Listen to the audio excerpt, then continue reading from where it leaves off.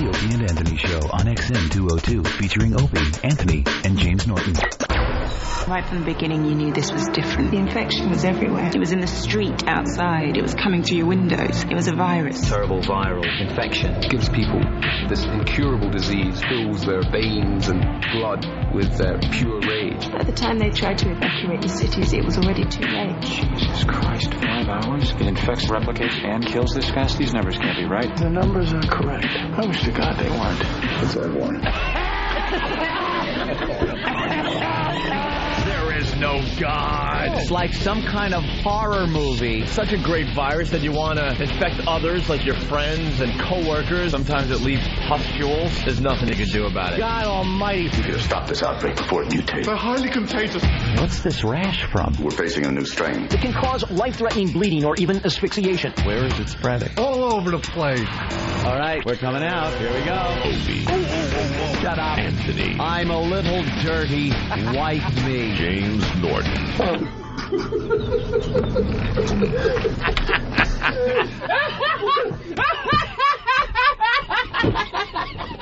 But enough of this palaver. Let's get the show on the road.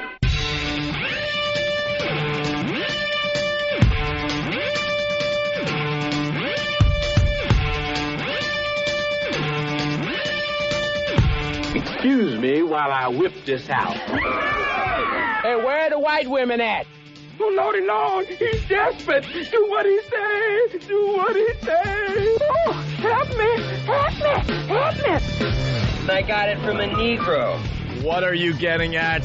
What? What are you getting at with your sound clip? And a man in my position can't afford to be made to look ridiculous. Can you say hijack? Good morning and welcome to the Opie and Anthony Show. The O&A virus spreading across America. It's good to be back in the studio. Yes, it is. It's very good to be back in the studio. I like the safety, the sanctity of the studio. Hey, what happened? It was a bit abrupt. What happened? Yeah. It just stopped on its own. I already fixed it, E-Rock. Get back to your seat. Get back to your post. Get back to your post and do what you do. And by that I mean is. your post raisin bran that he has over there he's eating. Back to your post.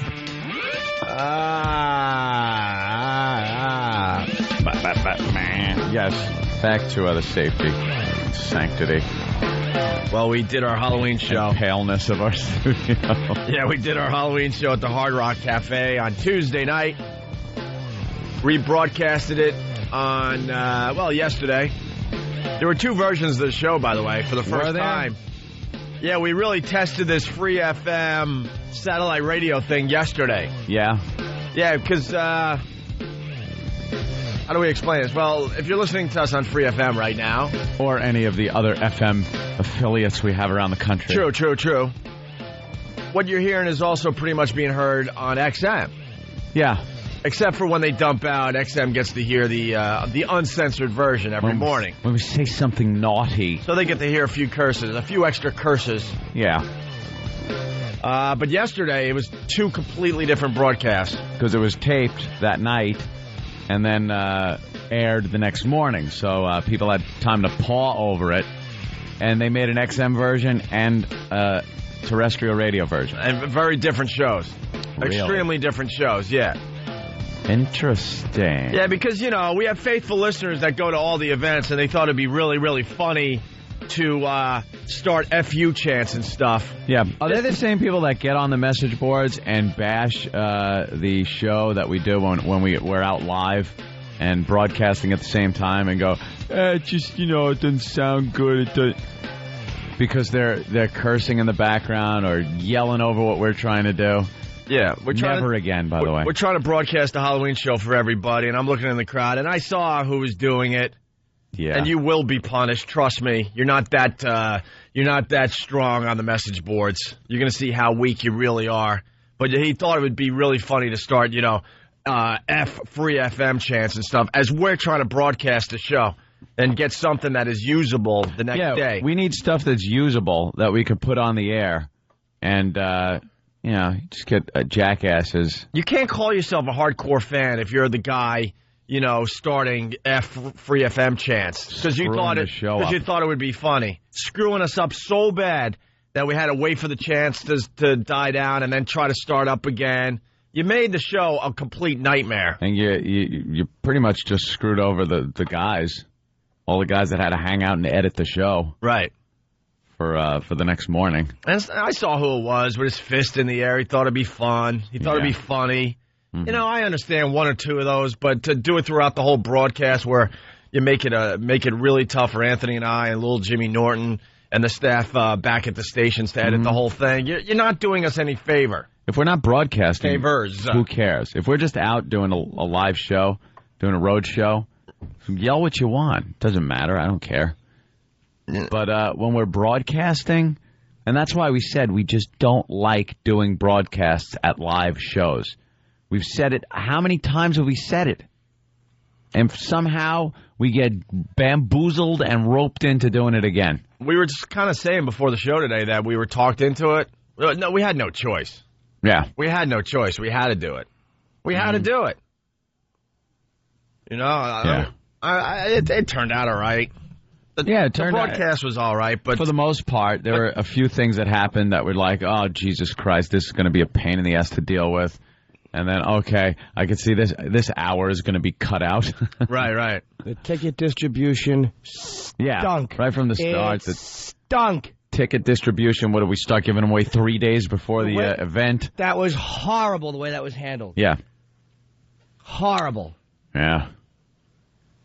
And then the Flavor Flav debacle. Well, he kind of hijacked the show, which didn't help matters. 70 of his posse on stage. Do we need him to introduce every single person in his family and his posse and everyone he grew up with and people that just dropped in? I don't think he knew that it was all going to just be I don't think he knew he wasn't going to be announced. As far as I think he probably figured it'd be Jimmy, I was New York audience. Yeah, exactly. I was telling Anthony, in the office before the show today, Flavor Flav thought we were all on that stage just waiting for him to arrive. He had no clue we were broadcasting a Halloween show and that he was just one small piece. He thought it was a showcase for Flavor Flav and what he's up to now. And he just completely came out and hijacked the show. Also proving that Whitey's just scared of Darky. Yeah, Whitey. Look, I'll be the first people. to admit the best I could do in the middle of Flavor Flav completely hijacking our Halloween show was to go, Flavor Flav, everyone. Flavor Flav, everyone, hoping that would give him a little hint. To get off the stage. Get off. That was the best I could do. Yeah. And Patrice O'Neal was looking at me, laughing his ass off. Everyone was. From what I heard, Ron and Fez, Ronnie had the best time. He was laughing at how uncomfortable we were and how powerless we were to do anything about it. Right. For the people that didn't, well, you know what? You didn't hear this yesterday. I think CBS, the CBS version of our Halloween show, they only had maybe 4 or 5 minutes of Flavor Flav. Oh, really? The reality was he was on stage for 55 minutes. Yeah, because we timed it. We timed it.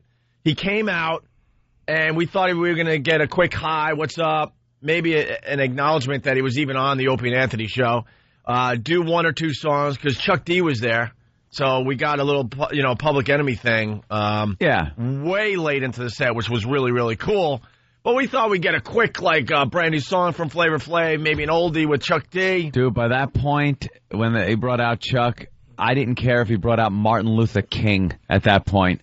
It had been long enough that he was on stage. Yeah. Get off. It was really bizarre, man. Well, so he comes out, says hi, and then there was a posse that, let's not exaggerate, was it 40, 50 people? Yeah. Dude, at least 40 or 50 people. And it was right in the middle of our mummy mousetrap. Oh, yeah. The glue trap thing. We were right in the middle of doing it. They were just ready to rip it off. Yeah. And him and 40 of his posse come out on stage in the middle of it. And just completely took over the stage, which wrecked the energy of that bit we were attempting to do. Oh, my God. And then Flavor Flav proceeds to take the next 20 minutes to introduce every single person in his posse. And who cared, really? Come on now.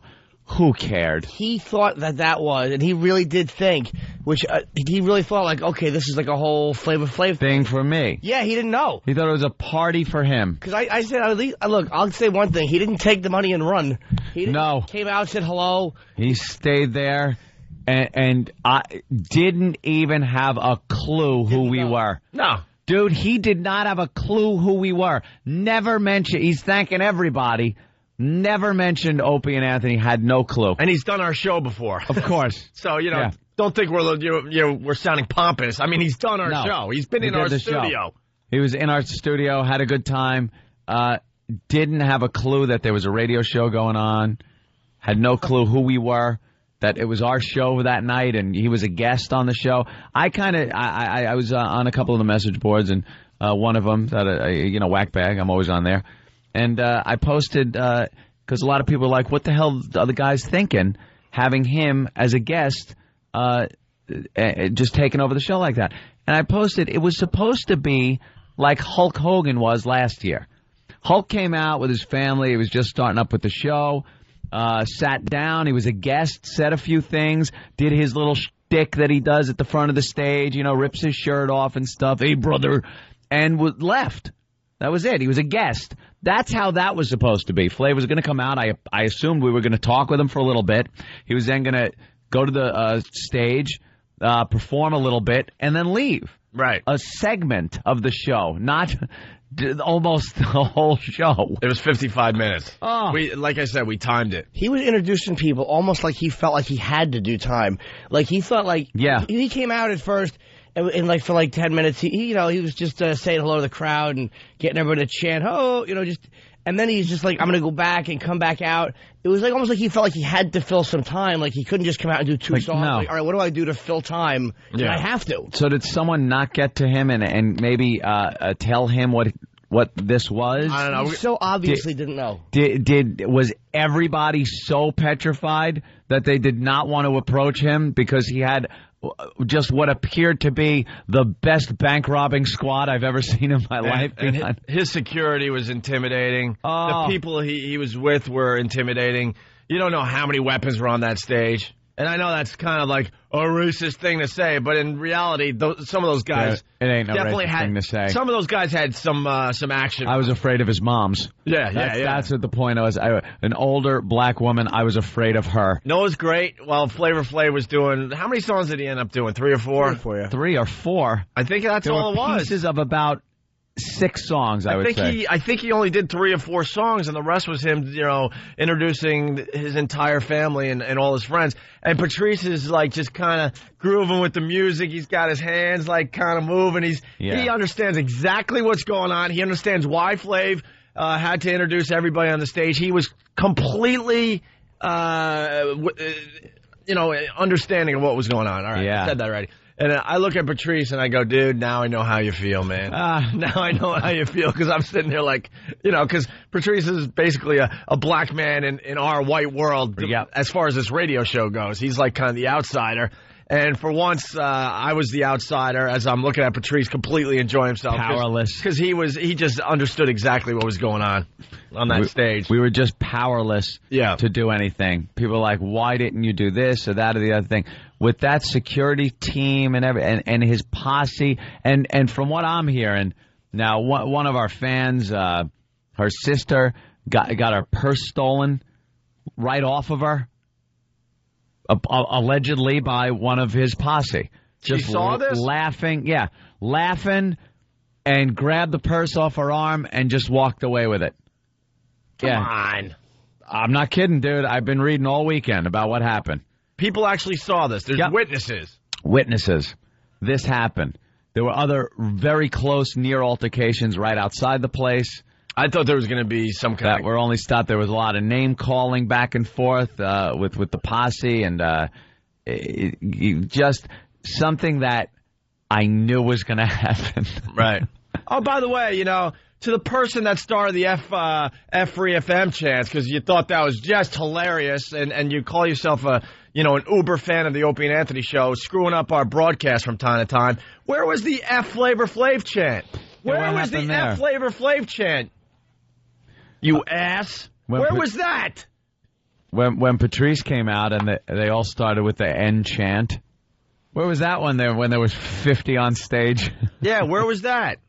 Look, man, you know, a lot of the audience enjoyed the performance, but they didn't enjoy the fact that he was there for 55 minutes. So why didn't you start the F Flav chant? Yeah. You pussy.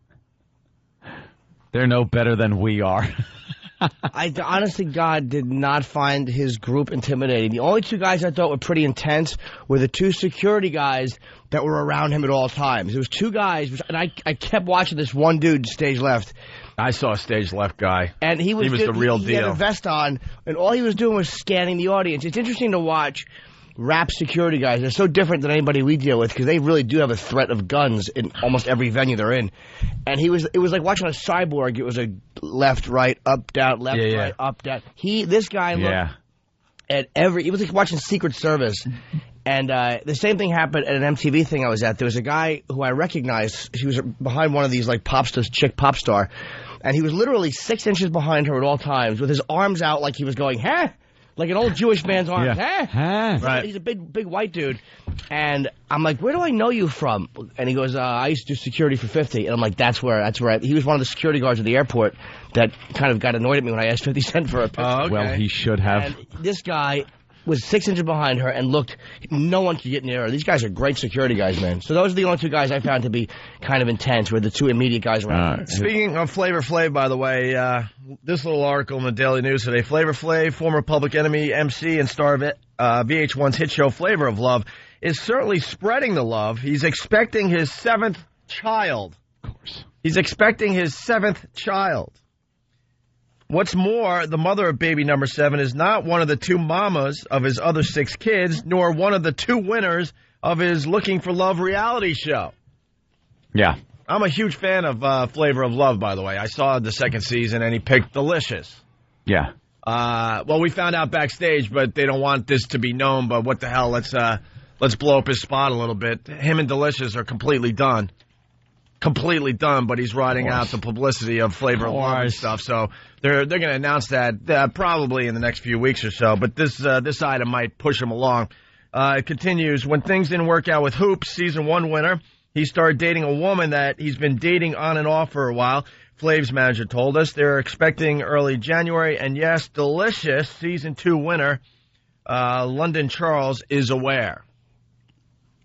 But like I just told you, they're not an item anymore. No. You don't know what to think with him. So it was, I don't know. It was an interesting broadcast. I hated it. It's just too stressful from where we sit. You know what's fun, though, at the end of it, though, was being backstage when everybody had cleared out. We were all ready to go. Was watching Flav and this guy. It was Chuck D was hanging out. There was a couple of his 2 security guys and a couple of his close people, Chuck D, Flav, and this other guy from his group. And Flav and the other guy were just trashing each other the same way we do at the Cellar.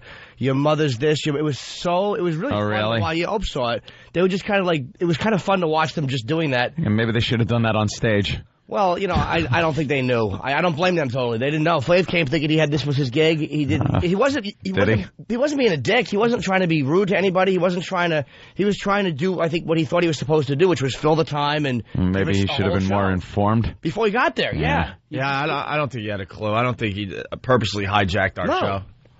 All right, let's go to Jim in Brooklyn. Jim, what's up? Hey, what's up, boys? I got to tell you, for the people that listened to the Free FM show yesterday, you have to hear the XM show. The boys were on.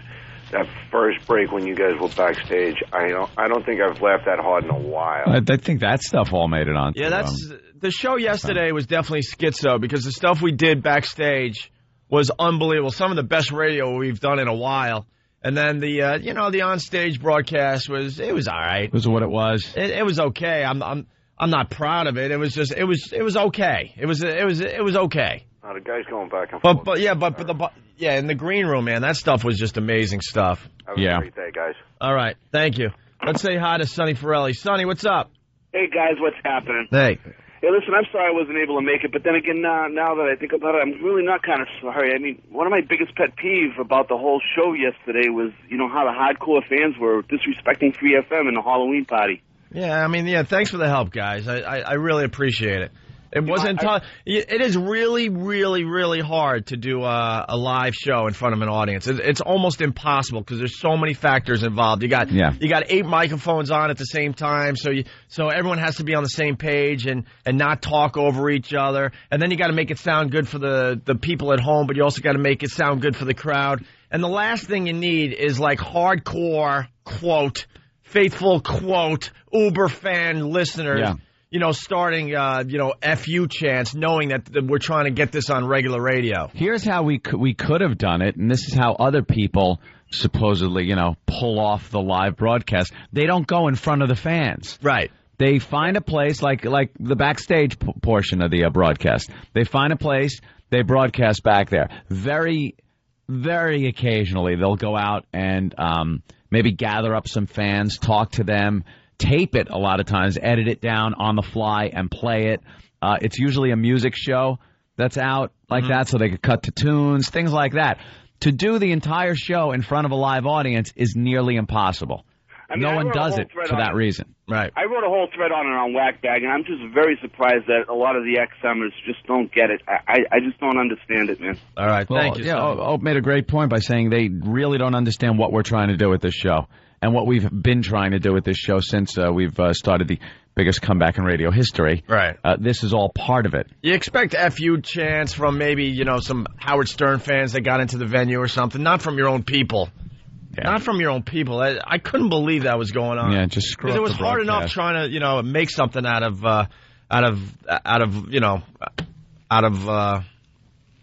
what? Out of crap. We basically had crap that we were trying to mold into something, and you didn't help us along there. Nigel in Kentucky, what's up? Good morning. I just heard the replay of the Halloween show on XM, and the parts that you guys had control of was, it was good for a live broadcast. But when your show or when the live broadcast got hijacked by that rap concert, it just went downhill. It's one for the ages, though, man. I got to tell you.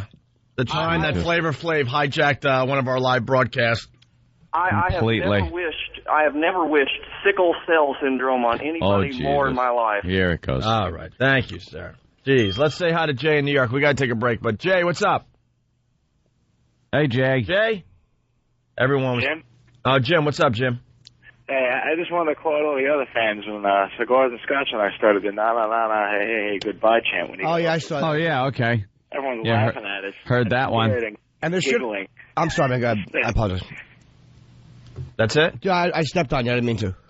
I just wanted to say, it was a great show. Even with Flavor Flav, it was just such a train wreck at the end. It was great. It was classic. Well, to be honest, I think everyone that was at the Hard Rock Cafe had a great time. So we took care of that part, but we also have to take care of the radio audience. And I think we pulled that off as well in the end, but it was a lot of work, man. Thank you, Jim. Great show, guys. All right, let's say hi. My biggest problem was the ticket distribution and the way it was done. And let's be very honest, there was a really great-sized crowd there. There should have been more people, but it wasn't due to lack of interest. It was because people were afraid to come down. A girl I know couldn't get in. The Hard Rock wouldn't let her in. And I mean, that's probably the instructions they were giving. She's like, I'm outside. They weren't letting people in. Well, my girlfriend had a couple of friends that really almost didn't get in. She had to find Hard Rock Johnny and get him to go to the door, and that's only because she can, and let people in. They weren't to capacity. No. So what was the problem when people wanted to come in that they weren't letting, and they were on the list. They were on my personal list. The distribution of the backstage credentials was another problem I had. Flav, all his people are walking around wherever the hell they wanted to go. They went. Believe me. They were walking around anywhere they wanted to go. And then at the end of the night, my sister comes up and goes, me and Patrick tried to get backstage to get my stuff, which was in, your guys' room, and we're told we can't go back there. And she's got like a crappy pass that, anybody can get. My own sister couldn't have an all-access pass. The hell is that all about? Meanwhile, 70 of Flav's posse are going wherever the hell they want to go. It was just those are the things that didn't make the air. Right. But on a personal level, just pissed me off royal. Yeah. The fact that fans weren't being let in. And then again, we announced, too, that you could get into the show. Yeah, you could get in. Just show up and get in. Show up, so... I think we announced that even after the fact, because people were so annoyed for so long with the way tickets. I had no idea. I'm on the show and I didn't. I'm like, did we give any tickets out? Yeah. And I know. Look, I understand that both XM, Free FM, everyone has interest in getting a certain amount of tickets and get great. But we should have had a completely packed house. Yeah. People were so irritated that they couldn't get tickets. They weren't allowed in. And that's probably what the Hard Rock was told to do. They were probably told to do that. You can't just let everybody in. By who? I have no idea. What is this bureaucracy that we have that we don't know? There's no single person to yell at. Oh, it's beautiful. That's it really is beautiful. America, man. Because no matter what issue is brought up about this whole broadcast, there's no one single person that you can walk up to and go, so, you're the guy. Right. You're the guy. Why didn't this happen? Because no matter who you go to, they ship you off to somebody else. And say, oh, talk to this one, because this one was in charge of this, and that one was in charge of that. It was just a cluster F. All right, we got to take a break, but the phones are just slamming about the show. Sty in New York, what's up? Hey, what's up, guys? Hey. Love you guys. Love everything about you guys. But listen, you guys need to shut the F up about this. Why? Listen, Flav and Chuck D or whatever, Public Enemy, they did a great show for you guys. It wasn't Did they? Dude, it wasn't that they did a bad show or that their singing stunk or the performance stunk. It was the fact there was a lot of stuff around it that didn't have to happen, and it shouldn't have happened because it took too long in the middle of a show that was to be broadcast. Yeah. But he obviously didn't know that. He came out, he didn't know that. I don't think you're getting the point that this is a live broadcast, that we don't just go up there and wing it. Like, it's pretty much scheduled. We have a schedule of things that we have to get to in order to make it sound like anything the next day. And that completely threw a monkey wrench into the works of what we were trying to do. We wanted him for 10, maybe 15 minutes tops, not 55, bro. And to prove it wasn't a Flavor Flav show, it was an Opie and Anthony Halloween show, and Flavor Flav was one of the things we were going to do. He probably thought it was like a VH1 thing. He had no idea because, first of all, he didn't thank the show, which means he didn't know. Second of all, why else would he choose? Because him and Chuck D hadn't performed in New York in quite a while. And I heard a lot of the people like BET, a lot of them wanted to get those guys together. Yeah. Why would he choose the Opie and Anthony show? I mean, you just wouldn't. You wouldn't of all the places to finally bring Chuck D out. He probably figured, this is my homecoming. It's a show in Times Square in New York. It's a Flavor Flav show. Right. This is what I'm going to do. He thought it was like a party thrown for him on Halloween. And Sty. He thought everyone was there for him. Yeah, exactly. Why else? How do you think they felt? He should have really paid attention to who was in the audience, and he would have realized they weren't there for him. Did you see security? He was scanning that hard, probably trying to find another black person. Yeah, to look at. They couldn't believe probably when they walked into the situation and saw what they saw, like, wow, oh Flav, God. you're really crossing over. Yeah, he's a crossover artist now because of his VH1 show. Hey, Sty, I enjoyed, some of the stuff he was doing, absolutely. I didn't enjoy him introducing his entire family and all his friends. That's what I was going to say. You thought that was entertaining, him introducing everybody on stage? Oh, if I was you, I'd be like, thank God he stretched for me for an hour.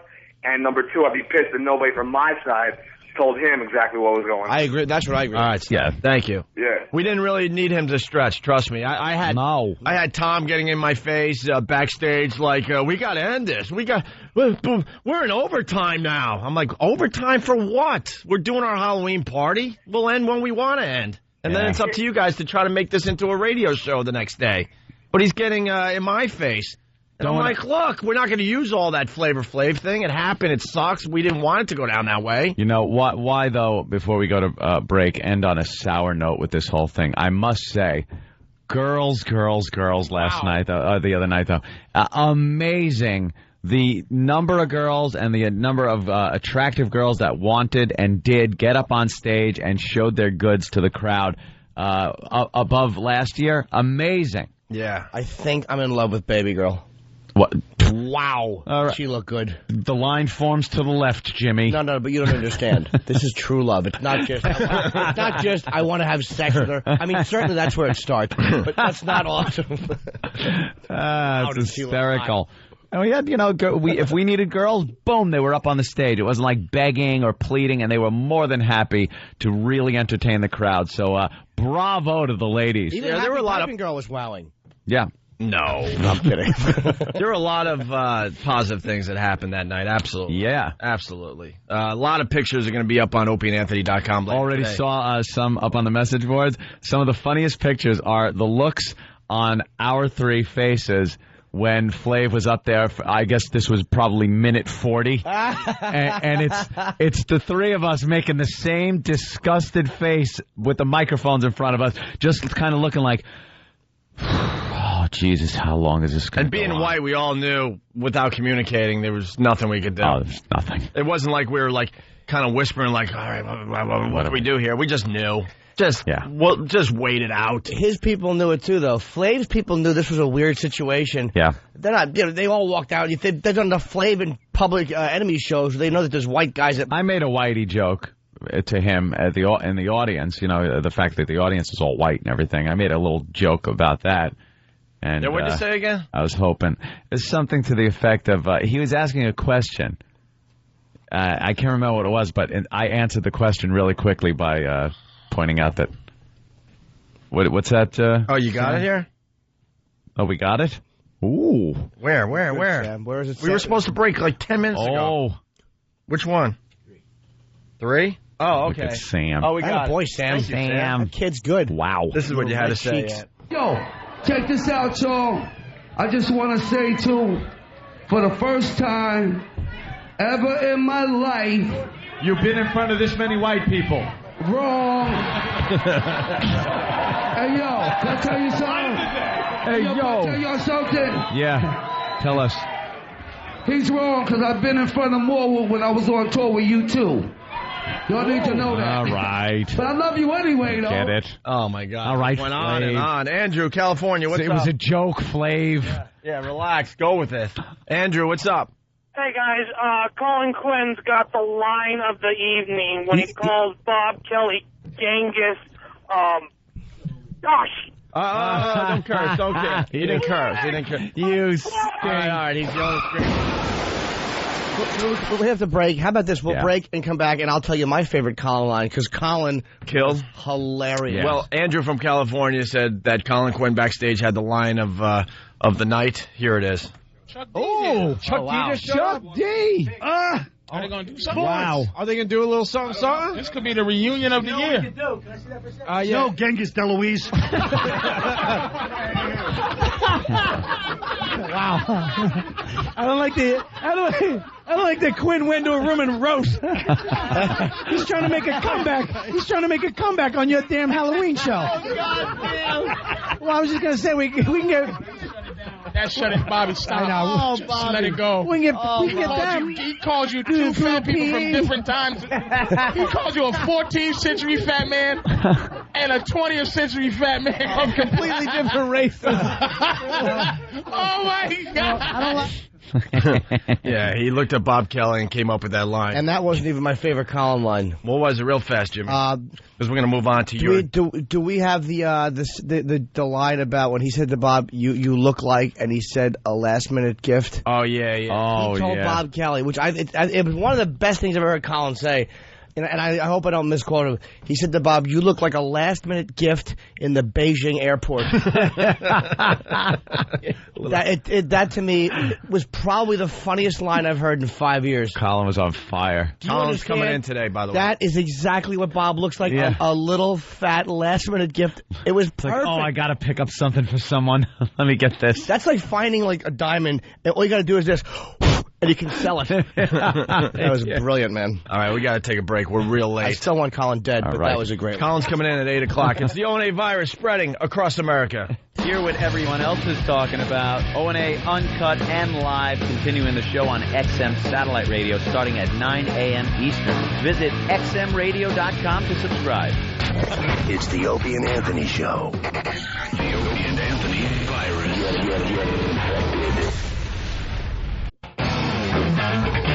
We're back with the Opie and Anthony Show. The ONA virus spreading across America. Off the instant feedback, Chris K. from Boston. Anthony, you have to mention Ron's line from yesterday about Public Enemy reuniting on your Halloween show being like Slash and Axl starting up Guns N' Roses again at a Hot 97 event. Yeah. That is a brilliant line from Ron and Fez. Yeah, it was the wrong, I don't know. The wrong kind. Wrong kind. Hey, I went to Letterman with Jim yesterday. Yeah, Jimmy was on Letterman. We haven't even been able to talk about Jim Norton being on David Letterman last night. Absolutely killed. I was happy. He killed. Thank you for coming. It was nice to have some friends there. Little friends, are you in the little dressing room? Yeah, open, Lindsay. It was kind of nice to go to Letterman and not have the pressure of going out there. It was a lot more fun. Huh? Just sitting around like with my feet up going, No pressure. It was no pressure whatsoever, and Jimmy looked great. His set was great. One observation, unfortunately, I gotta say it on the show. I didn't realize how sick Jimmy really is with his celebrity photos. How could you not?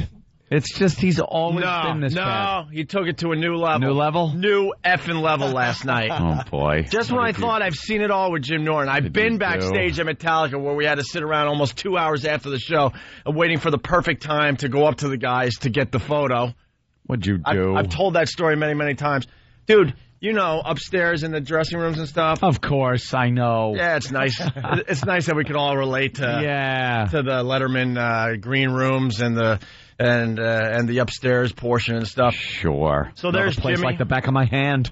There's Jimmy. He's in his room. His suit is hanging up. He's, waiting for makeup, and we're all there excited for little Jimmy Norton. All he cares about is getting a freaking picture with Gary Sinise. Sinise pretty cool. Yeah.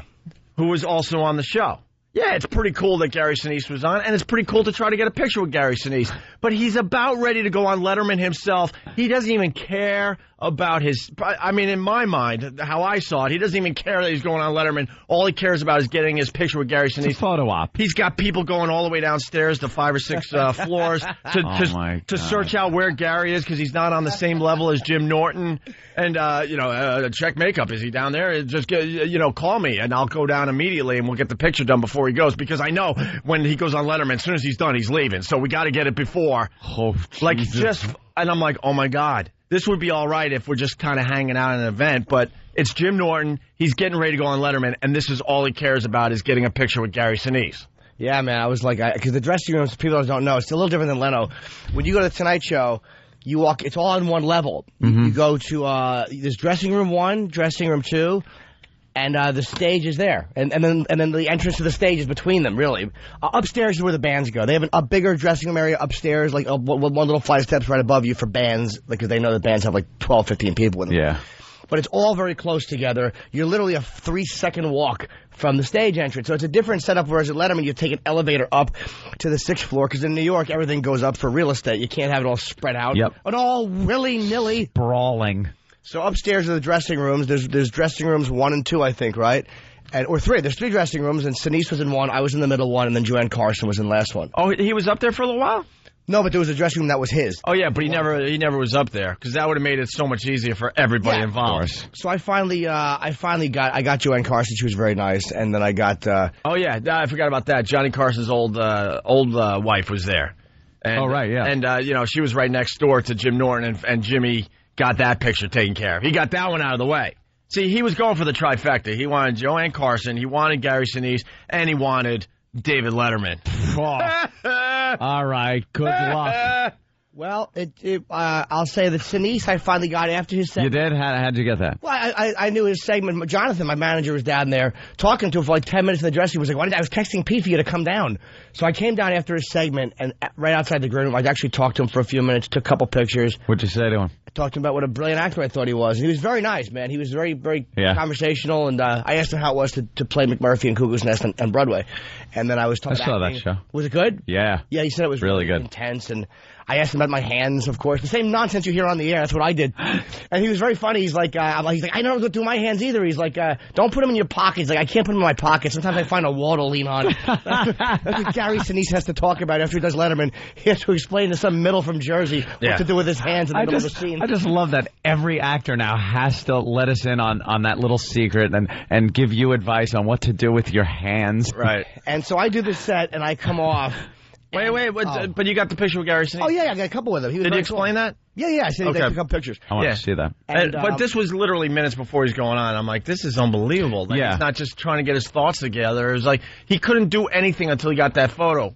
And thank God he got it before he went on, because I think he was able to just now clear his mind and have the set that he did, which was awesome. Maybe that's a credit to Jimmy, because he's done these shows before, and he could just go out and do things like that. Meanwhile, me and you are in the dressing room looking at the monitor going, obsessing about when we're going on. Sorry, man, you're giving him way too much credit. No, okay. No, it's a sickness. It's a sickness. Part of it is... He's willing to just destroy his whole set on Letterman to get pictures. It's a sickness. You're letting him off the hook here. Well, to be honest, there is a part of Yes, he is a professional, but... It's almost pushing away the magnitude of the event. It's like you are, in a way, going on television in front of, however many millions of people, and you don't want to look at it in those terms. And so there are times where I'm grateful for that stupid part of me. To obsess on something. Because it's really what I was thinking of, and I knew my set was down. I had my set, so I don't want to panic about that, so I started focusing on the other stuff a little bit heavier. Yeah. And Letterman was the picture I really wanted, of course, but... Oh, wow, and that was the greatest thing ever.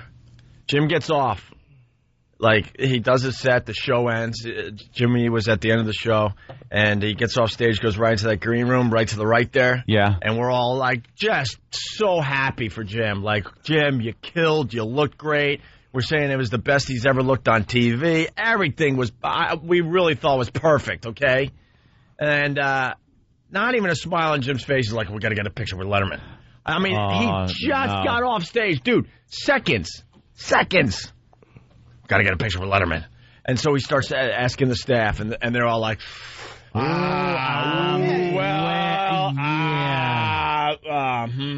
What Dave does, Leno's different. Leno comes in the dressing room before the show. He talks to you and hangs with you. Letterman doesn't do any of that. He's just a different guy, man. He's just, and everyone knows that. He's just, I guess, a little psychotic. Yeah, he doesn't want to be bothered.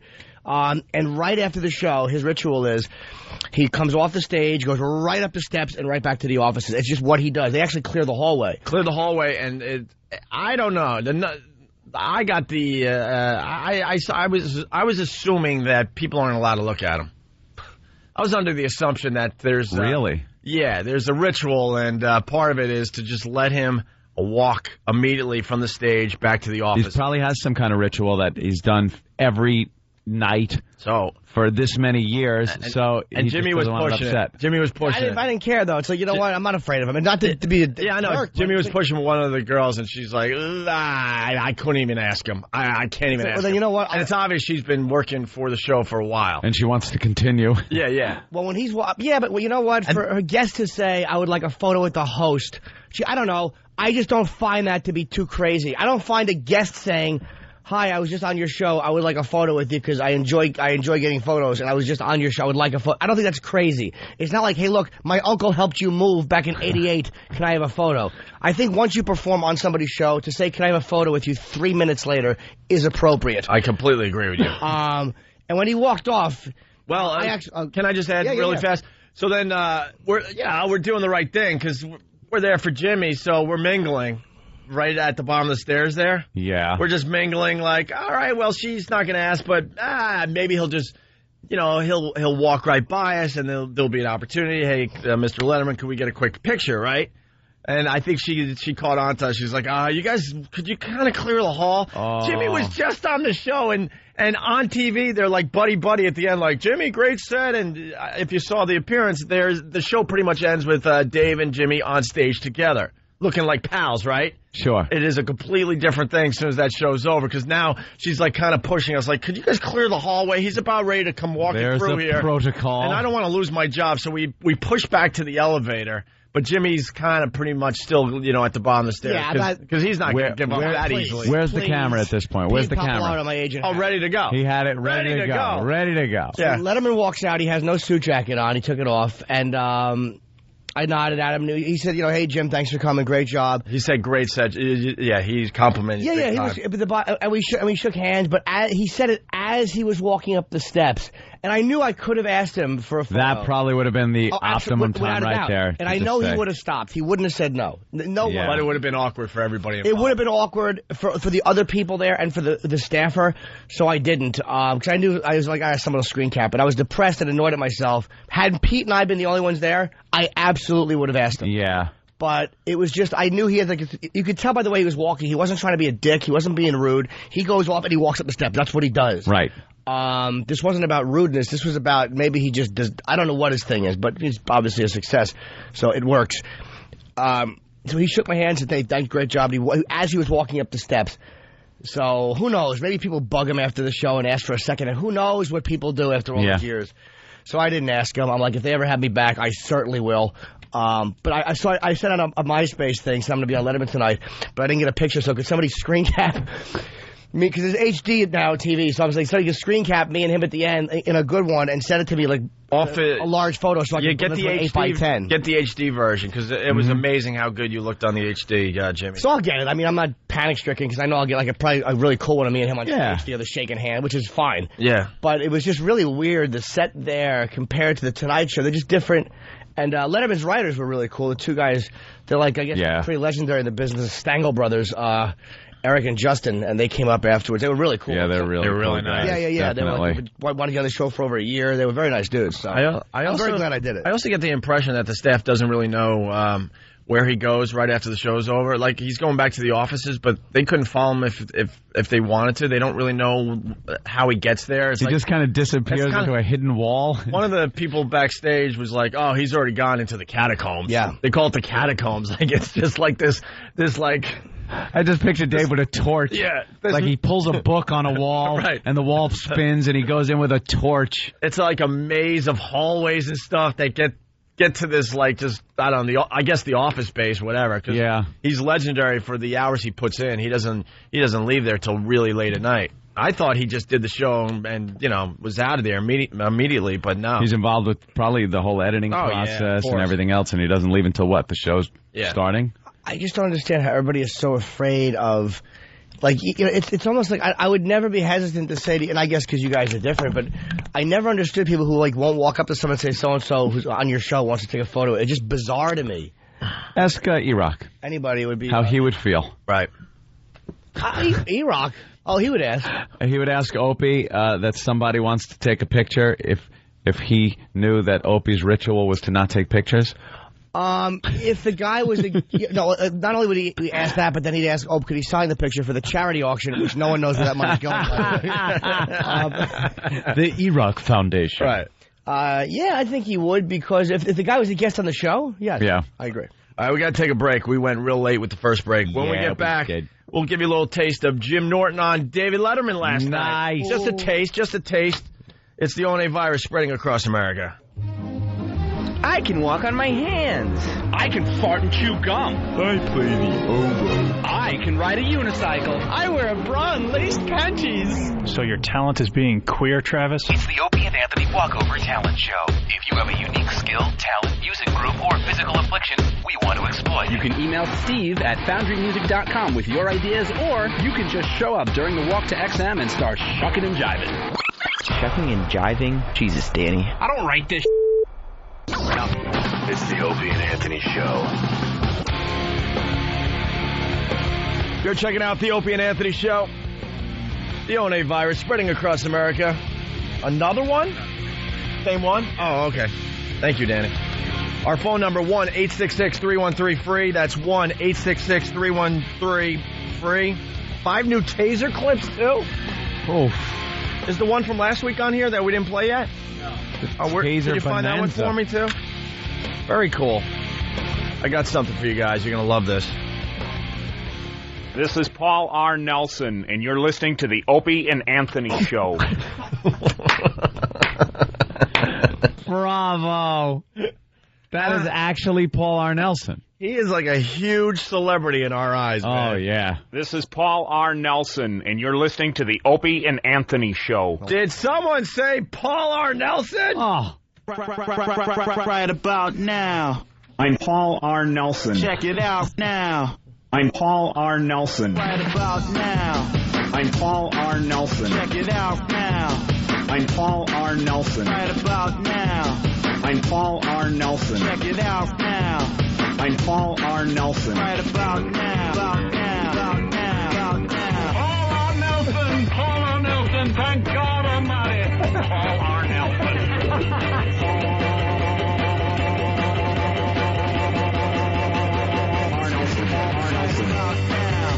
I'm Paul R. Nelson. Check it out now. I'm Paul R. Nelson. Right about now. I'm Paul R. Nelson. Check it out now. I'm Paul R. Nelson.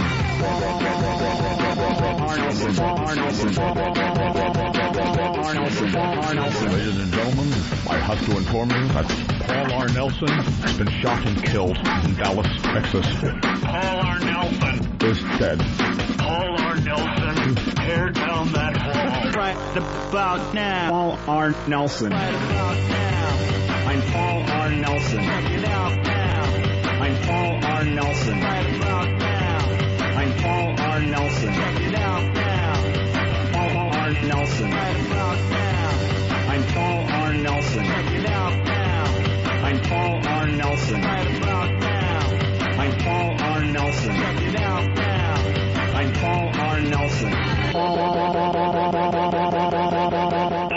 R. Nelson has left the building. This is Paul R. Nelson, and you're listening to the Opie and Anthony Show. What a great song. I can't get enough of that, man. Oh, that is a good one. I can't get enough of that. How did we get Paul R. Nelson to do an ID for this show, Dan? Yeah, what happened there? Well, actually, we have a guy named Paul Anthony to thank in Wisconsin at Stewards of Sound. I guess he was down doing some local radio. Yeah. And Paul, being a fan of the show, asked him to do a liner for us, and he did. So, thank you very much, Paul. Fantastic. Yeah, I don't know. It's taking a life of its own. I love it. of its own here. Yeah. Does he know about this program? He couldn't. Well, he sent us a lot of goods. I think he doesn't know about this program, but he would love this program. I mean, look at the ads he's running. They are pretty. Look at the ads he's running. They are pretty sleazy. I don't know. He's a hockey dad. Yeah, hockey dad, former Marine. Well, not former Marine. A Marine. You're always a Marine. I don't know if he would enjoy this show. I don't know either. But he did send over a bunch of shirts and stickers and everything when we were over at XM. And by the way, Nathaniel took the best shirt. Best shirt ever. We want, and I want one of those black Paul R. Nelson security shirts. Don't give me the little faggy fan shirt, the white one with the awful red, white, and blue letters. I want the man shirt that Nathaniel stole. Nathaniel was wearing it Halloween night. A lot of people were wearing the Paul R. Nelson shirts to the Halloween party. How could you resist? Yeah, and we threw a bunch of them out into the audience. Yep. People were dressed as Paul R. Nelson. Just terrific. Let's say hi to Chuck in Wisconsin. Chuck. Yeah, this is Jeff. All right. What's up, Jeff? Whatever. I'm going to vote for Paul R. Nelson. Because I live in Wisconsin, and I don't know why. It's just that I got that name in my head. Just because he's got the name in his head. Yeah, well. From this dopey show. All right, thank you, Jeff. That's a way to vote. That's a way to do your research on the candidate. Hey, his name sounds good in the Funk Soul Brothers song. Let me vote for him. Speaking of negative political ads, a couple more came in that have something to do with the Opie and Anthony show. Oh. This one came in from Joe. All right. It ist am Eintracht, so will ich dann gehen. Ich tat es nicht um Gehalt und nicht um Lohn. Ich tat es deiner selbst wegen. This is Anthony Cumia, and I approve of this message. Oh, my God. Oh, my God. Wow. Do I? Wow. I didn't get every word that he said. Heard a couple. Oh, my God. That's not right. But very funny. Speaking of good old Hitler there. Oh, good old Hitler. Is that what he's known as, really? Is enough time gone by? I would imagine this went national. This kid from where? Brooklyn? What's their funny headline there? Reich and wrong. Reich and wrong. The New York Post. This was on the front page of the Post. A high school kid from Brooklyn went to school as Hitler for Halloween. This funny little Hitler costume joke. And yeah, it was on the front page of the Post, I guess yesterday. It says, Heil Oween. Halloween. I get it, because Heil Hitler and Halloween. Was the headline. Hitler kid goose steps back. See, why the word? Why do these Australians love the word play? Every headline has to be some kind of a wacky gag. That's stupid. Is that Australian humor? And they're writing. He's up Auschwitz Creek. They're writing this story into the ground, by the way. Today in the New York Post, they show the kid as Davy Crockett, Sherlock Holmes, and Spidey. Those were some of the other Halloween costumes he did in the past. This kid, by the way, knew exactly what he was doing. It's the new culture out there, man. Every kid out there, especially in high school, knows they could be famous now. You know, the websites are doing it. You know, websites like YouTube and Break.com. All these kids are now aware it's just going to take one little thing, and they get instant celebrity. You can be famous quicker than this ever kid, now. You could just tell. I mean, he had a press conference outside the school. He's completely going with it. Yeah. He knew what he was doing, and he knew he would get some publicity out. He had a press conference in the uniform with the swastika armband and everything, but he didn't go the full look. What's missing? The mustache. His mustache. Why didn't he wear the Hitler mustache to the thing? I don't know. Why? Because why should you? When the Post will just put it on you on the front cover of their newspaper. Jackasses. Well, maybe the glue wore off. Is that maybe what happened? Because I'm thinking he chickened out. Didn't want to go the distance for the press conference. Chickened out. He still has the swastika on his arm. The armband. Who doesn't at one point in their life? No. Noah's great though. You got to give this guy. You got to give this guy some credit though. Yeah. He went to school as Charlie Chaplin. Oh.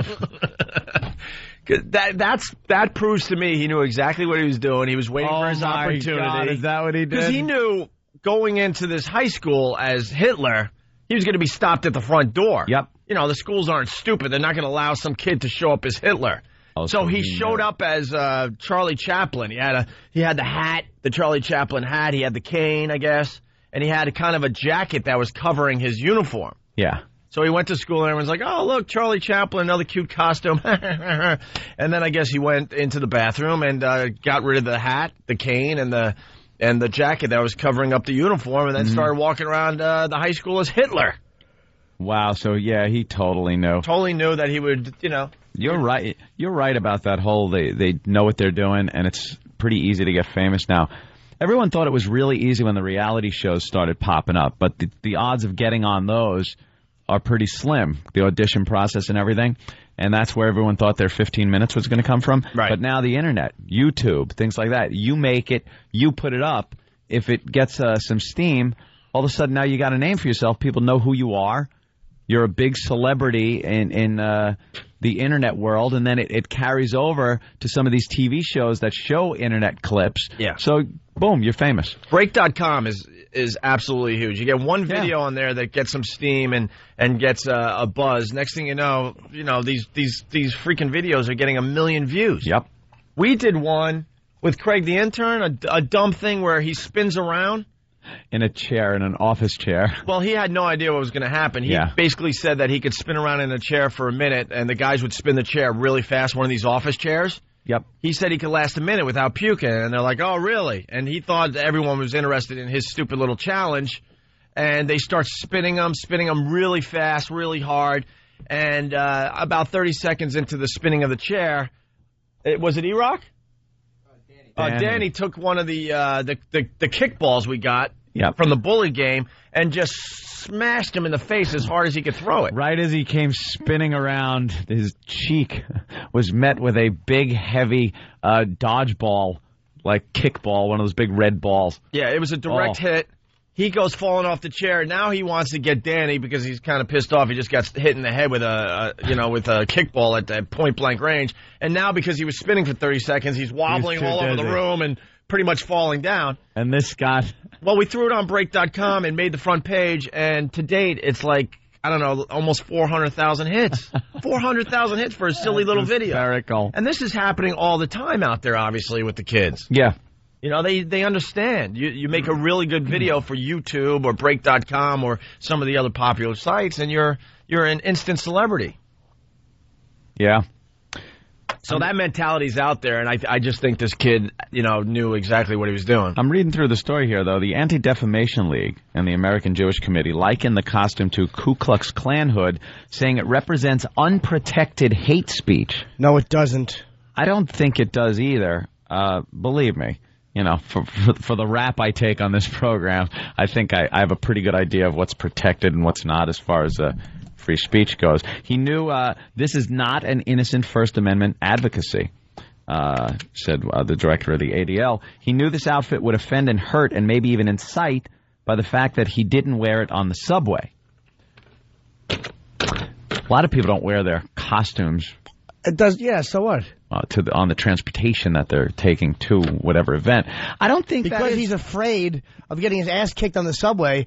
That doesn't lessen or strengthen his freedom of speech issue. It is freedom of speech, and it's not going to incite. It might incite you to get your face punched. Yeah. But right, exactly. It is protected, and it's not hate speech. So the JDL needs to relax. It's not what ADL, anti-defamation, whatever it is. Stop it. Everyone know if it. You know what? If it was a Klan hood, they would have a problem with it, but not as big a problem because it wasn't a direct affront on the Jews. Right. Everyone has a problem with it when their own people are being attacked. You could dress like any other tyrannical leader. Of course you can. And you won't have a problem with it. Yeah. The guy, Hitler, awful guy from history. He's a historical figure. If you want to dress like it, yeah, you're going to have to pay the consequences, first of all. You're protected, I think, under the First Amendment. But like Jim said, you're not protected from somebody that just wants to punch you in the face. But, yeah, I can't see how that's any kind of a hate statement. Absolutely. He was dressed like Tiberius Caesar. Yeah. Would that have been a problem? Tiberius Caesar, I'm sure, was notorious for molesting kids. He was a sexual barbaric individual. They were all barbaric.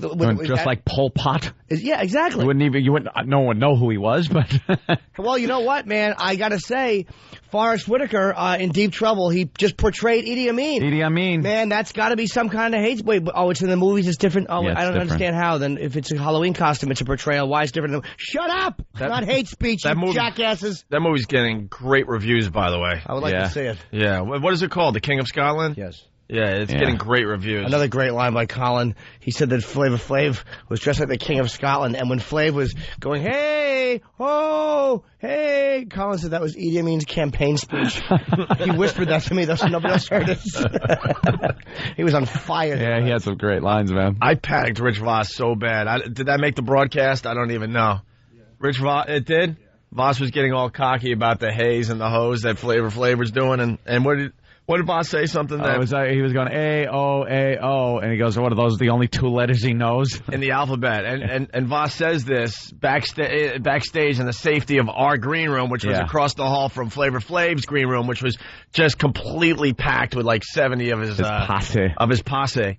So I go, oh, Voss, you're so brave. Let's go over to Flavor Flav's dressing room and see if he enjoyed that line. Yeah. And the panic in Rich Voss's face because he knew I was going to do it. No, I earned these teeth. That was one of the fine highlights from the Halloween show.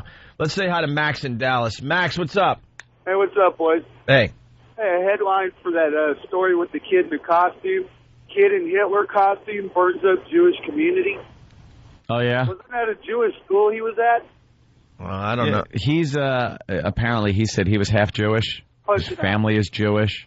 Or his stepfather. Some type of tie into that, but that's just making excuses. The kid's just being a douche. He is. He's an attention whore. He's 16. And you know what? He's on the cover of the New York Post. Everyone gave him attention. There. He's just being a brat. Who cares? He won. You all noticed him, and you stood outside. Shut up. Yeah, this was so calculated. Of course it was. Yeah. He played a bunch of adults. Because it's the whole new attitude out there with, especially the high school kids, junior high school kids as well. They're all working on their YouTube videos, I'm telling you. That's an attention getter. This is unprotected hate speech. Let's go to Bruce in Louisiana. Bruce? Yeah, the story I read said that he grew in the Hitler mustache and went as Charlie Chaplin and then changed at school. and then they made him shave off the mustache. That's what Opie said.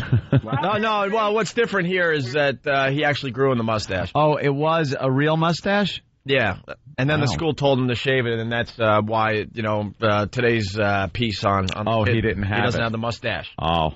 All right. Thank you, sir. I couldn't grow a mustache back then. They couldn't make him shave it off. John in Jersey. John.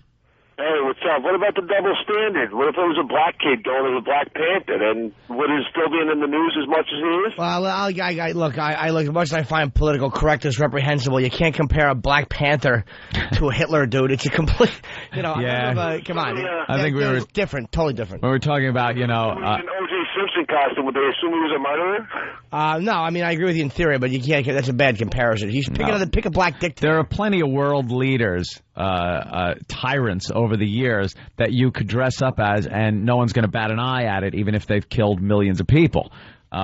Hitler just sort of has, I guess you'd call it a stigma on him. He's like the guy that you just can't dress as or address or anything, which, I don't care. Obviously, if the kid did it to incite or to offend, that's one thing, but I think he's doing it purely to grab attention. Do you understand that the Klan's marches are protected free speech? Yeah. They're Their whole actual message- marches. Them actually doing it, not someone dressed as them. They march and it's protected. We don't like Jews, blacks, or gays. Kill them all. That's protected. That's protected. And the Anti-Defamation League says this jackass on Halloween is not. That's dressing as one. Oh. Is worse than the actual guys. Just what douchebag. Everybody's so, I don't know. We understand. That's why I dress as a fuzzy, lovable animal every year. How could you lose? A plushie. People, they pinch your cheek and give you a candy apple. They certainly do. And then they realize I've cut the back of my costume out, and they get the old wink, wink message. As you walk away. Jim's a plushie. I'm a plushie. You're a plushie lover.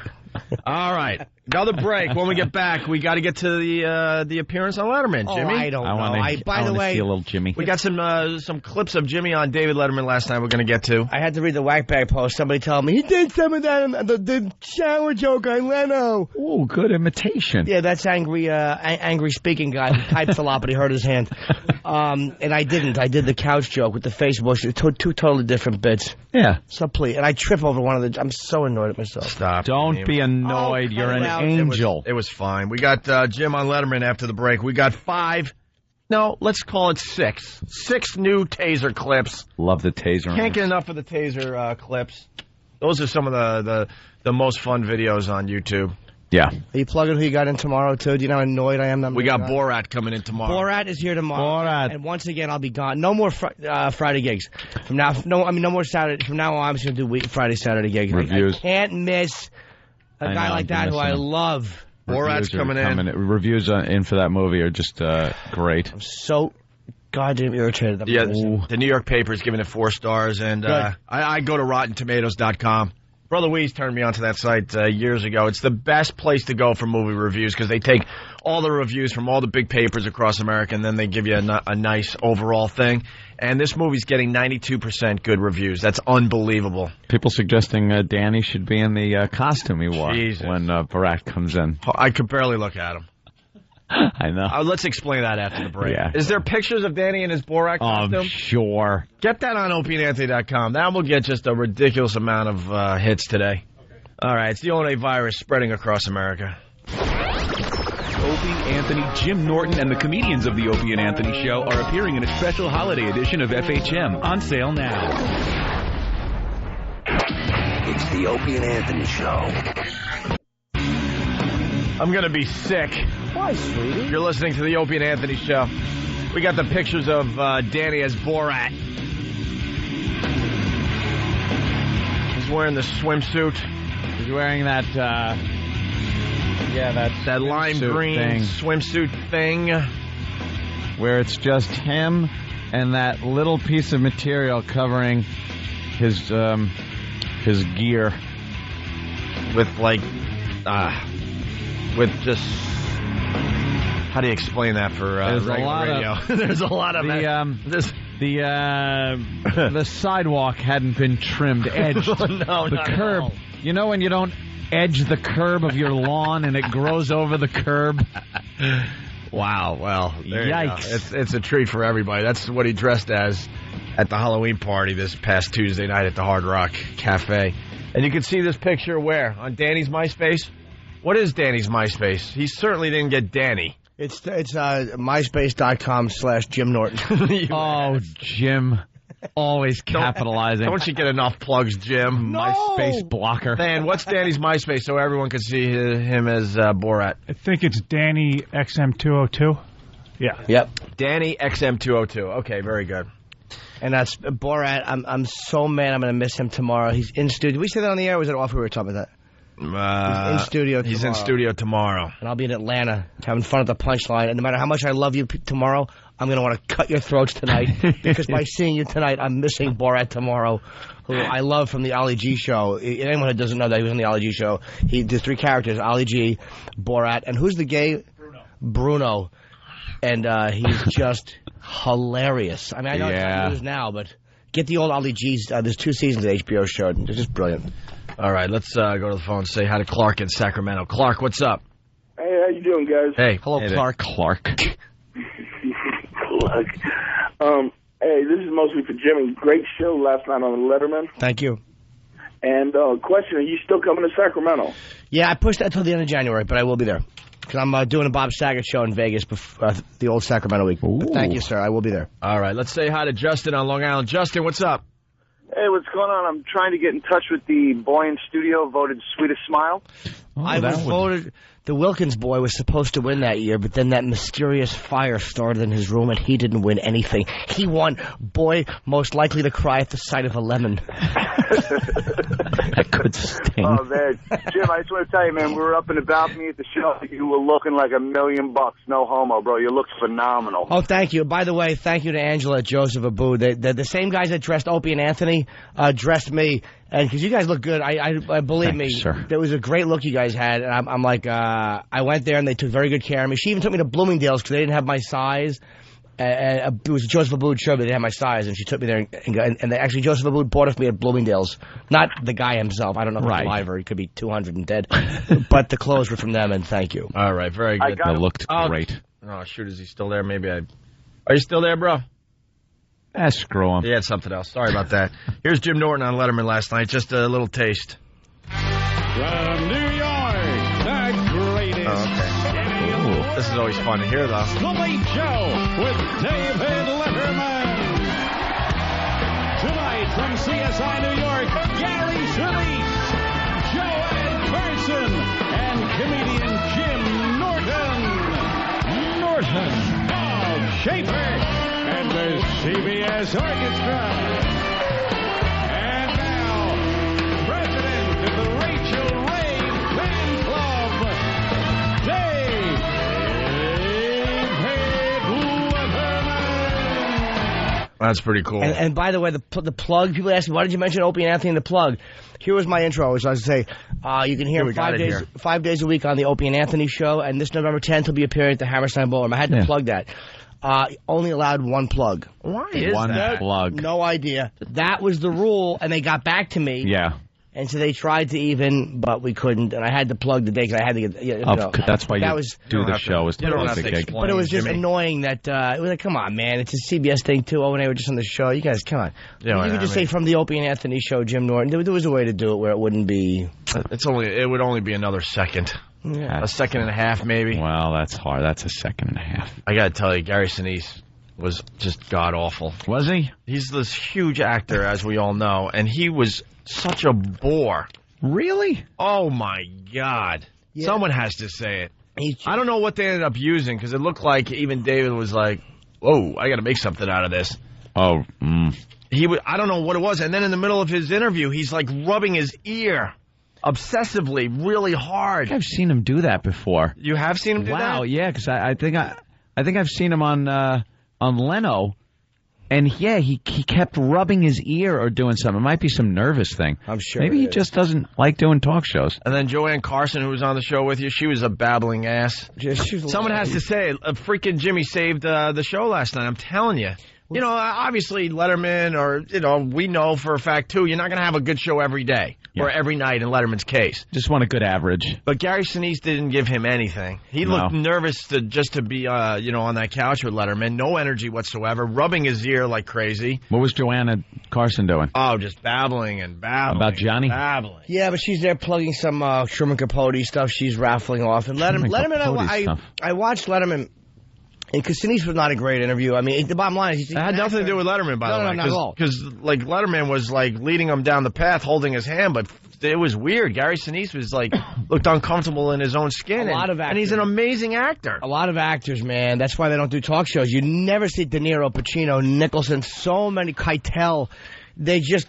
they don't want their real personality shown because they like to be who they are. But a lot of these guys are painfully shy. I mean, they're horribly shy, and they're just not good in situations like that. But if you gave Sinise a script, being themselves, they can't be themselves. On that stage in a script, he could do anything. He could probably walk out naked and do Shakespeare without, or can I pick a worse example? But you understand what I mean. I'm picturing that. Yeah.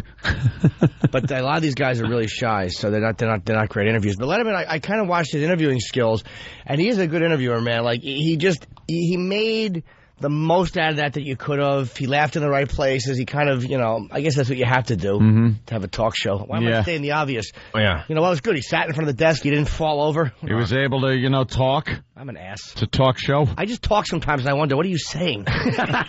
We all do that. Oh, my God. I'm a blithering idiot. It's the worst when you say I'm a blithering idiot, and you say blithering. Blithering, I know. I stopped myself. I knew I had a second shot at it. Hamana. People think I'm an expert on this topic. I don't know crap. Just make it up as you go along, and hopefully they'll just nod their heads out there. Sounded good right up until that point. Now I'm babbling. All right, here's some more Jim Norton on Letterman. Our next guest is a very funny gentleman, and as a matter of fact, on November 10th, he will be headlining at the Hammerstein Ballroom as part of the New York Comedy Festival. Ladies and gentlemen, here's Jim Norton. Jim? I'm clapping.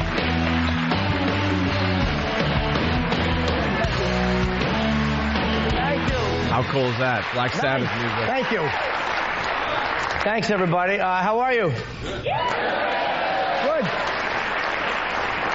I actually, I'm really feeling good. I'm embarking on a new relationship, which is kind of nice. But you ever do something to bond with somebody, and it feels right, but when you look back on it, you kind of feel like a creep? Like you're in the car and a song comes on, so you turn the volume way up and you go, listen to the words. Like she's going to hear the song lyrics and kind of identify them with you and learn something. Like, hey, I never knew you had the eye of the tiger. Hey, was that Paul Schaefer going, ah? There was one... Paul Schaefer was enjoying your set. There was one thing I think I heard him laughing at, specifically, and I think it was... I want to say something to do with the racial material. I don't remember. Really? And by the way, right after this, I made a quick edit, and you know how we obsess over the imperfections, and I tripped on the setup for the GPS joke, and it was here's why. Because I had made a quick edit in my head on the fly, and I was just like, you're running through, is that going to affect anything later? Yeah, but you really think, did I tie that in with anything? You have to, you're like, your head's just doing that. So that's why I was preoccupied in the setup of this next joke, which is why I can, maybe people didn't notice, but I certainly did. Now we all will. That's right, you should. It was a flub. Nothing horrible. More from Jim Norton on Letterman. It's interesting as a white comedian, sometimes when you say the word race, how there was always a few white people. Huh? Oh, did they get through the GPS line? I don't know. We were just getting some highlights for you, Jimmy. Oh, okay. We're going to play the whole set over at XM. Okay. And then the CBS people will call us and say, stop. Don't do that. Yeah. Please don't do that. But we'll do it. So we'll do the whole set on XM today. It's interesting as a white comedian, sometimes when you say the word race, how there was always a few white people in the audience that are like, oh, we're not with him, not sure where he's going with this. Yet if a black comedian mentions race, the same white people are like, oh, hon, this is going to be a doozy. Wonder what we did now. We are guilty of that.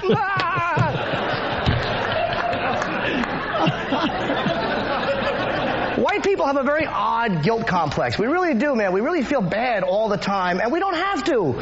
Most of us don't have to. All right, look, if you're over 65 and you live in Alabama, okay. Chances are you owe a few apologies.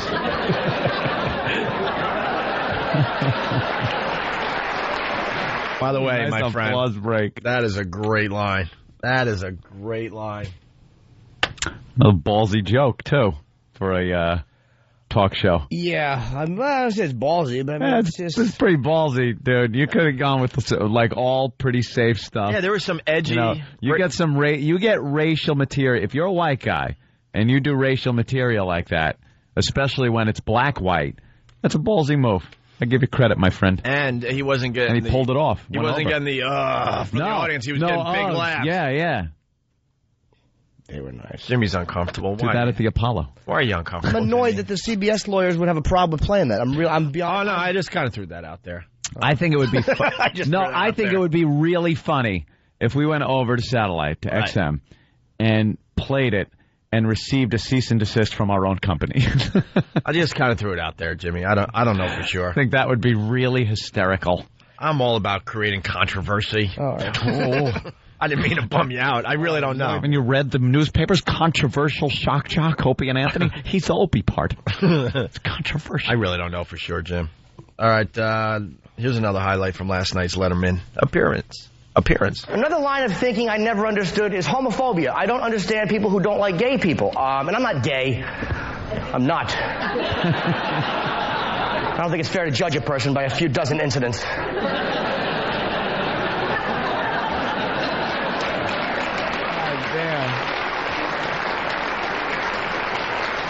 I mean, it's late. I'm in a rest area. Someone goes, what, am I going to be rude?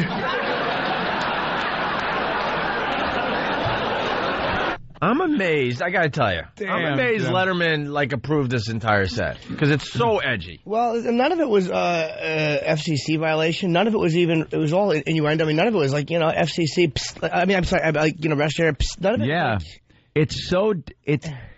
The idea behind it is so dirty. Yeah. But the way it's presented is squeaky clean. And this is honestly, God, the material is not that edgy at all. It's literally, it's just that most comics on I think it's TV edgy. are so milquetoast that anything that's that's not milquetoast appears edgy. That's what I'm trying to get at. As far as Letterman and comics go, this is very edgy.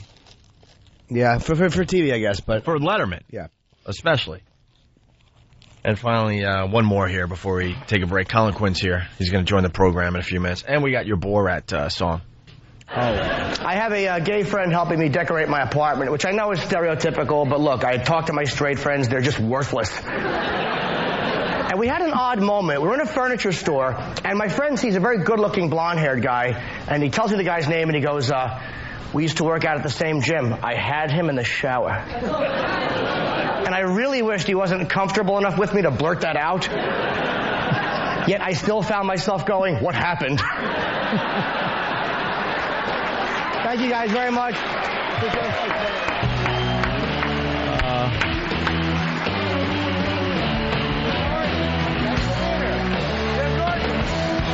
Jim Norton, ladies and gentlemen. I didn't think Letterman liked me, to be honest with you. Why? Just a vibe. Really? Yeah, man. How could you tell that? I don't know. You just know. Really? Mm-hmm. You felt that? Mm-hmm. When he walked over? You just feel it. He was polite. He wasn't. You just, it's like walking into a room and you get that weird danger sense. You little weird. I would things think he probably could give two craps about you. No, but in the sense, I guess I probably. I think that's how I felt. It's like, okay, he's been through this 1,000, I don't even, more than 1,000, however many times he's brought guests out and up. I don't even think he can make a decision unless they've done the show 10 times. Yeah. It's just another guy. All right, whatever you want. And maybe you're right. Maybe it's like... He forgets about you as soon as you leave. Like in a split second in his head, he's like, this guy's all right, or this guy's not quite all right. But I don't think there's this real big swing with him with, wow, I really like this guy, or, oh, I don't like this guy. I think he's just like, all right, what time is it? Time to go into the catacombs. I'm out. And how could anyone not love you, Jimmy? Just a vibe. Did you smile at him? I said hi when I walked out, yeah. No, a smile? Because if you smiled at him, there's no way he could resist, because you were voted boy with what were you voted? Well, what year are you talking about? What year was boy most likely to brighten your day with a smile? Yes. And boy with the sweetest smile in the neighborhood. In the neighborhood. After that Wilkins boy had his accident. All right, we're going to break. Police said they found an accelerant in the room. They did. Still looking at that one. We're going to take a break, and Colin Quinn will join the program next. We got some taser clips to get to. I want to hear those. We also have, we should go with the View thing today. They had a discussion about the Kerry. I don't know. I'm looking at a political ad where they have a dramatization of a national security tape. Oh, but it just looked really bad. That's 9/11 footage, right? It's some kind of 9/11 tie-in. Great. Eek. All right, we'll get Colin Quinn on the program next. It's the O&A virus spreading across America. Hear what everyone else is talking about. O&A Uncut and Live, continuing the show on XM Satellite Radio starting at 9 a.m. Eastern. Visit xmradio.com to subscribe. It's the Opie and Anthony Show. It's the Opie and Anthony Show. Lots going on today. Pictures are up on opieandanthony.com as far as the Halloween party goes. Lots and lots of pictures being added as we do the radio show today. opieandanthony.com. Our friend just got out of the shower across the way, so... Oh, no, she just got off the exercise bike, so she's going to the shower, right? So she's going to be very naked very soon, right?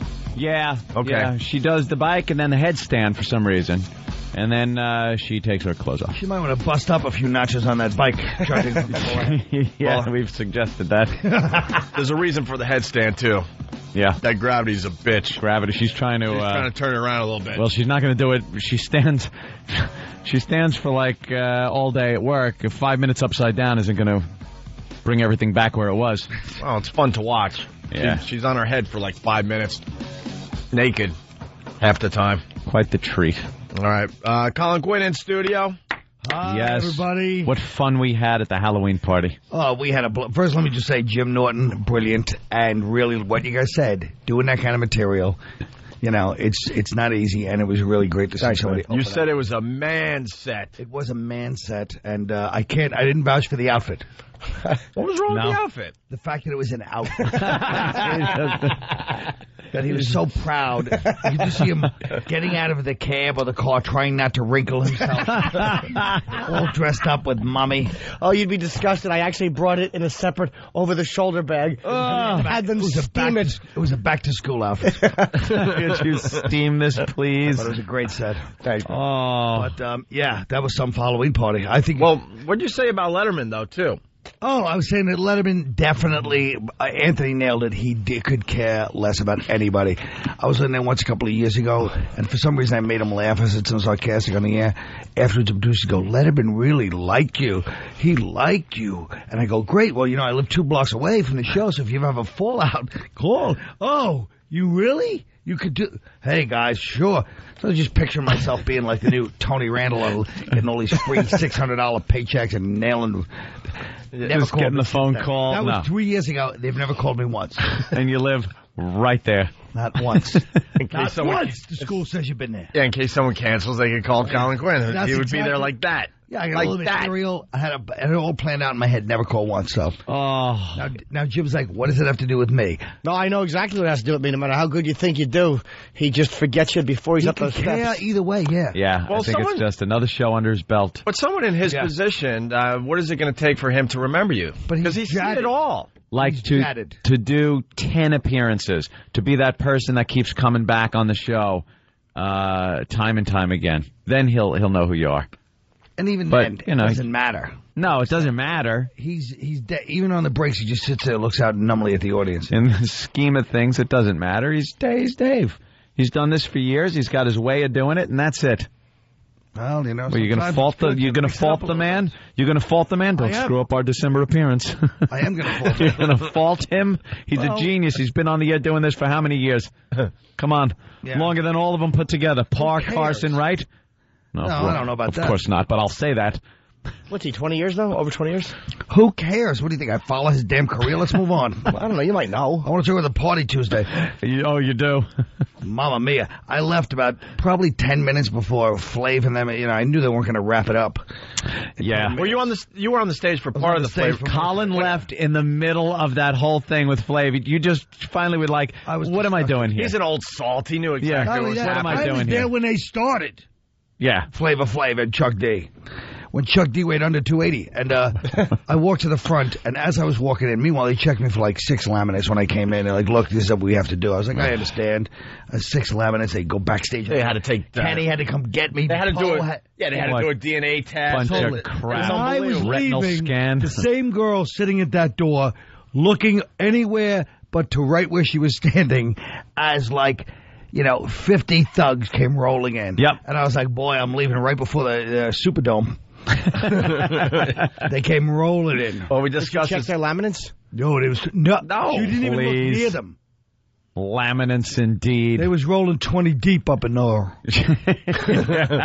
We talked about earlier, Flavor Flav hijacked our Halloween show. He was on that stage for 55 minutes. Yeah, I don't think he was supposed to do 5, maybe 10. Yeah. I think that Flavor Flav, it was understandable because he is the big name now, but I think from now on, your audience and hip-hop should not be... Never the twain shall meet. Yeah, they... Was I the only one on the edge of my seat just waiting for some awful thing to happen? I was waiting for maybe an audience chant that involved an N, yes, a pairing of a couple of consonants, and then maybe an R at the end.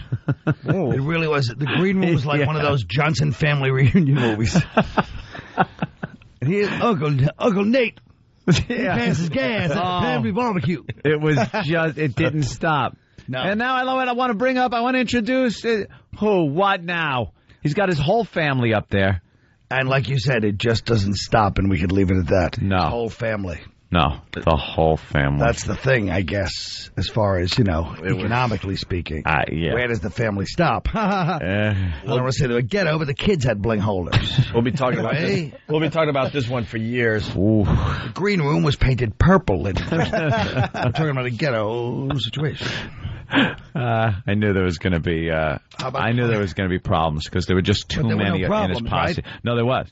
Really? There was a couple of incidents where one of our fans, her sister, got a pocketbook taken right off her arm as the gentleman laughed at her. Oh no! Yeah, as one of the gentlemen laughed at her. Inside or outside? Either inside, I'm sure. Yeah, I think it was just inside the door. I'm not sure of all the details. Well, cops right outside. Why didn't talking to my ass again? Why didn't you tell the cops? I believe a cop was told. First, security inside the place was told, and they did nothing. And then a cop was told, and they, by that point, what are you going to do? Was the guy gone? Yeah, he was gone. There were witnesses, though? Yeah, this happened. This happened. I just find it hard to believe there was a lot of groping, a lot of grabbing by the posse. That's exact. I'm telling you, they just love doing that. It's unbelievable. They love doing that. I don't know why. Yes, you do. We all know why. I believe Jim. Right. I believe Jim was ago. introducing the issue on Letterman last night. Why? That's messed up. Yeah, it just got one. It was one of those things where, two worlds met that should never have met. Yeah. Cigars and Scotch has a good question. Cigars and Scotch, what's up? Hey, what's going on? Great show. The thing that everyone was wondering in the crowd was, were they wanded like we were when they came in, and was there the same security scrutiny that we went through to get indoors? I'm sure. I think the wands were there because of them, yeah. I just said no. They weren't when I was leaving. No. When I was leaving, literally, they were the girl at the door that gave me high scrutiny, the legend, by the way, and I still took it because I'm humble. And people were, like 40 guys. And I said to this couple that was leaving, actually it was the girl and her boyfriend that came in second in the dunking contest, and she was very upset, but, she understood. But I said, hey, looks like we left just before the fall of... And they're like, yeah. The fall of... Yeah. All right. Club Soda Kenny had his hands full. He had that look on his face like when he was a rookie patrolman and he had to work Ashford and Simpson. His sergeant may pull a prank on him. He said, you work the side door here at the... like, I'm all alone. Yeah, Kenny was... Buckner Boulevard. Kenny was uber stressed at that point.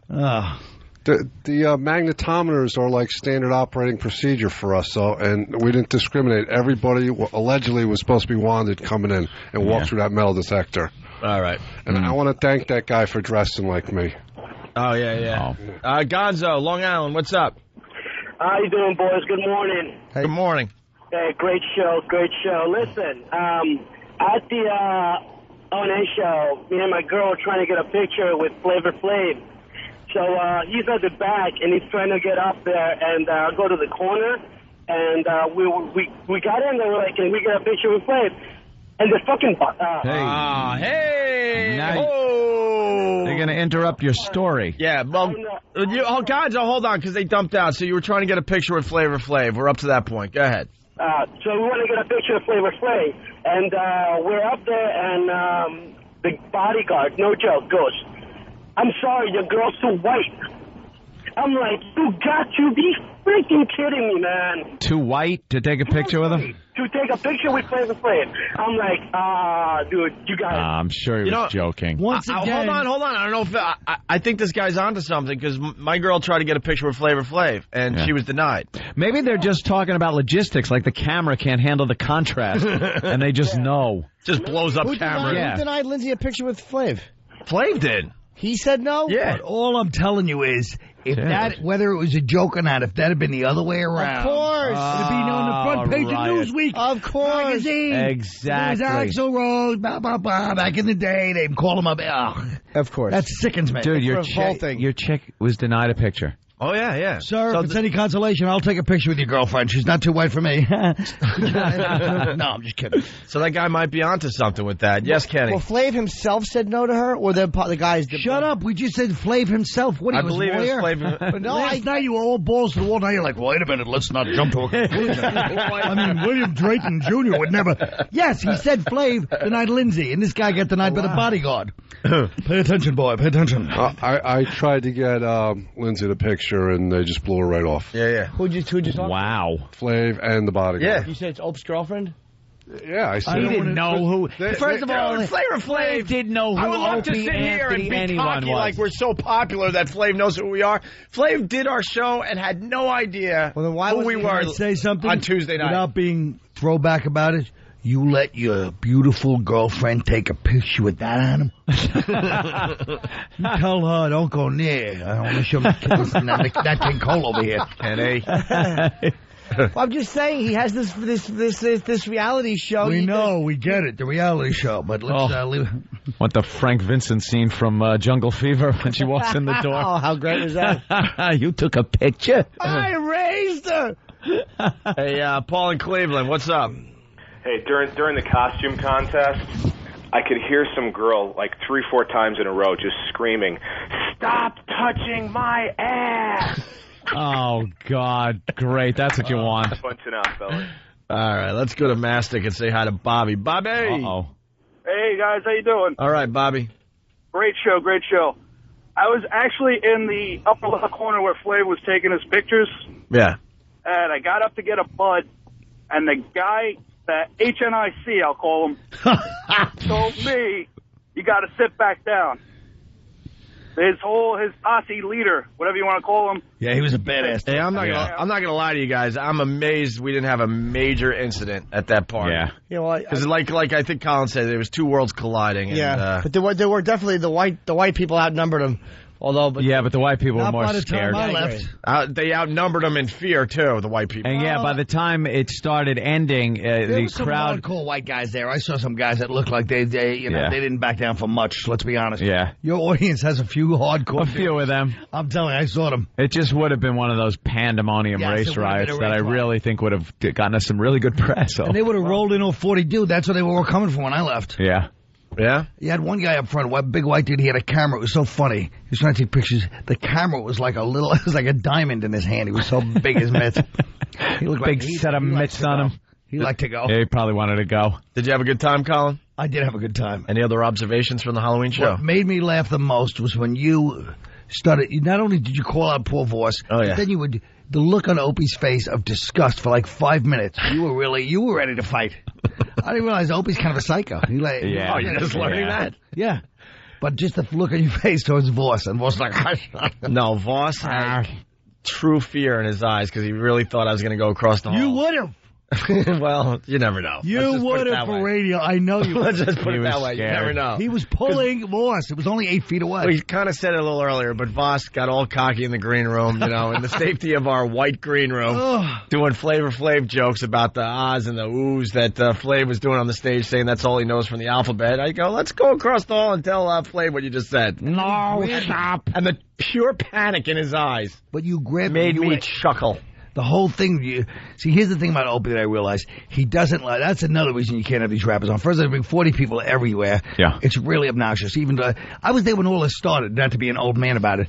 MTV in the late 80s are like, the Beatles want an extra guest for their sick son, and then, like Kool Moe Dee needs 130 and then just give it to them instead of going no. So that's how this all started. And then clubs did it with but Opie hates disorganization. And that's why he was going to do it, because he didn't care if we all died. He was just like, this is not controlled environment. This will bring this to an end. And here's why it wasn't a total abomination, the whole scene, because Flav is in his 50s, I think. And even his bodyguards are older guys. Like, they're older dudes. If it was like a younger... That one bodyguard was violence personified. Yes, but they weren't. Sonny Liston. That guy wanted a problem. I mean, this young black dude was like said something to Flav, like heckled him. Yeah. And the bodyguard looked at the young black dude like this, literally for 40. He melted the guy. Here's the difference. Melted him. Club Soda Kenny's amazing with security, absolutely, but he doesn't want any problems. No. Flavor Flav's guy is there because he wants a problem. That's the difference. That guy, yeah. The one guy to our left. Right? Well, they're hoping for some kind of shooting because that's what makes the news, and it makes the guy more popular. Records. It sells records. They were older guys, and a lot of his people were older. No, a lot of his people on stage. We're not talking about the stage people. We're talking not the posse backstage. We're talking about coming in. When I was leaving, I saw people streaming in from 42nd Street. They must have heard Flavor was there. Yeah. And I'm telling you, it was so funny because I came in, and we all know the legend is quite well known. I had to wait for like 6 minutes. I had to call Kenny. I had to call Poe. God. If I hadn't seen Poe at the bar, I had like They're like, look, this is how we have to do it. I was like, I understand. Yeah, all that They stuff. streamed in. This girl was looking like this. I go, what about them? Oh, yeah, what about them? You look at me like, whoa. You know what about them. Look, yeah. And then they said, what are you talking about us? I go, yeah, no, what about you guys getting a free drink? No. Why does there have to be a 50-person posse? What is that? But it's true, the posse was kind of like the family reunion with the T-shirts. What's Tom? Drayton for, Tom? Oh, Tom, yes.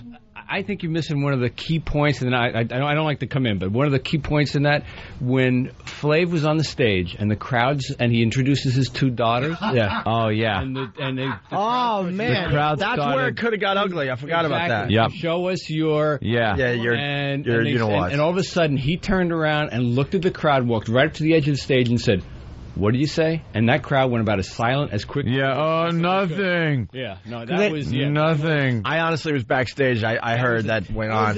And then Flav... No, wait, the whole crowd stopped immediately? Oh, absolutely. Wow. Absolutely. Yeah. And then Flav, and then Flav goes, oh, man, I got my mom here. Could you just wait till I get my mom off the stage? By the way... And he had his mother taken off the stage because they're all like, show your... Yeah. Asking for and meanwhile, if it was anybody else that said, I got my mother on the stage, they'd have started the chant for the mother, too. Yeah. Really? So I don't know. All I'm saying is it's hard to take a lesson from Tom when he's wearing a tie like Flavor's Uncle Earl.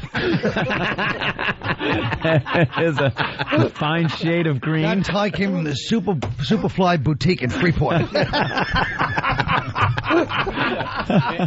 You're going to try to fight back? Are you nuts? Absolutely. All right. John Manelli says, hey, Colin, we're going to talk about maybe doing a show. And he says, I'd love to do a show, but, Nick drives me crazy, yada, yada, yada. Then later he says, if I do the show with Nick, I'll die. If I do the show without Nick, I'll die. I said, well, Colin, that's a conundrum. How do you do a show? Yeah. Right. Yeah. No, I told him the truth. Because John Manelli, Yeah. He came in and... he's the new PD here in New York. New PD here. Yeah. So I'm like, yeah, I'll talk about doing a show. And I was like, I can't do a show because I'll do it without Nick. Me and Nick tried to do it together. It didn't work out. I said, if I try to go in without Nick and he finds out, he'll kill me. Tom goes, well, you do it with him or without him, he's still screwed, huh? I go, yeah. Tom really put it into place exactly. Right. I didn't like that slam on Tom's tie either, by the way. Yeah, that was not nice. Come on. Good look. Takes a brave man to wear a tie like that. Absolutely. It really does. Shasta stopped making making that flavor. I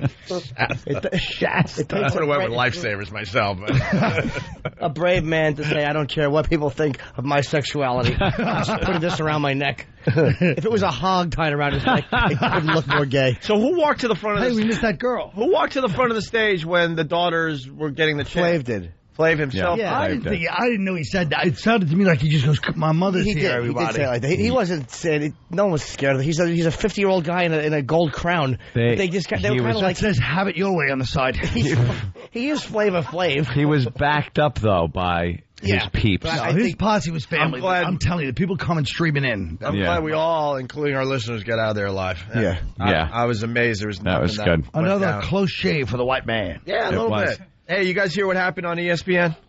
No. What's the story? It's just coming in, actually. So someone got in trouble for saying something. Oh, here it is. Former NFL tight end Brian Kitchen will not work as an ESPN commentator this week because of a comment he made during last Saturday's broadcast of the Northern Illinois-Iowa game. Kitchen was explaining the need for receivers to make catches with their hands because they are tender and can caress the ball. He then paused and said, "That's kind of gay, but hey." The comments were inappropriate, and we apologize for them, said ESPN's Vice President of Public Relations, Josh blah, blah. Hey, Josh, let me interrupt you because, Josh, I understand at ESPN you have to be somewhat sensitive, but your core audience is not gay. But not only that, this is the fall. This is why the West is falling. This kind of stuff. Yep. Yeah. You understand me? Political correct. Everyone's got to be anything. Coddled and petted. But except for anybody could come in from any place else and say anything, everybody's like, well, that's just that's a mistake. Yeah. You know what I mean? We've all been saying kind of gay our entire lives, and I think even in the gay community they say that's kind of gay. They would not care about that. The world is falling apart because of this kind of stuff. This is why the West is falling. I swear. Yep. The comments were inappropriate. Sickening. Kitchen's future with ESPNU is under review. ESPN's decision first was reported in blah, blah, blah. Kitchen, blah, blah, blah, blah, blah, blah. All right. There are two distinct... I'm sorry, real fast, Dan. They were completely inappropriate and not at all a reflection of who I am or the way I perform my work. See, now he has to grovel. This is Kitchen saying this. It is who you are because ESPN. We all are like that. You make jokes. You use that word. There's two distinct different uses for the word gay. Absolutely. Fag, and both like of them that. are fine. Yeah, compared to what goes on in the world. Yeah, exactly. Why can't you say like you walk into someplace and you see your friend just bought a new couch and you go, that is the gayest couch I've ever seen. Are you talking about Jim's thing from last night? Actually, I'm talking about Jim's thing. Now, do you have a gay couch? No, I have a very comfy couch. But we every gay girl, guy excuse me, every girl that saw, and you know the gay guy, I won't say his name on the air, but that's a completely true story. He deludes himself that he's not considered gay. Oh, no, he knows. He's coming out very slow. Robert Kelly? Oh, no. Oh, sorry. He has morbid gay-becity. Yeah, but I mean, you've used it your whole life. Or come on, don't you go? You want to go out tonight? Nah, I'm gonna hang out. Dude, don't be a faggot. Come out. It doesn't mean don't stay home and have sex with men. But it means don't just hang out. Don't be a faggot. Right. But we have a hard time because Anthony's from one of these like Hapog white trash towns. So Huntington, sir. Yeah. And he's proud. Meanwhile, he's the guy that dressed that kid for Halloween and when I opened Anthony's outfit. Right. I had that one in my closet. Why don't you wear it, sonny boy? Right. And, I have no need for this right now. I have no mercy for any of these guys either because they're all caving into it. They're apologizing. Not one of these guys has the balls. You know who had the balls? The manager of the White Sox, who was just belligerent after he said what he said. Yeah, all right, whatever. Yeah, it was so...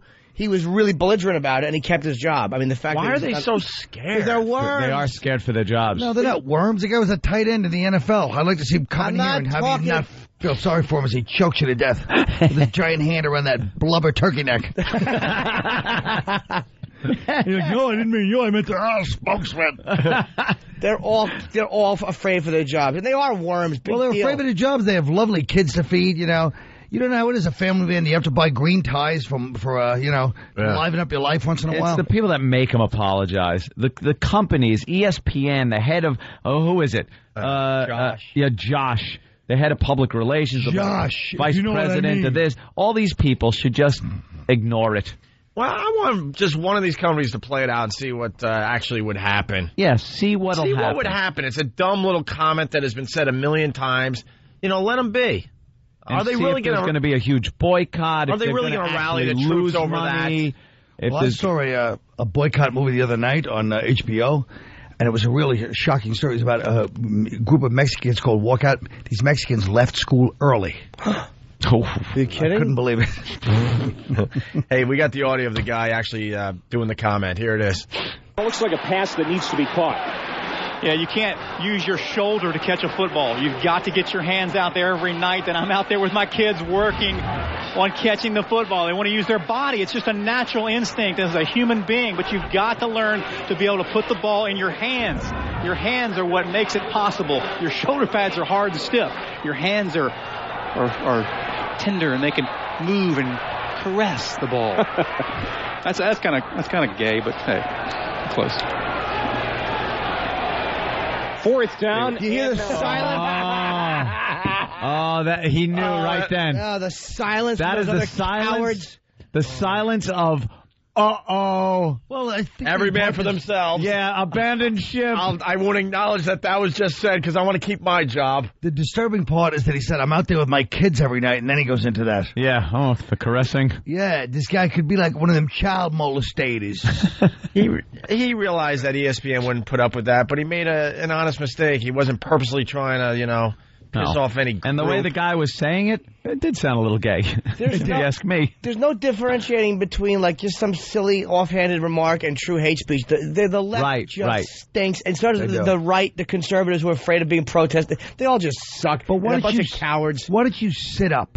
Because I'm relaxing, Carl. Don't be a fag. Oh, excuse me. I didn't mean to say that. I meant cigarette. Don't be a cigarette, Carl. Boy. Jimmy Norton has been suspended. Boy. I meant to say, don't be such a silly review. It really is the left and that started this. And all I ever hear them is like, oh, yeah, do you believe? They did something recently where they were mocking, some political correctness. I'm like, you guys started it. And you cemented it. And and it's such a double standard. Some people say things, people are like, oh, come on, let it go. And then other people, nauseates me. Gee, like when Jerry Brown said something where he dropped an N-bomb and Sharpton defended him, saying, well, he's good to the black community and blah, blah, blah. But yet if it had been somebody else who James Byrd was in the Klan. He's a Democrat. Is he? Yeah. Wow, really? He's a Klansman. Well, he's a Democrat, huh? James Byrd. I don't know that, James. I don't know. All right, let's go to Matt on Long Island. Matt? Opie knows when it's time to bail. Yeah. It's all right. Matt, what's up? Hey, I saw the clip and I thought there was nothing wrong with it, but it's the whole country's always like that. They can't even upset two people. Like where two gays would say, oh well, that puts a negative connotation on being gay. Yeah. If you say gay couch, but that's just the language now. I mean, 50 years ago, no one had any problem saying the N-word, and everybody used it. I don't know why we have to be punished. Because of a lot of mean-spirited crap. Yeah, please, as soon as the mics are off. When the mics are off. For no reason at all, we'll say it. When talking about the Osmonds, we find a way to squeeze it in. But why are we being punished? That's a man's man right there, Colin. We're being punished with humor because of horrible things people said and did in the 1950s, and I'm tired of it. Why should my humor suffer because of something some hillbilly said before he created some strange fruit, if I may? Right. Exactly. Strange fruit. And how many gays are watching ESPN anyway? Let's be honest here. Probably not. They all want to be the center. Right. They're watching all those home decorating shows on TLC. Everybody wants to be the star, the quarterback who throws the forward pass. The forward pass. That new thing. That's what I do when my friends are watching football. I ruin it by saying things like, oh, this guy should throw a forward pass. And by the way, why, a bunch of gay guys want to run around and redecorate your queer eye for the straight guy? Fine. We're a bunch of queers. Let's go to... Yeah, you but say this guy queer? makes an offhanded remark about gays. And I'm sorry, I didn't mean it. Oh, my God. Yeah, he knew right away, too. Oh, they all just suck. When I was growing up, queer was one of the most negative things you could say about a gay person. You're like, queer. That guy's a queer. Queer baby. And now it's been accepted by gays. They use it on, like you said, queer eye for straight guy. They use it. George Carlin. It's the name of a TV show. Yeah, exactly. George Carlin did the best bit of all time where he goes, when I was going to fag, he wasn't like, oh, go home, fag. It's 10 o'clock. He goes, a fag was a guy that wouldn't go downtown with you and beat up queers. Let's go to Jake in Texas. Jake. Hey, what's going on, O&A? I just love when we gay bash. Sorry. Let's see if San Francisco dumps out of this. I'm sure they will. They're not going to get much of a show today. Jake, what's up? What are the gays going to do? Boycott going to football games? Yeah, wouldn't that be point? Yeah, that's the point. It's not the core audience, but these groveling executives, and you know what they are? They are just groveling, just college boy douches. Mhm. They're just groveling We kind of douches. Someone's got to stick up for the gay community. I don't think they care They about don't this care. crap. They're not. They don't. really They don't don't sense care of about humor, this man. crap. They just only get beat up in high school, you know. That's it. They joke about it too. It's the corporate asses that are completely out of touch with what really is going on out there. The special interest groups, why they like the gay alliance, GLAAD. I mean, they're a little hypersensitive and irritating, just like the ADL is, But it's like most gay people could care less about some offhanded remark like that. That's not meant to be nasty. Well, I disagree. I think Linda Stassi says it best. Oh, boy. I had to mention her. She said, "There's a real gut buster." Yeah. I was holding my sides. She said something. It had me in stitches. She was talking. She was giving 4 stars to the 3 or the 1.2 new Chappelle episodes that were released, and she said 1.2. She had to buckle herself in to keep from falling off the stage. Off the couch, she says. Off the couch. Great. Buckled herself in with her cadaver hands. She got seatbelts on her couch. She does. That's hysterical right there. Oh, God. I'm so glad she gave 4 stars to that monumentally long DVD set. Maybe she doesn't have watch it on a camera. Maybe she has seatbelts because she watched it in her truck like, Flavor Flav. Having a little video in the... forget it. All right, we got a break. There we go. We're late. When we get back, we got taser clips. Yeah, we got to play these. We'll play them when we get back. What are the taser Love clips? taser clips. It's just clips of people, criminals being tasered. That's funny. And they're all belligerent and nasty right up until they get tased. They're all just terrific. Then they're very cooperative. Huh? I thought I heard you guys saying something about The View. What the heck was it? Oh, there's a little story about The View. It's they discussed the John Kerry Iraq joke. And I'm sure Rosie was outraged. No, it actually came down to Joy and that dope Elizabeth. I guess she's eye candy, but she stinks when it comes to talking about real issues. I got to guess Joy and Rosie were probably it's not a big deal. I don't think they were outraged. No, it was Elizabeth that just lost her mind. I mean, that's good stuff, too. So now we have a decision to make. Oh, no. We'll figure it out during the break. It's the ONA virus spreading across America. Colin Quinn in studio. What are we promoting there, Colin? When are you Gotham? Gotham Comedy Club. Cool. When are you there? Folks, if you really want some gut-busting good times, come to the Gotham Comedy Club Thursday through Sunday. Starting tonight. Every seat has a seatbelt. Tonight, one show, 9:30. Fall off. One show tonight, 9:30, and then 2 shows Friday, 2 Saturday, and 1 Sunday. Gotham Comedy Keith Club. Robinson off the show. So Did you really? Yep. Good. Why? Well, because they had booked other people, so I canceled them. Good. Bye, Keith. Gotham Comedy Club, 23rd Street between 7th and 8th Avenues, 212-367-9000 for Colin Quinn.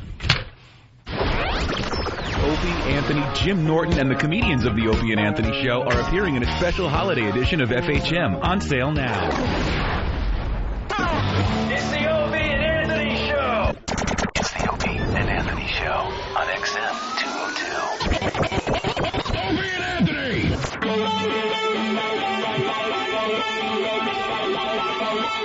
All right. It's me and you, Ant. I love it.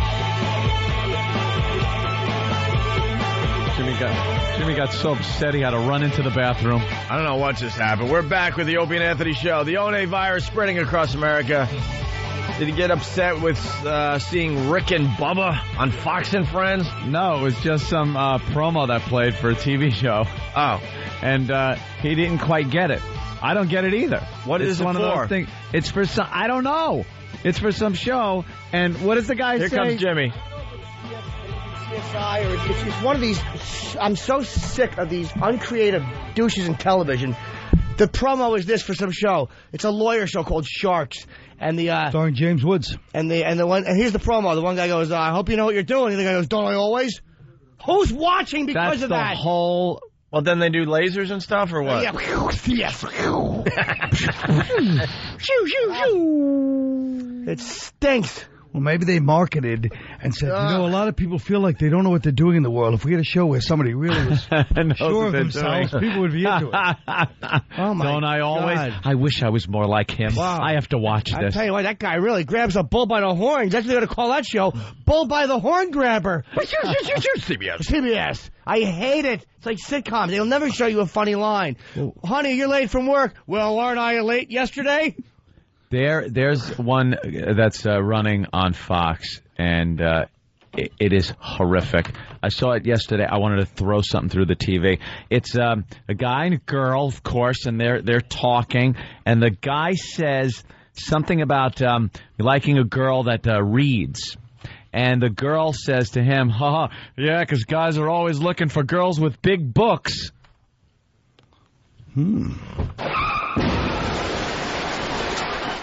I just stared blankly at the television. Yeah. Oh, what?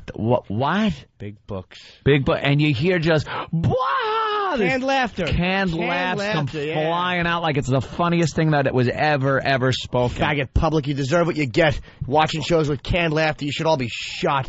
Well, some shows are good with canned laughter. Really? Yes. Like MASH?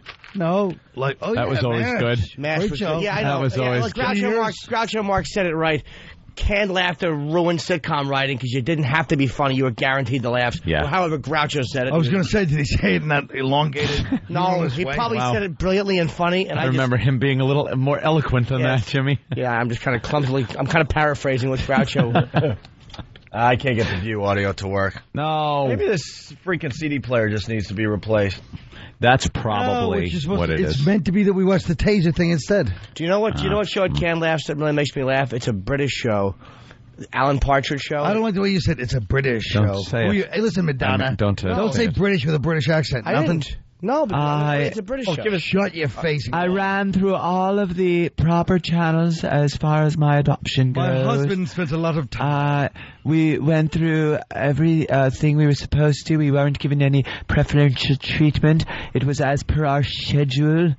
She talks the way you talk right after you bite your tongue. She has that thing where you don't want to talk too roughly because it's so tender. All right, we're going to do taser clips. Tasers. The John Kerry View thing isn't working.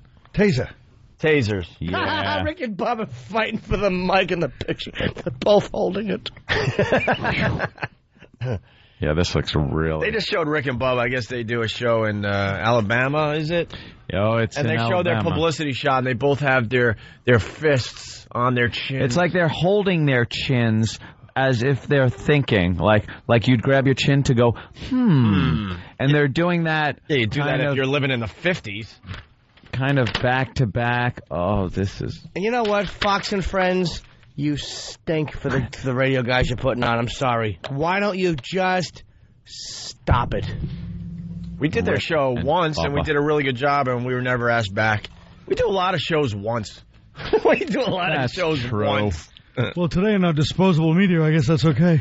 We did. Well, let's get tasers. We did Best Week Ever once, and that was before we came back to the fine company that is CBS. And they put everybody on there. Well, but they realized that the Best Week Ever, they're fans of our show, and they put us on without asking the bigwigs. Yeah. Bigwigs found out and went, you had those guys on Best Week Ever? Are you crazy? Do you want to be fired? You know, they're sitting out. They stopped returning our calls, unfortunately. Oops. But now we're back as one happy family, so. You got to put some, here's what you got to put on. You got to put on a chick who has nothing to say and some gay guy who every time we make a fashion joke, oh, that collar's too big. More clips. And at least one new guy. Yeah, absolutely. Yeah. Oh, Carl, you almost slipped up there. All right, now we're going back to the View stuff. View or taser? Someone help me out here. Help me out here, Let's Henry. taser the View. How about one taser video? Just give him a little tease. Trying to go into a clip here. Right, I don't know what to do anymore. We have 6 taser clips. We'll play this one. All right.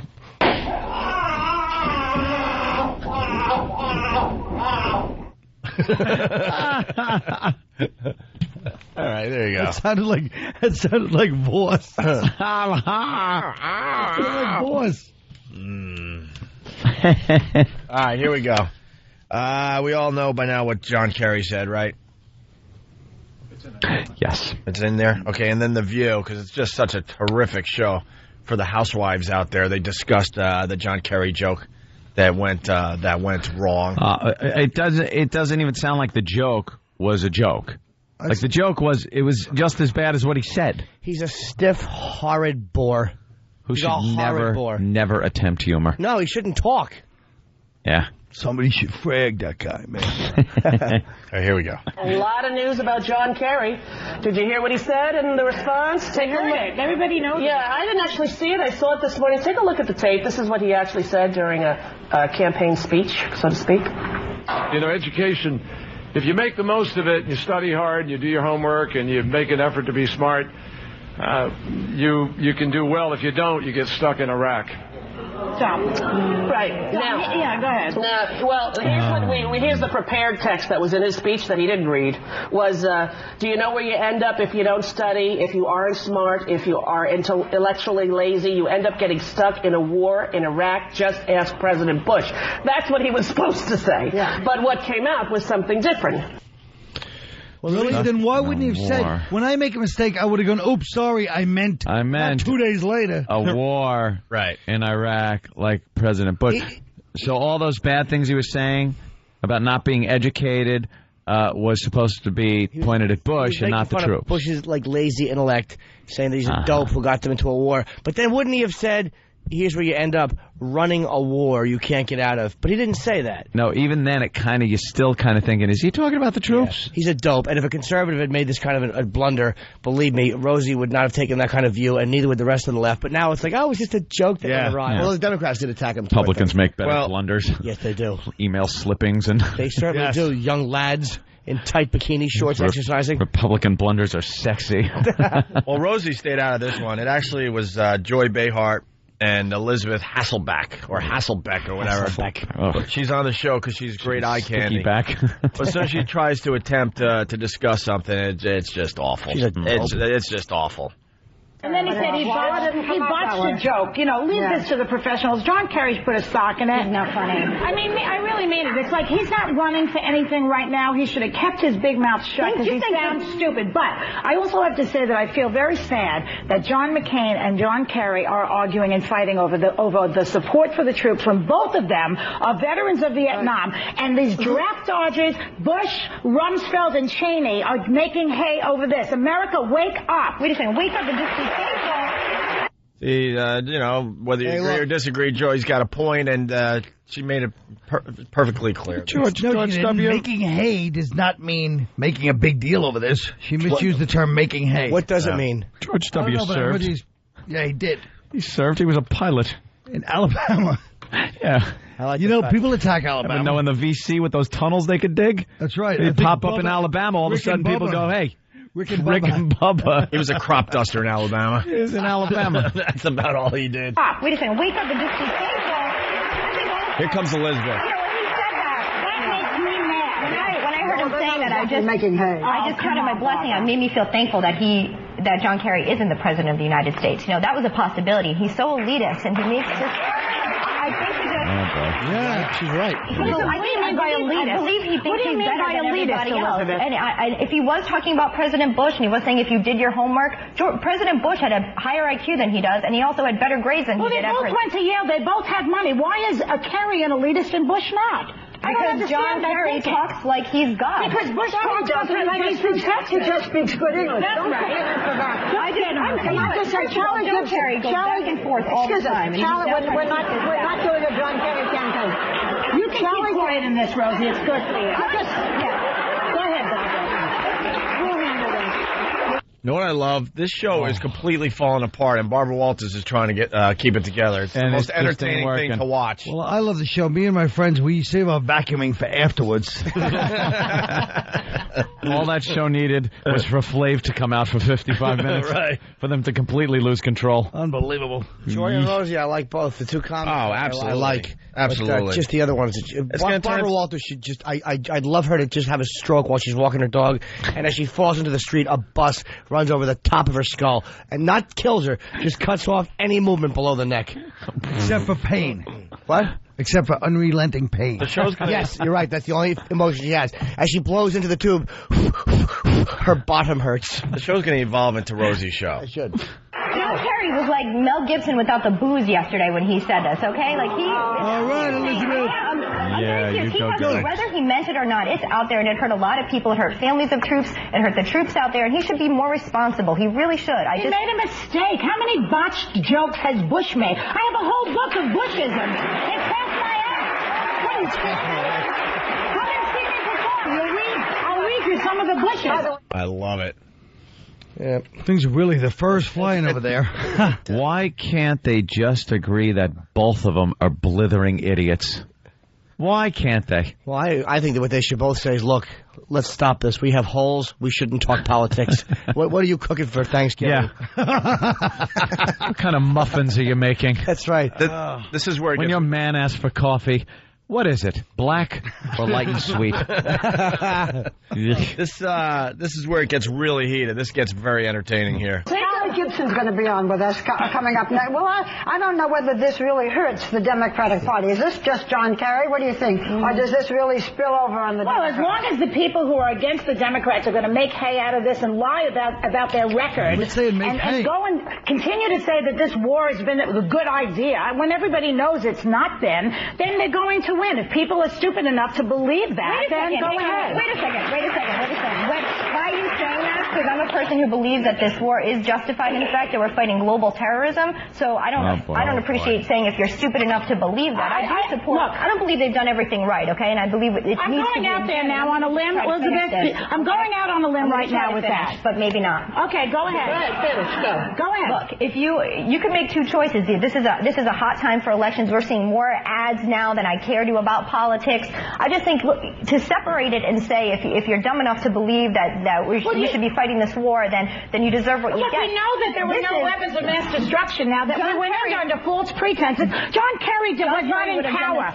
No, he would not. He was not on that after his 7th flip-flop. He went in there. Forget about John Kerry for a second, You just reminded me of him. How am I supposed to forget? Let me do one point, okay? Stop it.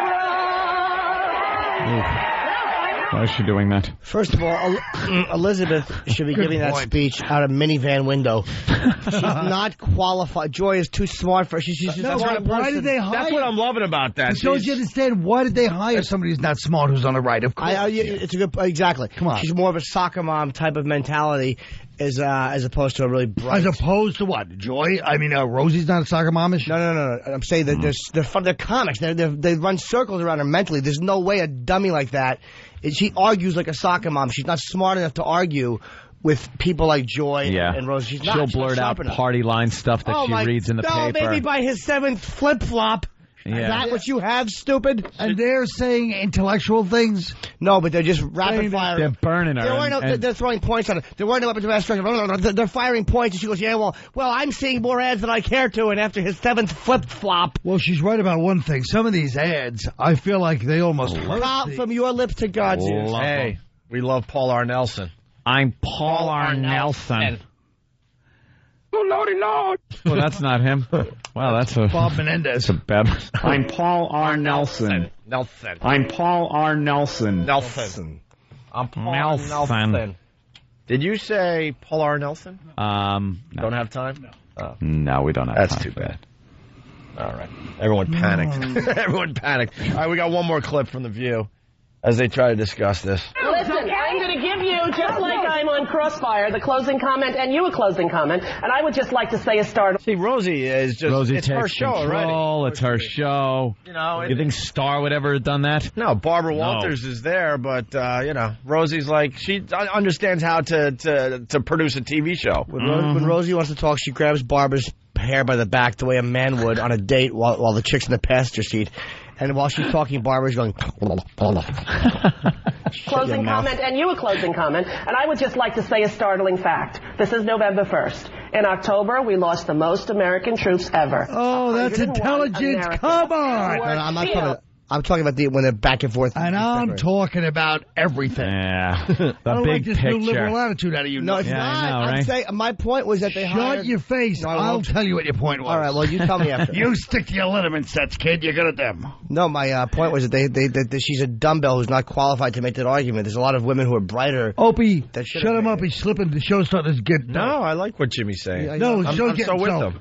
I'm right. She's so out of her league. She's a dope. And the other two She's are what? just reciting Are stuff. policy experts. No, but they're reciting stuff from the left. They're better at debating, and they're funnier people. And they're better at what they're doing, which is it's a talk show. You know who's funny? Me. You certainly are, and he's going to be appearing at Caroline. See how I plug on silly. purpose? I'm at Gotham. Elizabeth should be talking about like Hollywood gossip. Yeah. You know, stuff she's good at. Exactly. Instead of like reciting stuff she reads in a stupid book that anyone could get at Barnes & Noble. Like there's a whole section now. You got the Ann Coulter book, you got the right next to the Michael Myers book, right next to the Al Franken book. All you do is read that for an hour and you feel like an expert on all this stuff. You know everything. That's exactly what she sounds like. Joy buried her with, well, they both went to Yale. Why is he an elitist and Bush isn't? Well, because he talks like he's she talks like what? And because Bush talks, the way she was debating her, she was smacking her in the face. Elizabeth would go, middle class housewife, and she would smack her. Middle class housewife statement. Yeah. It's like fine if you're going to make those statements, but don't be on national television. We got to get out of here, but let me get this last clip in. American troops ever. 101 Americans were killed in a civil war in another country that had nothing to do with 9/11 and that had no weapons of mass destruction. Final comment, Joy? All these people who love this war, why don't they send their husbands and children? Okay. That's not typical comments from my I have one more thing to say. I just think they should stop changing the conversation. We are in the middle of a heinous war that is destroying our country, that is splitting our country. Stop talking about gay marriage. I don't want to hear about gay marriage right now. Then why'd you bring it up? This war. Then why is it always about now, Elizabeth, you have a closing comment? When you go to the polls next week, I think you should choose to either fight the war on terror or fight Republicans. Pick your battle. Okay. And I think that voting is important, and if every woman watching this show did it, we could change the course of the country. Every woman. None of you guys picked up on the fact that I said that. What? The Ann Coulter book was right next to the Michael Myers book. Oh wow, no. Well, Michael Myers is a. I'm trying to make a great point about. He's talking about Michael. I think you meant Michael Moore. No, but there's a black writer, Michael Myers. So he's like, oh really? Oh, I thought he meant the guy from Halloween, the murderer. Oh my God. Or Austin Powers.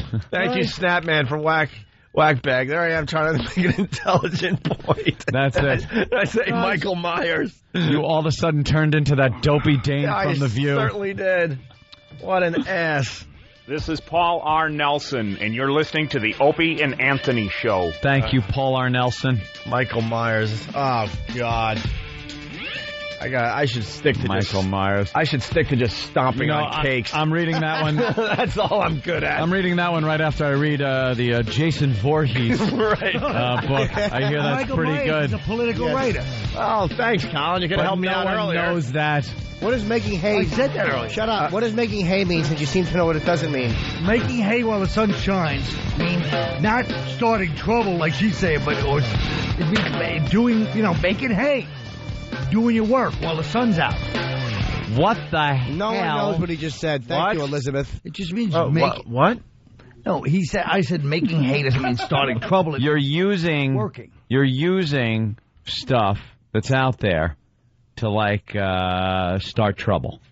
No, that's not what it means. Making hay. I grew up in Iowa, and making hay while the sun shines. You know what that means? It doesn't mean starting trouble while the sun's out.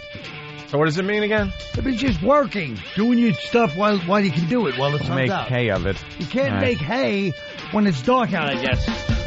Yeah? Maybe one of our Texas listeners could call in and clarify, because we don't know this. They're making hay of this. No, this is a long story. I just want people to forget about my Michael Myers comment. You should be an expert on hay because you're an ass. Kenny's an expert on hay. Just look at his hair. Another dry hair joke, yes, people. Colin Quinn at Gotham Comedy Club starting tonight through Sunday. One show tonight at 9:30. That's between 7th and 8th on 23rd Street. Gotham Comedy Club, 212-367-9000. Always a pleasure, Colin. Thanks, guys. Are you going to XM with us so you can curse? No, I got to go do an interview. With who? Oh. Some newspaper stuff. At my publicist's office, some newspaper. You're getting too comfortable with You're this making show. hay. With what? You're getting too comfortable with this show. What do you mean? Go the distance with us. Well, guess what? It said on my sheet you only want to be till 8:30. That's not too comfortable. true. Yeah, well, how about this for truth? What? Last time I called in, I called it. Oh, Opie's going to be. Oh, no. What? 2 months ago, I called it. You want to talk about discomfort? 2 months ago, I called him. Remember? Because the time I called him before Opie, because he always hits like 3 good ones and then he hangs up. He knows when to go. Yeah. I was like, he's right. I do. I call up. Some dummy on the phone goes to me, yeah, Opie says we're probably too busy for you today. And he might say, no. Shut up and let me finish. Let me finish, Opie. So I go, I listened to the show that morning because I was staying up all night at the time. You know what it was? It was an important show. It was the day after the first live comedy show. So it was really important. I think Bill Burr called in. Oh. And I think maybe, I think Patrice might have stopped by. It's not like it was a big celebrity day. I can understand that. Why did you smell that shirt, you creep? All right, listen, we got to go. We're late. Sorry. Yeah, we're late. Colin Quinn at Gotham Comedy Club tonight, all right? Oh, bye, folks. It's a real gutbuster. All right, if you're not joining us at XM, have a great day. I can walk on my hands. I can fart and chew gum. I play the oboe. I can ride a unicycle. I wear a bra and laced panties. So your talent is being queer, Travis? It's the Opie and Anthony Walkover Talent Show. If you have a unique skill, talent, music group, or physical affliction, we want to exploit. You can email Steve at FoundryMusic.com with your ideas, or you can just show up during the walk to XM and start shucking and jiving. Shucking and jiving? Jesus, Danny. I don't write this. The Opie and Anthony XM Walkover begins now. We're halfway done with the walk. The walkover. It's the freeze over. Oh, Christ, what happened? I don't know. It was warmer this morning when it was raining. The rain stopped, and now it's cold, so we decided to start walking. We're already up to the first corner. Yeah, I want to thank the faithful listeners for coming out, even in the cold weather. What do we got? 2 people out here today? 2, 3. Yeah, when it's warm, it's 100. When it's cold, it's 2. Oh, look, the tables aren't out anymore here at our it's just Route depressing. 57. Stinks. They're getting rid of the outdoor tables. Overcast and cold. The homeless people are going underground. God, I hate winter. Hey, let's see if our FHM is in with our guy there. Oh, with our pal. We're in the December issue of FHM magazine with all our pals. Yes. Rich Voss, Otto and George, Bill Burr, Bob Kelly, Patrice O'Neill. Where was Colin? I don't know. Why wasn't he involved in that? I don't know why. Oh, That's a very good question. I bet if we were in Honcho, he would want it to be involved. Honcho.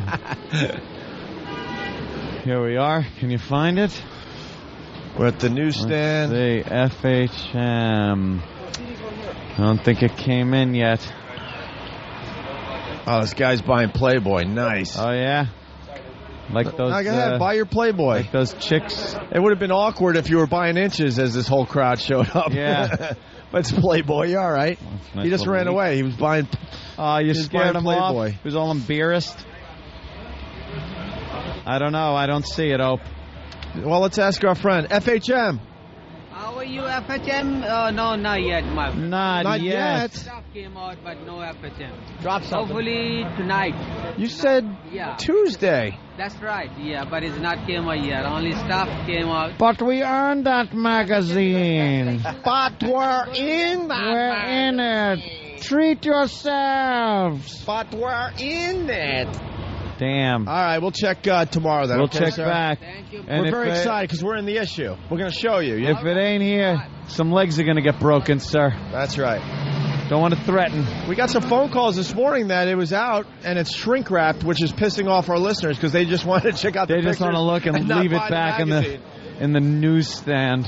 It's the December issue, by the way. A lot of people getting confused because it's a Thanksgiving issue, but you know how the magazines work. There's a 4th of July issue coming out next month. Well, they only do that with like the smut magazines. I think Playboy's up to like January 2007 already.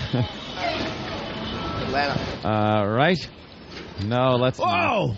Gonna get run over. Wow, this guy almost got run over by the bus. You see would've that? looked great. You all right, sir? Thumbs up? All right. He just missed them. I hate bus drivers. That guy had no clue that bus was barreling down on him. It's not like a bus would have hurt him. Well, we had the walk sign, though. What? Oh. All right. I am so glad I have this big, stupid coat. It is the dumbest looking coat, but it keeps me toasty. It doesn't matter. How much for the child, miss? How much? Damn it. I think I could buy me a baby. You dropped something. We go Miss? out of 5. I think that was 3 of Flavor Flav's wives. Oh, shit. Yeah, waiting for the buzz. Well, you know. You wait for the buzz, bitch. I'm going right in. Why would we not? This is way too cold, and it's going to get so much colder. This is balmy compared to what it's going to be. What is this, like 45? When I am not on the walk with you guys. Speaking of balmy, Colin Quinn tonight at the Gotham Comedy Club. You guys are going at it today there, Jimmy. Who stopped There in is front? such a love-hate relationship with them. Oh, no, they love each other. All right. Could tell. Look who's here, pal. Yeah. I'm done. Anthony, XM 202. They are the most vile, despicable human beings in the country. Creeps, ankle-biters. Obviously, the strength is their ability to turn mistruth into something people would believe. Wow, how long is this guy going to continue to babble and say nothing? All day long! Shut up! All right, here we go.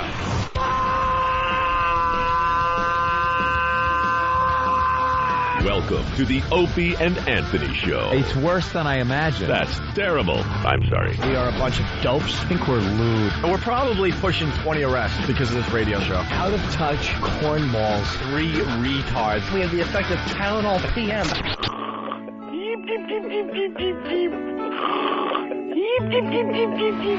Opie. You know I could have been a model. Anthony. I'm gay. James Norton. I like yogurt. Robert Reed.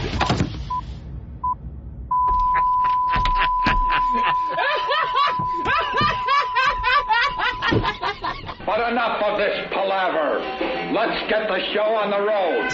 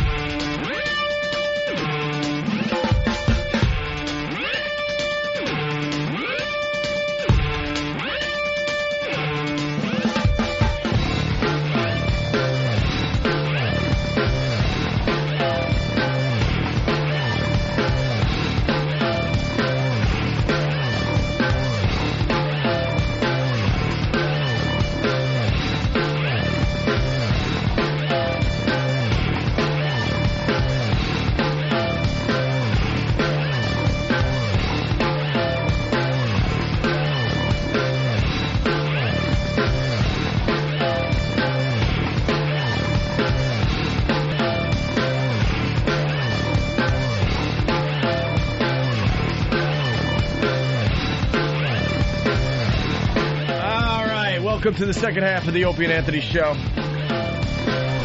Exclusively on XM Satellite Radio. Where's my feedback? Thank you, sir. What's the password? Oh, there you go.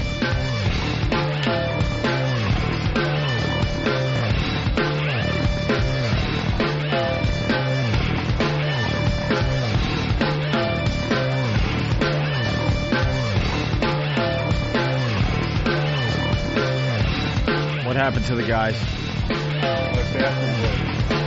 What happened? Did they get in trouble on the elevator? I don't know. It's probably a bathroom break. Oh. John Manelli's here, the new PD at Free FM here in New York City. He goes, I noticed that you take a different elevator than Anthony and Jim. And I had to explain that I just can't take the Jim Norton gags anymore. Well, it's so uncomfortable. You better explain. He shouldn't be on that side of the room. That's Anthony's. Oh, chair. boy. That's all right. Oh, boy, John. Oh, boy. That's all right. The new guy. You're obviously the new guy. Well, it's fine. This is quite the setup over here. You haven't been over here yet? I should have been years ago, and I never did. Right. Yeah. And I really like the motorcade kind of situation where you guys move from one place to the other. That's pretty impressive, right? There was really nothing much going on today, though. Well, this is the first walkover that John Manelli did. There was nothing going on today. It's cold and rainy and damp in New York. You should have been here last week. We had some great walkovers. Some days it's an hour out there just screwing around with New Yorkers, and Today, cold, miserable people. And we didn't have a lot of people today. There was about 5, I think. Yeah. Maybe 5 did the walkover today. No, I've heard a lot of the walkovers because my normal MO before I started this job was to record you guys on both and then listen to you later. But I didn't know that you did not take the elevator with them, and I can't. He really is bothered by that. Did you know that? Oh, the elevator thing. What are you doing, John? Well, Jimmy, you didn't hear. John Manelli gets in the elevator with me, and he goes, "Oh, I noticed you take a different elevator than Jim and Anthony," and I just can't take the gas. Why? It's so uncomfortable. Well, no, I do, but Jimmy'll gas. Blow out a fart or something if you can, but it's not always. And recently, you've taken a new tack today, as a matter of fact. The elevator ride up had some women on there, and I jammed my hand in the elevator door to make sure it opened up so we can get on that elevator. And then Jimmy went into a speech about how dangerous it was, and this detailed, horrific story of a gentleman being torn in two. As, horrified women are standing in the elevator. The picture's on Ogrish of a doctor. It's actually a very true story. Yeah. Some of those old elevators, the sensors don't work anymore, so they close on you. And, man, this one picture I saw was a guy ripped in half because the elevator just gone up with him attached to it. There was nothing he could do. Would you remember in New York? Oh. I think within the past year, some lady in the elevator, when that happened to somebody else trying to get in, the head plopped off and had fell to in ride the car down with the her. head. The elevator didn't line up with the floor at one point, and a woman was in there. So a guy decided he was going to get in. He kind of was climbing into it, and he had his hands on the ledge, and his head was sticking out, and the thing just dropped. And she had to ride down, I think, with the body without the head, and the head was left where on the floor that. Oh, because you wanted to get out? Yeah. Yeah, and how great is that? It fell, and she rode down with it. I wonder if she went through the pockets. Yeah. I go through the pockets. Is that it for you, John? Nice. I mean, my only goal is good shows, and that's why I frequently leave early. I mean, you're not that. But if you require my services, what's up with the jacket? Can we talk about that? Oh, okay. It's kind of a coincidence. Look at John. So I like it. What? I don't know. You're just so sweet. Is that tweed? Well, I think or herringbone. I'm not sure what you call it. But I'm wearing James Cagney's jacket from his later years, which I picked up at his estate sale auction in New York. How much? Yeah. It wasn't that much because, I bought a scrapbook of his. He had several of them that his wife did, and that was about $700. This was 10 to 15 years ago, actually. And this jacket, I got 2 of his jackets for about $500 total. Big Jimmy Cagney fan, huh? Oh, yes. Not bad at all. And one of them I did not have tailored. I just left just as is. But this one I had, the shoulders are the same because, he's a small guy like me. But I had it pulled in a little because he was portly toward the end. And then I have a picture of... Do you have a picture of him wearing that actual jacket? Like, do you know what he wore the jacket for? No, it wasn't. It was not on a film. It was on a film? Just personal life, walking around. Connecticut Yankee, it says. And he had a farm in upstate New York. Eating at the Brown Derby. He had a farm in upstate New York at the end. And when did he die? What year? Oh, well, the estate auction was quite a few years after his death. His family put on. He died in like 97, right? Oh, longer than that. Had to be. Well, I'm not sure. I don't remember. I should know, but I don't. Had to be longer ago than longer than that. It's kind of creepy. It's a dead guy's jacket. It was Cagney. Cagney's not dead. He lives on. Legend. Good point. One of the original. Does he walk around your apartment now? Yes. How cool would that be? The jacket just starts creep him out now. Just starts walking around. I'm not going to be able to use. No one has bothered me in my apartment since I acquired this. I will say that. That's why I can't own antiques and stuff. I'm just like this is like dead people stuff. It's creepy to me. It's creepy. Yeah, I like new but stuff. although it is cool, I can't deny that. It's very cool that you got something. Someone at the station actually paid a compliment and said, "What a nice jacket." Yeah. Ooh. Normally I don't wear it. Was it let me just think. Was it another on-air personality who was worried? That's a nice jacket. I hear you. No, I don't know the gentleman's name yet, but he's in the office next to the controller. Okay. So I don't know who that was yet, but all right. You didn't pick up William Frawley's pants at the same auction, did you? Well, those actually I do use those for camping. It's my tent. Yeah. The big one. With like 2 I smoke gotcha. stacks. Right. Hey, a couple Okay, of sir. feedbacks coming in. And Rock Hudson's tie. Opie stomps on some homeless guy's cake, but he cannot take a little gas or a little gag from little Jimmy Norton. I know, it doesn't make sense. Yeah. Jimmy's one of the only people in my life that makes me uncomfortable. He does a great job of making me uncomfortable. He's one of the only ones, I gotta admit it. He does things where you're like, oh, God, I just want to, like, disappear. I don't want to be any part of it, but I want to see it. So in order to see it, you have to be around it. Like, I don't like when I'm involved because it's so uncomfortable. Yeah. Yet it's still hysterically funny. But I like when I'm in the elevator and no one knows that I'm going to the same floor, doing the same show with Jimmy, and he just goes off because I love watching horrified people. And Jimmy knows how to horrify the people. Make hay, to make use of a situation or circumstance, especially in order to gain an advantage. I said. No, well, they're saying Colin is a effing retard. Oh, we can say it over here. Colin is a fucking retard. Colin, completely wrong. And then the definition from a dictionary. Thank you, Josh from New Jersey. All right, let's say hi to Rob in Arizona. Rob, what's up? Hey, any chance I can come up? What do you mean? Any chance I can come up there? I'm down on the street here. I'm from Arizona, and I'm freezing my balls off, and I got a T-shirt Anthony might like. Did you do the walkover today? Jeez. Wonder what No, it is. I missed it. I got stuck in traffic. All right, yeah, no problem. We'll get you up here. All right, thanks a lot. All right, man. It's Rob from Arizona downstairs. God damn it. Am I going to have to restart this? What? I'll restart the computer, and then, of course, we'll need a password. God forbid. They're weird. Mine's not working either. Oh, yours isn't either? Yeah, all the computers are a little strange today for some reason. No pal talk. Cagney died in 1986. 86. I was just kidding with Manelli because he said I bought this about 15 years ago, and he died. It was many years after his death, and I said he died in 97. 97 would have meant the coat was a fraud. Yeah, that was the bit. Anything to eat, No, thank you, Kenny. All right, taser videos. Tara Reid on Tyra. We got lots of stuff to do today. On Tyra. I actually bought the coat that Kennedy was shot in. It cost me $1,500. 2 bullet holes in the back. I don't think it's real. Would you buy Chess King? Would you buy stuff from a dead celebrity? Sure, absolutely. I'd buy something from Pryor. Richard Pryor, Rain Pryor. Hopefully, we can get into the show. I'd love to buy something from his estate that he wore or something. I would love to have a piece of him. Maybe Kurt Cobain. Maybe I'd go there.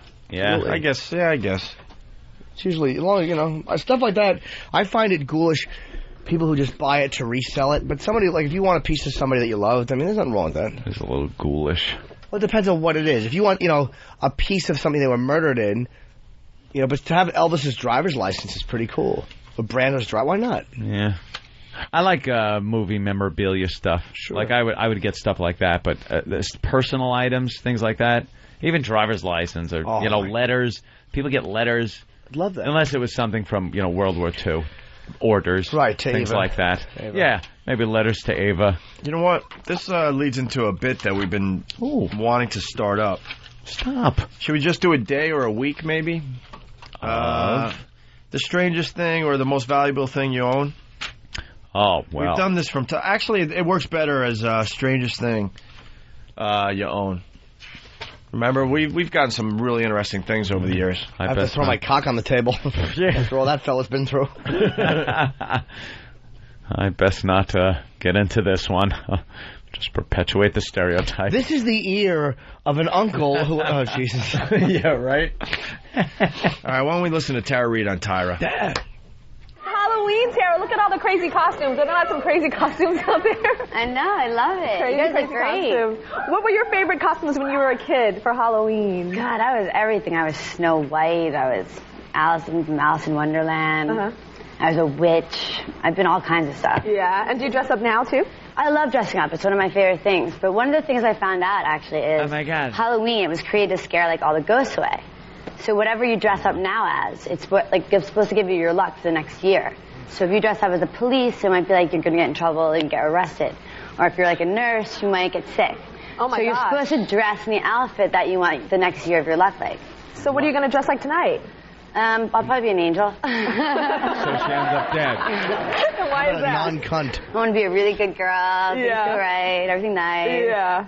Yeah. No, it follows her logic. That means she will be an angel in the coming year. But if if you dress as a nurse, wouldn't that mean you would be like taken care of? Oh yeah, there you go. For the year, like I don't get her whole thing. She said you dress as a policeman. It's terrible. Then you're not. Then you won't. Yeah. Then you won't get in trouble by the police because that's your luck for the year. But you're saying if you dress as a police officer, then you're protected the coming year, right? You should be. Yeah, with her logic, you should dress as horrific things. Like if you dress as the devil, then the devil won't be able to screw with you. Or like she makes no sense. It's Tara Reid. Thank you you got to keep telling me that. Oh my God! I keep forgetting who the hell you're talking about. What an idiot. Hey, before we go any further, can we get Roland in here? Roland. I want to know why Flavor Flav was on that stage for 55 minutes Tuesday night, completely hijacking this is mine. the Halloween party. What? He's not here right now. Why? He's conveniently not here. Oh, he's coming. Wait a minute. Where was this sweatshirt brought from? Why? I don't know. What's wrong? No. I want to. Whose is this? No. This is mine, right? Yeah. Okay. When the intern said it. Okay, I asked for a sweatshirt. Roland offered me his. I'm like, I can't wear yours because you're obviously you sweat, and I had to wear my own. It was here. Thank you. I use Snickles. Roland, sit down. You're cute. What happened Tuesday night? The listeners need to know. With all the, nonsense. The show is hijacked by Flavor Flav. Let's be honest. Yeah, we like Flavor Flav. We don't like him for 55 minutes. We like Flavor Flav for about 7 minutes. Yeah, because Wade was like, he goes 2 songs out, and they give me a list of 15 people max. All right, so now that didn't seem that bad. 15 people max. It's usually 2 songs out. All right. It's like the Ryan Starr thing. He brought his 4 people. See? Now, Ryan Starr came out. We spoke with him a little bit. He got up on stage, did a tune or 2, and was done, and it worked out beautifully. Yes. Now, why did the Flav thing go so much differently and so much He worse? all of a sudden had 1,000 people, and then... Did he even know what show he was doing? Serious. He did for a moment, and then after a few drinks, he didn't know what he Never thanked us, never mentioned our names. Like, hey, O&A, thanks for having me. It was like he thought it was his show. At the Hard Rock. And, we were just there to, intro him, I guess. Yeah. Did he have any idea this was being taped to broadcast the next day? His manager did. His manager and his publicist, Big Bone, I think, or his publicist's name is Big Bone, or Bone. Well, yeah, who like else Bone. would it be? It was Bone something, and he's a very large man who picked me up. Like, yeah. So I was like, He picked you up? Yeah. Why? I don't know, because I went by Flav, and he thought I was going to attack him. Are you kidding me? And I went. This Flav is getting a little uppity. Roland, you don't look threatening. Yeah. I know. I was like, I was like, you're a marshmallow. And a sweet boy. Maybe that's why. Too white. A marshmallow with a small head. What's going on with that head? Because he wanted the bigger dressing room, and I said no, and then... Oh, and that's where it started. We gave up the big dressing room last year for Hulk Hogan. And we were like, something? We got a lot of people. We're doing this show and stuff. We should get the big dressing room. So this year, thinking that Flav was just going to be a quick guest thing and do some stuff, we took the big dressing room. And that might have started a problem right there, I think. A part, but just like, it just, his people didn't convey to him. It wasn't like... People didn't convey to him. Oh, my God. Can I read off the list for Flavor Flav? Please. Oh, my God. What's the list? It gets longer than that, though. This is a partial list. Partial guest list? I have it on my BlackBerry, too. All right, they handed this to one of the security guys at the Hard Rock Cafe. List for Flavor Flav. Clifton Johnson, manager. Big John, security, +2. Eric, security. Faze, F-A-Z-E, security. Stephanie Weiner, +1 from VH1. Jennifer Bartok, +2, a.k.a. D-Mix. Nikki Strong, Nikki D, +5. Fat Farm. Melly Mel, Furious 5. Raheem, Furious 5. Bow-Legged Lou and Full Force. Bow-Legged Lou? The Bow-Legged Lou. All right, now you're talking. Was Melly Mel there or no? I don't think so. He was on the list. I don't remember. He was on the list. No That's Melly the Mel. list. He wasn't there, though. Bow-legged Lou in full force. Roxanne Shante, artist. She wasn't there either. Spinderella from Salt and Pepper. She was there. Erica Mias from Candy Shop Video. Patricia McNamee, Baby Fat.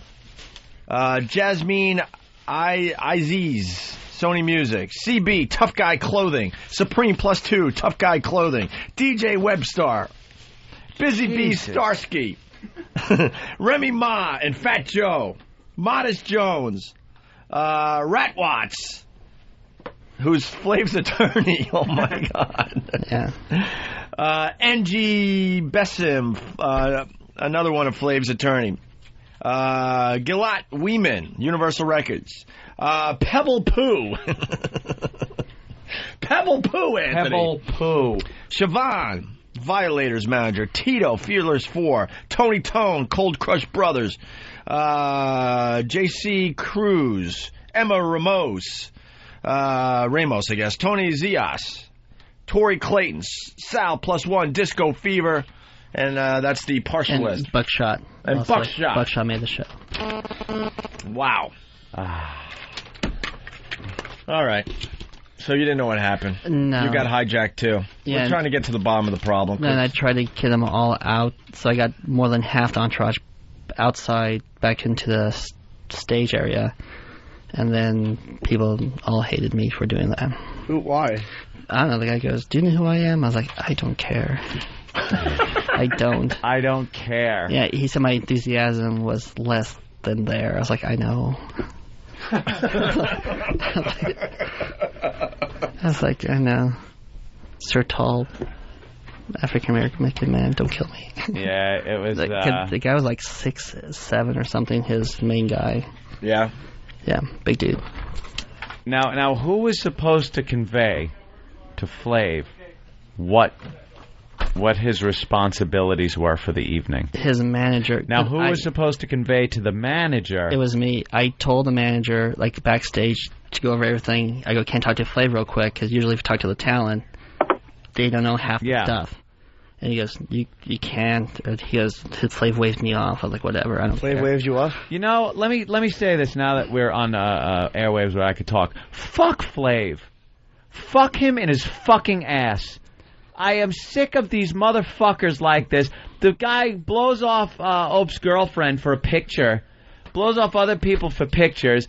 He's there like he's the star of the fucking show. He was on our show once. He's a fucking rap has-been who should count his blessings that VH1 has given him a fucking show. That'll be done, believe me. Well, the show's The over. novelty Second is already season's worn off. But yeah, the novelty's fucking gone. Everyone knows it's a fake farce. Fuck him. Fuck his posse. I think it was the manager more than him. No, fuck him. I think, but I don't. Yeah. They asked Did your girlfriend ask Flav for a picture? Yeah. Flav himself. Yeah. And Flav said no. Yeah. Fuck Flavor Flav. Because he didn't want to take pictures Fuck of him. white girls. Don't care. Because someone else called in. Fuck him. Fuck him. And on my drive home without a mic, I'll say a little more. No, because I told the manager, I go, 2 songs. I go, if they're short, I know how sometimes it merges into a third song. I go, that's the max. He goes, don't worry. I think 3 he songs. only did 3 Wasn't the songs. songs that was the problem. Yeah. It was the babbling about introducing people no one gave a shit about. Well, I did tell the manager while he was introducing them, I said, can you wrap it up? And he just looked at me and goes, oh, no. No. I think he was afraid to tell Flav to wrap it up. How's your manager fucking afraid of you like that? I don't know. You know something? Reuben Kincaid used to tell those Partridges everything. Yeah, but was not afraid of the Partridge family. But the thing is, I know. No? What? No, I don't.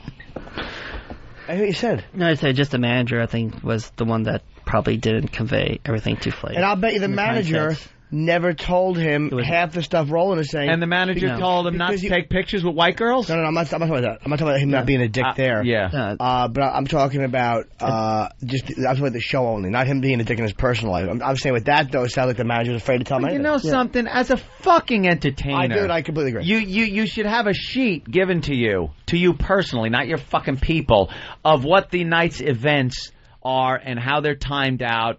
We wound up getting them. Everyone that we know got those sheets, what time things are going to happen. Yeah. And, hey, Flav, here's your fucking... Forget about what a big star you are and how your manager's scared of you and how you got 70 fucking people around you. Here's the sheet of paper that tells when you go on and when you're done. Like Ryan Starr, he goes, okay, what do I do? I go, yeah. The songs. They'll talk to you for a few minutes, and now he goes, done. It's not the fucking early 90s. Can we get Flavor Flav on the phone today? Get him on the phone. I could try with a manager. He's in L.A. right now. He doesn't wake up before noon. Yeah, well, sorry. Wake him up. Well, let's get the manager on the phone. Yeah, get that manager on the phone. Get one of the 80 people that were on stage on the phone. Just not those two security guys. Get his mother on the phone. Yeah, just not the security guys, I'm afraid. Let's say hi to Roger in Cleveland. Roger. Doors are locked, aren't they? Hey, what's up, guys? Hey. Hey, I just want to say amen, Anthony. About time somebody stands up and says, fuck that stupid nigger and his posse. Well, you know, I didn't quite put it in those terms. Wow. Jesus. Let's go to Mike in Philly. Mike. Jesus, Yo, subconscious. what's going on, guys? Hey. Hey. Yeah, was that a call? He had that CD coming out on Tuesday that his people probably just led him to believe that this was like his album release party. You know what, dude? It was an audience release party. Jesus Christ, Look, they fled. This guy raised a perfect fucking point. He wanted to sell merchandise, but John at the Hard Rock was like, no. That was probably what he thought this was. I mean, look, the bottom line is this. Brother. He's probably drunk. No one explained it to him. I guarantee no one explained it to nobody explained it to him. He thought it was a record release party. This was his coming out. Why New York. else Chuck D. would you bring Chuck D? And here's what tells you that. To an Opie and Anthony party, you don't mention Opie and Anthony. Look, Flav, he's probably out of it because he parties, but he's not a dope. He understands business. Like, he's got his own show. He does promotion for the show. I mean, there's a certain protocol you go through to fucking make your show bigger. So he knows that. Why else would he bring Chuck D out at an Opie and Anthony event? He could do that at fucking at a 97.1 or BET event and have 5,000 people going ballistic. You know what? Well, they wanted the only person that didn't know that it wasn't a record release party was Flavor Flav. That's why I'm not shitting on Flav. Because all the people were coming out, and I saw. I love observing things. That's one of my favorite things in the world to do. I just, it's an art form to me. I just love it. Okay, as these people were on stage, I was watching them, looking at the audience, and they were all like, "What the? What is going?" They were all like, "What is going on here?" The only one that didn't notice was Flav. Because what he was doing was he was bringing out his family. Because for him, releasing a solo album was a big deal. Chuck D had told him for years to release one, apparently, and he was, I guess, been afraid or he wasn't comfortable, whatever. This is a big moment for him. My solo album is finally coming out. I got my fans here, my hometown. I'm going to bring my family out. It's going to be a whole event. Like, this is a big night for me. He didn't realize that this was just an Opie and Anthony thing. He was doing a couple songs. I had no idea it was just a guest spot, a real quick guest spot. So then who fucked That's why who purposefully fucked our show? I'm gonna jump in. I don't think the manager would purposefully do it because it wasn't good for them either. Someone had to know what the real deal was and then not convey it. Someone on purpose. There's one link in this fucking chain. And I use the chain analogy with a little bit of humor. There's a link in this chain that broke down. Somebody knew, all the people up to a certain point knew what this was and what this event was supposed to be and what his capacity there was supposed to be. And then it broke, and some people up the line were not told what this was. It was a guest on our show. I think it could be like somebody in the management camp. And that person fucked us on purpose. To get more fucking, whatever I'm looking for the word, more mileage out of that event for Flav than he should have gotten. You might be right about that. Although I think if they were going to fuck someone purposely, they would. To bring out Chuck, maybe you're not. You know what? You might be right. Only because why wouldn't they do it with BET? Or even just a network. That just makes me laugh every time. Why wouldn't they do it somewhere? Well, like it should have been in the heart of Harlem. It's the worst fucking show you could pick should have been at the Apollo. For an African American artist. to come on and plug his shit is our show. Our hardcore listeners were like, what the hell is going on? It would be like sending... give me a great example of someone to send over to one of the hip-hop stations. Axl Rose, like Ronnie. Even Axl. Neil Diamond. Black people even, like Neil fucking Diamond. Black people do know Axl. There you go. More black people like Neil Diamond than like Axl Rose. No, that's rock. Even Slash is fucking half black. So there's even more of a tie in there than there was with the O&A show. And they know Axl's a bad boy. They know everyone knows like Guns N' Roses. Prussian Blue. Those cute little girls that sing Nazi songs. I'm a boy fan. Good one. Fan knows. No, he's a good boy. Honestly, what you're looking at... I'm a Jew hater. If you really want to go... what you should say is a... being redundant. What you should say is a white country artist. Yeah. Travis Tritt. Travis Tritt then at the hip-hop station. You got the country. There you go. And a white country And now Hot 97 here in New York is bringing on the Dixie Chicks to perform and talk and bring up and mention all their family and beliefs and that's how that was. They might like the Dixie Chicks because they trashed Bush and caught shit for it. Oh, they might be given a free pass. You got to get some old school country guy. Where you know Lyle Lovett. Where you know he writes. Lyle Lovett. Who's the guy that's saying "House next door to me"? that was guy. You need an old school country guy that writes some different songs for his friends. Merle Haggard or something. That never make the stage. Here's my point. Look at how hard we're trying to come up with a great example that equals how awkward it was to have him on that stage on our show doing that. Can I ask a question? Why didn't we stop it?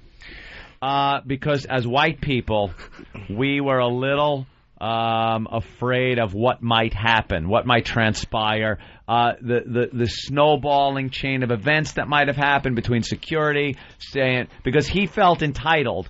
His security people and all those people that were on stage with him had this entitlement that this is Flav, you don't fuck with him, you let him finish. Part of us, plus none of us knew what the fuck was happening. Like when he first came out, and he talked a little bit and goes, I'm saying, like, you're watching a guy perform. You don't know if he's going to get into music. Right. So you're not too sure what's going on. Hi-oh. And he was like, all right. Working the crowd like we've seen hip-hop guys do. So then he walks off. He's going to come back. Like, okay, man, he just came out to say hello. That was kind of cool. He didn't just, hide in the dressing room. That part was cool, actually. Yeah, it was fine. Setting up a nice segment where he'd come back out and we're like, hey, here's Flav. We didn't even get to introduce the guy because he whatever. Because you didn't know what he was going to, like, the bottom line was people were kind of like, all right, we got a guy performer. He's a celebrity performer. You didn't know how long it was going to go on. We didn't have almost the benefit of hindsight.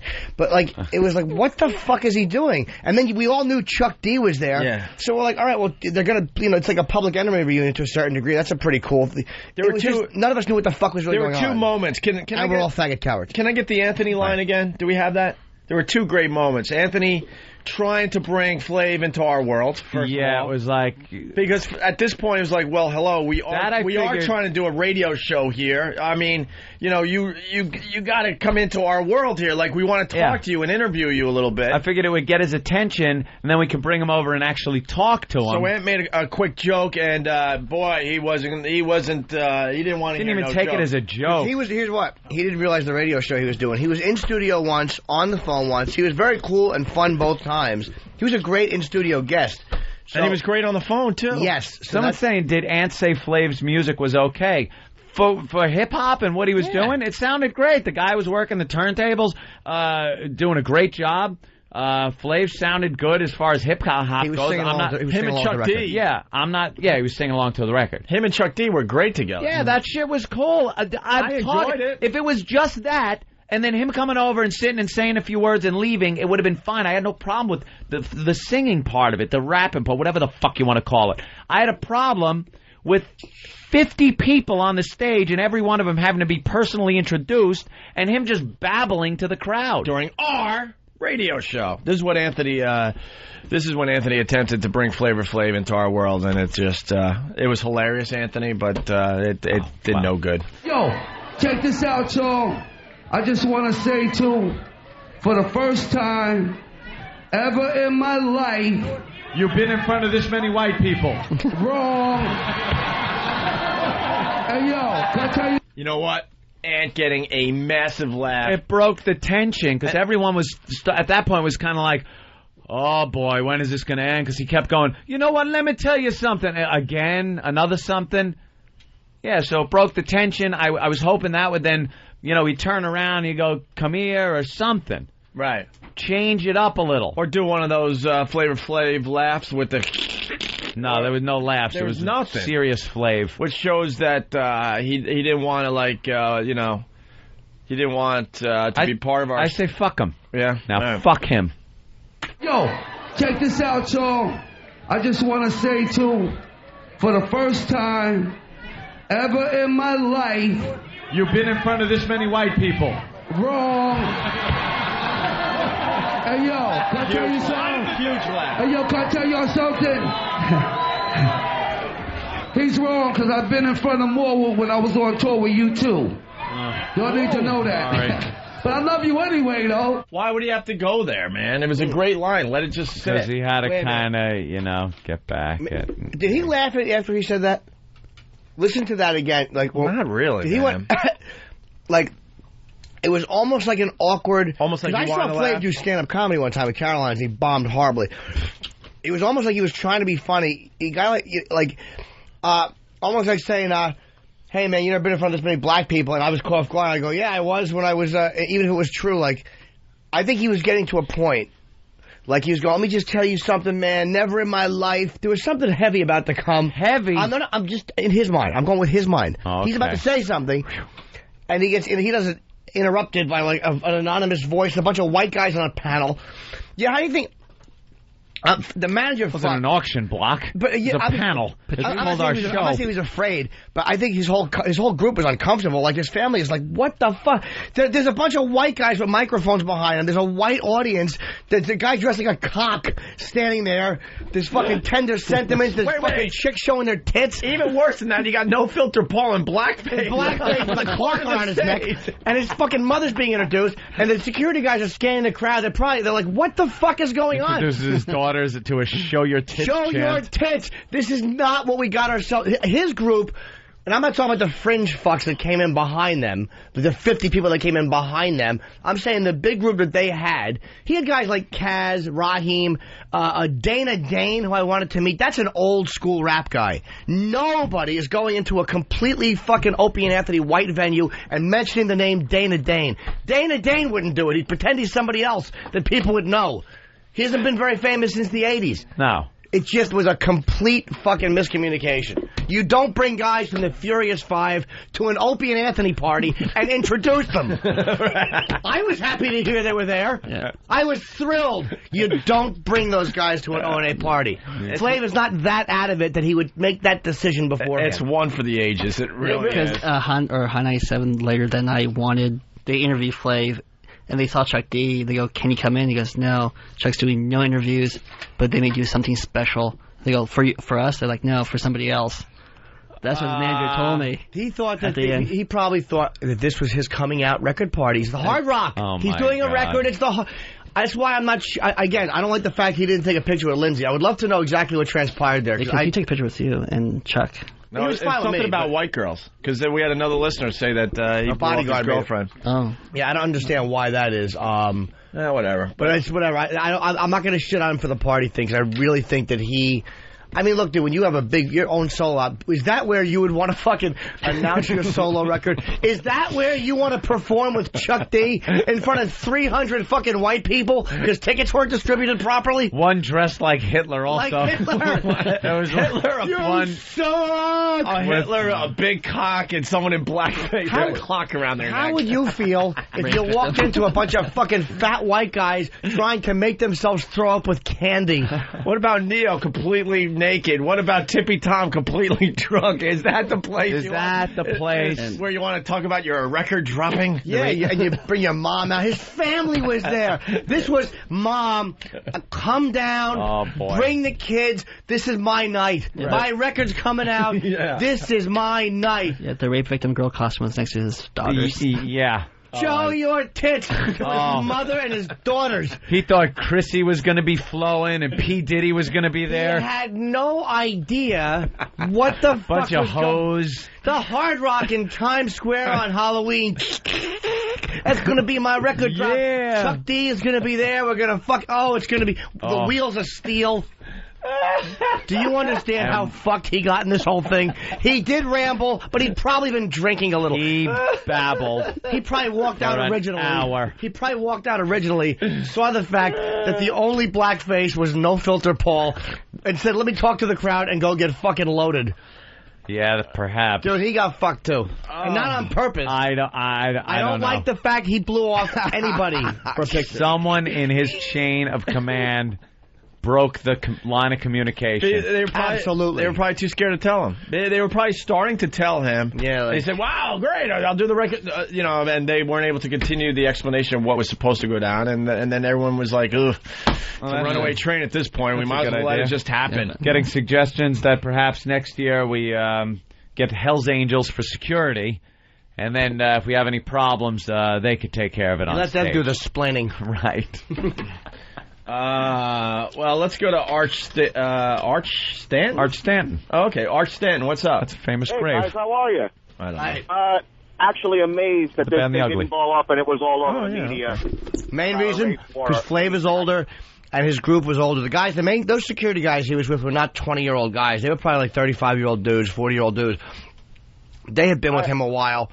He had older people with him. I'm telling you, if that was like the Game or fucking Lloyd Banks or somebody like that with a young group around him, that could have been a major fucking problem. Look at some of the pictures. I see some young guys in that group that looked pretty intimidating, like they were ready to kick some ass. But also Flav's mother was there, his daughters, his son. I mean, he had family there. I'm telling you, that diffused things. I'm telling you, they were packing. That made things a lot easier. His mom probably had a pistol. The other thing we failed to mention, all those people that were on stage with Flavor Flav, they all had cameras and video. They had their camera phones on, their video cameras, because this was a big moment. Big event. They were told it's a big moment. All they're going to see are a bunch of white faces. Did you see after he was done performing with Chuck D, they did a photo op on the stage with the family and Chuck and the old rapper. This was a big coming together party. Oh, Christ. Do you think they wanted that in front of a bunch of fucking Opie and Anthony fan white people? Do you think this was ideal for them, that every fucking photo they take has me and you and fucking Colin and stupid fat Bob Kelly and Otto? And a guy dressed as a penis. Just as a cock and ball. But do you, from their point of view, do you think that he planned on his... This is his big moment, and in the photo is No Filter Paul in blackface. And there's fucking Otto with the puppet's brain showing, bopping to the beat. Yeah, do you think that's what he planned? You gotta look at both sides here. Oh, it gets funnier and funnier. Fucking Neo completely naked with his dick tucked between his legs. Just a bunch of white disasters. Stupid tender sentiments box. What the fuck does that mean? Yeah, his big moment. Dude, his family was there for a photo op on stage. This was a major thing for him. Go up.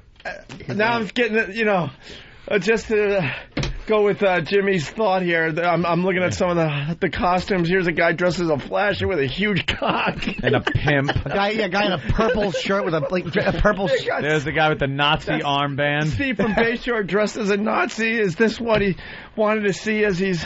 fucking dropping his record? Paris and Baby Girl fucking licking each other in the making front. out right up front. Happy Typing Girl not even jumping in to stop it. Just the fucking debauchery. What about Anthony in a wizard's robe on stage? Well, how about a guy? If that was white.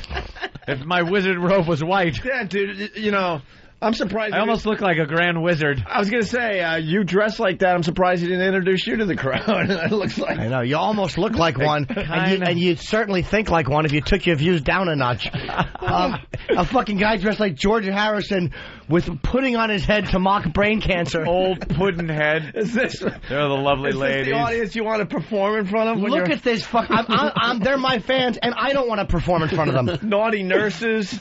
Dude, this is not what Flav had in mind for his fucking coming out party. And they brought those free gifts, too, to give out. But you nailed it. They had like a free gift of Flavor Flav CD. They never gave out. Something happened. Like they threw one box out. And they realized it wasn't the crowd. The crowd was just... The crowd threw it back. Or something. Here's Sergeant Magoo. Sergeant Magoo. Hey, boys. How you doing this morning? Hey. All right. Well, I think the clue that should have tipped him off that it wasn't his crowd is when he gets introduced on stage.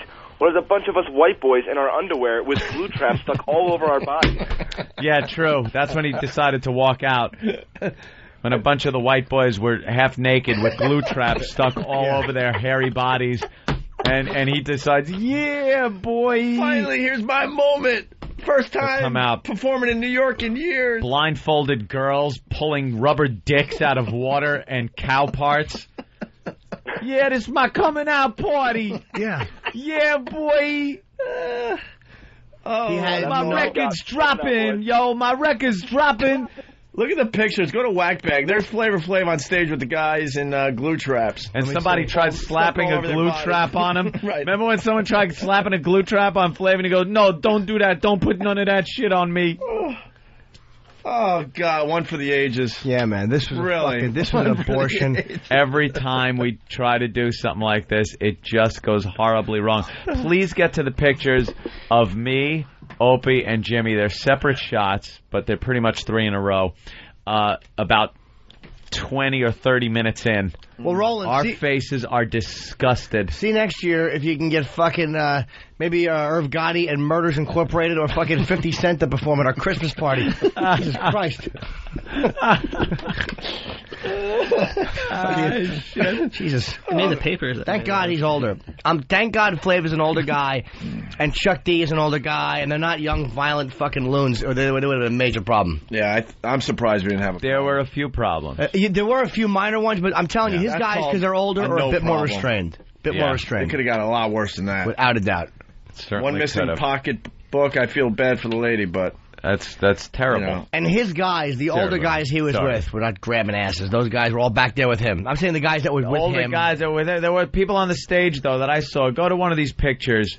Leah, here's a few. Look at our faces. Dude, go back. This is where I'm looking at Opie and going, dude. And Dan's over us. What do you want Dan's to do? looking. And I go, obviously nothing. And I'm looking at Opie like, what? Dude, how long is this going to go on? Do you understand? There was a guy that walked out, and I mean this. I thought it was Dick Gregory that was with him. There was a guy these are older people, probably people he grew up in his neighborhood with, like guys that were like the older people in his neighborhood. Oh, here's yeah. Look at some of the people now. There's Flav. Oh my God. Yeah, look at him. Okay, here's my face. There's me, disgusted.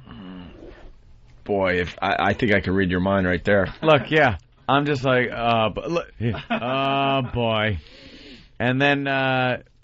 These can be found on whackbag.com under the photo section. There's Jimmy's face, just like what? That's a great one. Oh, what a mug! You look like you're smelling something awful. You're like, yeah, Steve is winding his watch or something.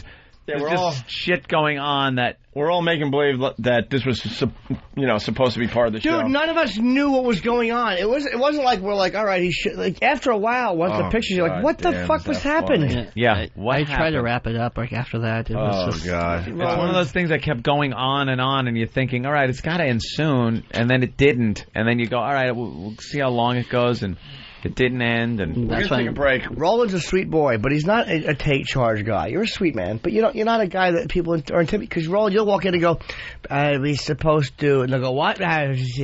We needed like WWF guys to walk up and just. Here's a great picture. Look at that. Oh my God! Look at that.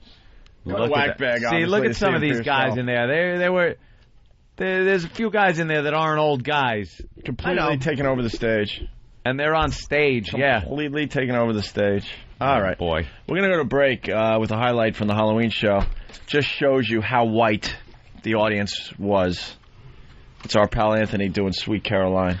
Oh. This is the same crowd that was listening to Flavor Flav. If this doesn't say it all. Do you think don't make me laugh that he wanted to fucking have his solo?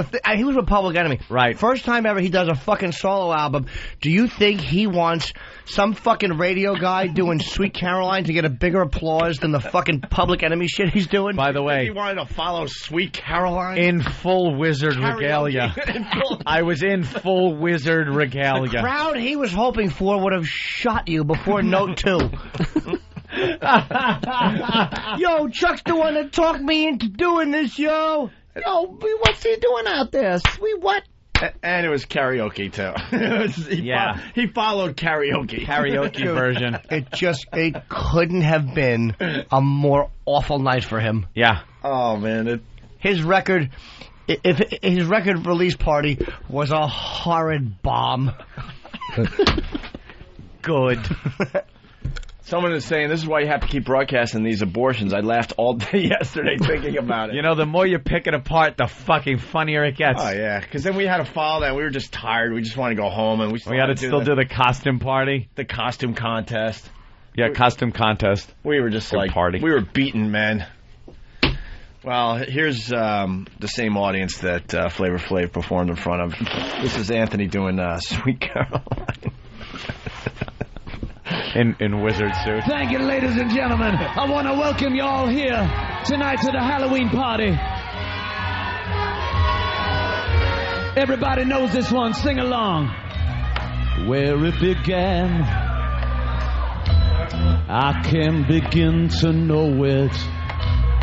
But then I know it's going strong. It was the spring, then spring became the summer. Who'd have believed you'd come along? Everybody, hands, touching hands. Reaching out, yes, touching me, touching you, touching you, baby. Sweet Caroline, good time never seemed so good. I've been inclined to believe they never would, but now I look at the night, and it don't seem so lonely. We fill it up with only two. And when I hurt, hurting runs off my shoulder. How can I hurt when holding you? Thank you, ladies. Warm, touching warm, reaching out, touching me, touching you. Everybody, Sweet Caroline. Good times never seem so good. I've been inclined to believe they never would. Oh, no.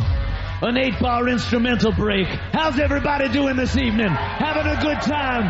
Are we drinking? Are we having fun? I say screw work. Screw work, Sweet Caroline.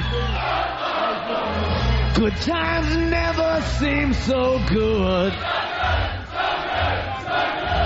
Sweet Caroline, I believe they never would.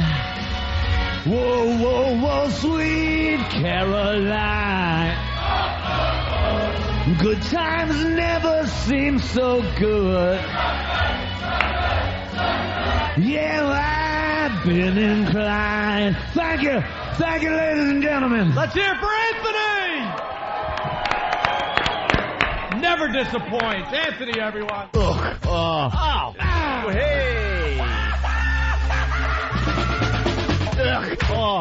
Hey. Hey. Yes. Oh, fuck.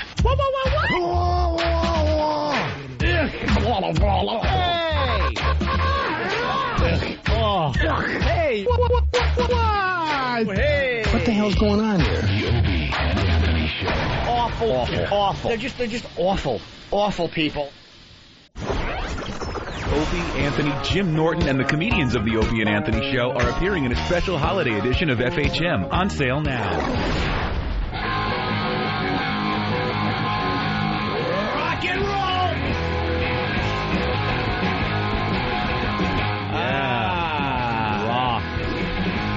Greg from Pal Talk. Good one. Good one.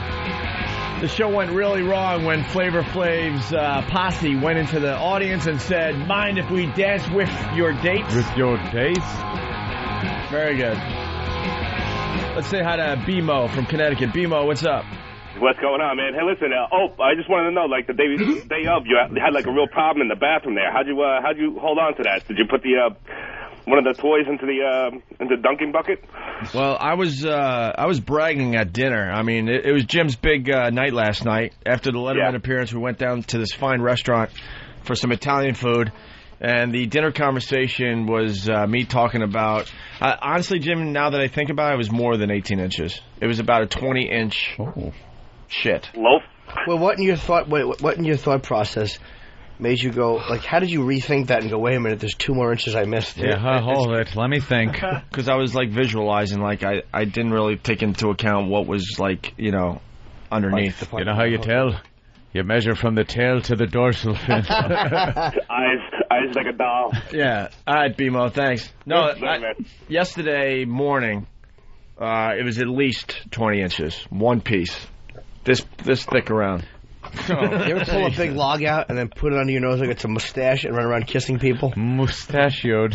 I was very proud of what I emptied out of my bowels yesterday morning. How could you tell? Because it had to have cracked. It didn't crack. It stayed like, what, soft serve? I was so Spiral, bummed out. Or sticking out of the bowl? I was so bummed out I didn't have a digital camera. It went like, it was wrapped up like moment. It was like a snake. Oh, gotcha. Coiled up. I actually poked at it a little bit because I was amazed that it was in one piece. So I kind of moved the top part.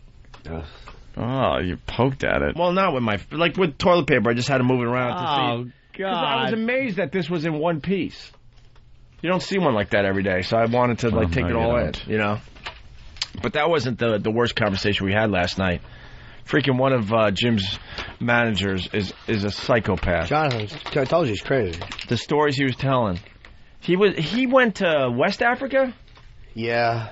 He went to West Africa by himself and drove cross country. Why? Dude, we should have him on one time. That's how you end up hacked apart with a rusty machete. He's a very bright guy. He's a really smart dude. And he's a very interesting guy. He likes to travel, and he can talk about anything. And he has all this weird knowledge. He's been to Jakarta. I mean, he's a fucking kook, man. Wow. He's either an arms dealer or he's looking for a beheading. They'll find him dead somewhere. Yeah. What did we say at dinner? You know, we wanted him to take care of himself because we didn't want to go to a wake where I said only his head is there. And then Jimmy goes, no, actually, it would only be his watch with, like a piece of DNA on it. Yeah, so just nothing left. A blood fleck. Right.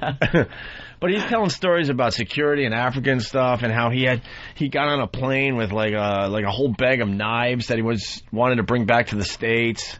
And they didn't check the bag. They checked him through security, but they didn't check the bag, and they said, you're okay to go. Oh, they don't care. And he looked at it, was like, and then he didn't want to say anything, so he just picked up his bag of knives and got on the plane. They don't care over there. And he was telling us how old the planes are and how you buy a ticket to go to like one city in Africa and you assume it's it's nonstop, but the plane stops like 10 times. Picks up people as it goes.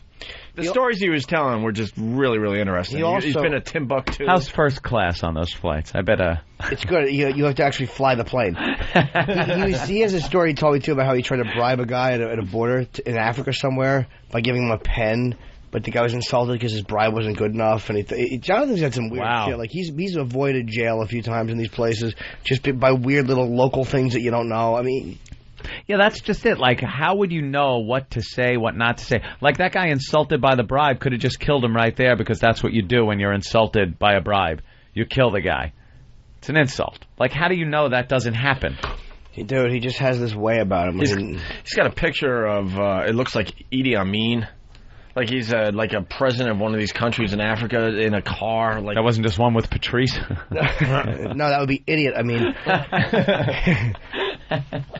No, it's Jonathan's obsessed with Idi Amin. He showed me this Idi Amin documentary. He goes, it's really funny, the stuff Edie does. And it's none of it's funny. It's funny. It's the barbarism of a dictator. Yeah. But he thinks it's really funny, the little weird things Idi Amin says. He's obsessed with Idi Amin. He mocked a photograph of Idi Amin and he signed it and put it on his desk as a goof. He's truly insane. Yeah, we got to get him on the show soon. Yeah, he handles the stories he was telling last night. He's the guy that goes to bat for me with networks. Yeah. He's out of his fucking mind. And the bulge in the front of his pants, I don't know what it is. He has a water balloon cock. Maybe that's his tie to Africa. What's a water balloon cock? It's just a big mushy thing. Picture a long balloon filled with water, long and mushy. Like when you used to make balloon animals with? Dude, look at his fucking package. It's halfway down his leg, and there's no shape to it. It's like a mush. I think he has like elephantitis of the bag. Is it one of those balloons where like part of the balloon gives out before the rest of it does, so that area pops It blows out. Right, it blows out. I can never tell. It just looks like a giant pound of mashed potatoes lumped into his pants. I'm like, what does he have going on down there? It couldn't even be a sock. Yeah. It's too mushy to be a sock. Hey, changing gears, I just went on YouTube during the break. There's about 12 new videos up, Opie and Anthony videos. Just throw Opie and Anthony in the search. What I do is I throw Opie and Anthony in the search, and then I do date added, so you get to see all the new videos as they come available. And for your viewing pleasure today, Jim Norton rips on All the Way May. Jim talks about deep dicking Opie's aunt. Is there an actual video of that? Sometimes they just throw the audio from our show and then have pretty pictures that you could look at as you listen to the show. Oh, okay. That's up there. Paul Stanley from Kiss on the Opie and Anthony show is now up on YouTube. Opie makes a Paul Stanley doll sick. That's up there. That was the Mad Mexican. He sent in that Paul Stanley awful gift doll, and I took advantage of the pea soup that the soup man gave us that morning and made a little video. Shitty 50-cent gifts he sends in. Yeah, Sharon Osbourne visits Opie and Anthony. That's now up there, and this is the reason why I'm talking about YouTube at this moment. O&A Halloween videos are now up on YouTube. Ooh. I guess someone in the audience, because they're not even our videos yet. Our videos will be up on opieandanthony.com later today. Lots of pictures from the Halloween party up there now. O&A Halloween video, Bobbing for Dildos is up there. O&A Halloween video, Anthony sings karaoke, the Sweet Caroline that we just played. Club Soda Kenny sings Monster Mash from the Halloween party. That video is now up there on YouTube. Well, these are the ones you really want to check out. O&A Halloween video, Flavor Flav arrives. Yeah. Surprise guest Flavor Flav arrives at the party and gets the crowd going. They have You and I coming out on stage for the first time. Mummy Glue Trap Challenge is now up there. Meet the Freaks, I guess one of the pests just walked around with the video camera and made it like a montage of all the costumes. That's up there on YouTube. Ryan Starr performing. And, they don't have Flavor Flav performing? I was hoping we had a clip of that. I'm sure that'll end up there, though. It was a big moment. A lot of people had cameras rolling. Yeah, let's say hi to Mike in Philly. Mike, what's up? Hey there, Mike. Hey, we're trying to get the taser videos up, the audio on. Oh, you want to hear more taser videos? Yeah, we're dying out here. We're waiting for it. All right, we'll do it right now. The first one was just the basic tasering. Yeah, thanks, Mike. Yeah, we love the taser audios. Audio clips. Here's the one we just played a little while ago. Was that it? I don't know. What happened to that? Just barked. No, something went horribly wrong there. I want to try being tased. That's different. No, you don't. What? Why? Oh, that's why. Why would you? You lived through it. Yeah, but oof. You know, there's not many Ron and Fez videos up on YouTube. I did a search, but there's a video up there from the old days where Fezzy takes a taser to the neck. Wow. Yeah, that's up on YouTube. What did it do to him? Just knock him out? Knocked him down in a split second. Like that.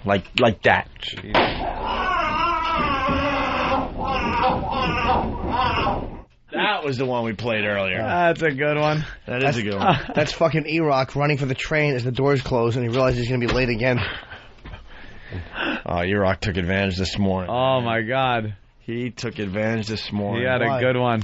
Well, after the Halloween show, I was pretty obsessed with how everything sounded.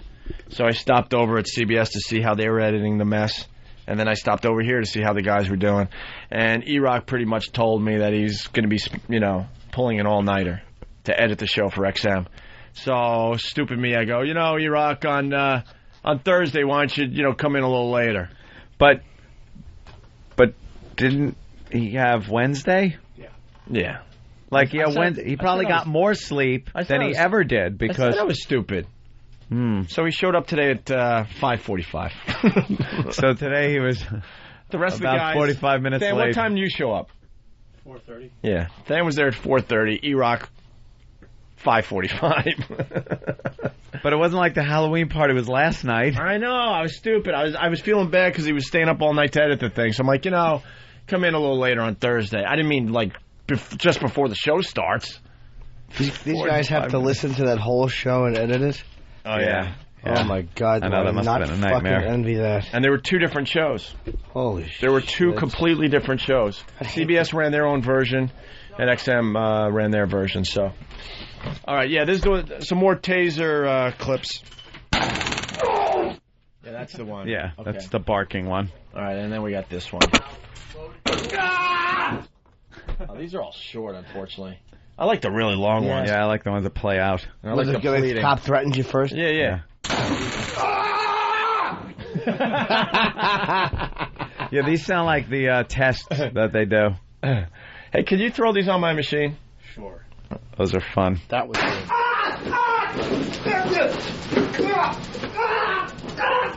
I got an idea for these. It's going to be my new bit. Just get them on my machine. Oh. I got a new bit. New bit. It's about time.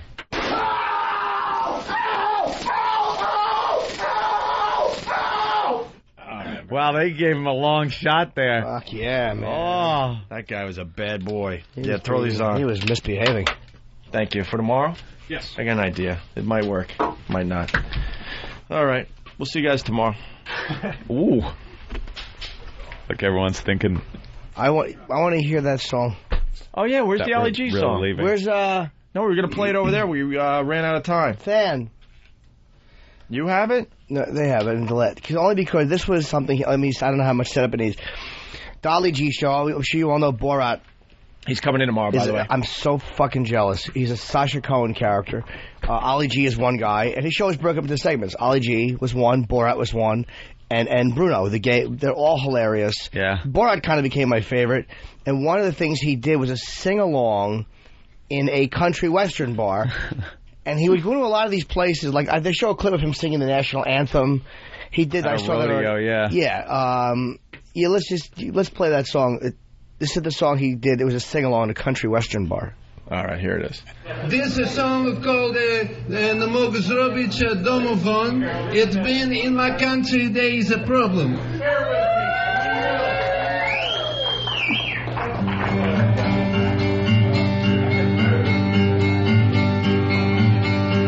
In my country there is problem, and that problem is transport. It take very, very long, because Kazakhstan is big. Throw transport down the well. Come on! So my country can be free. So my country can be free. We must make travel easy. Then we have a big party.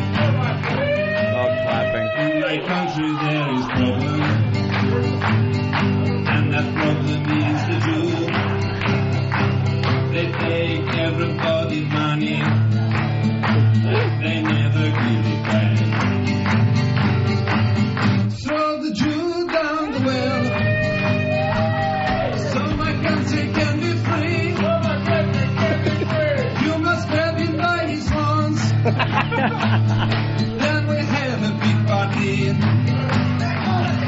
If you see the Jew coming, you must be careful of his teeth. You must grab him by his money. And I tell you what to do. Everybody, throw the Jew down the well, so my country can be free. You must grab him by his horns. Then we have a big party.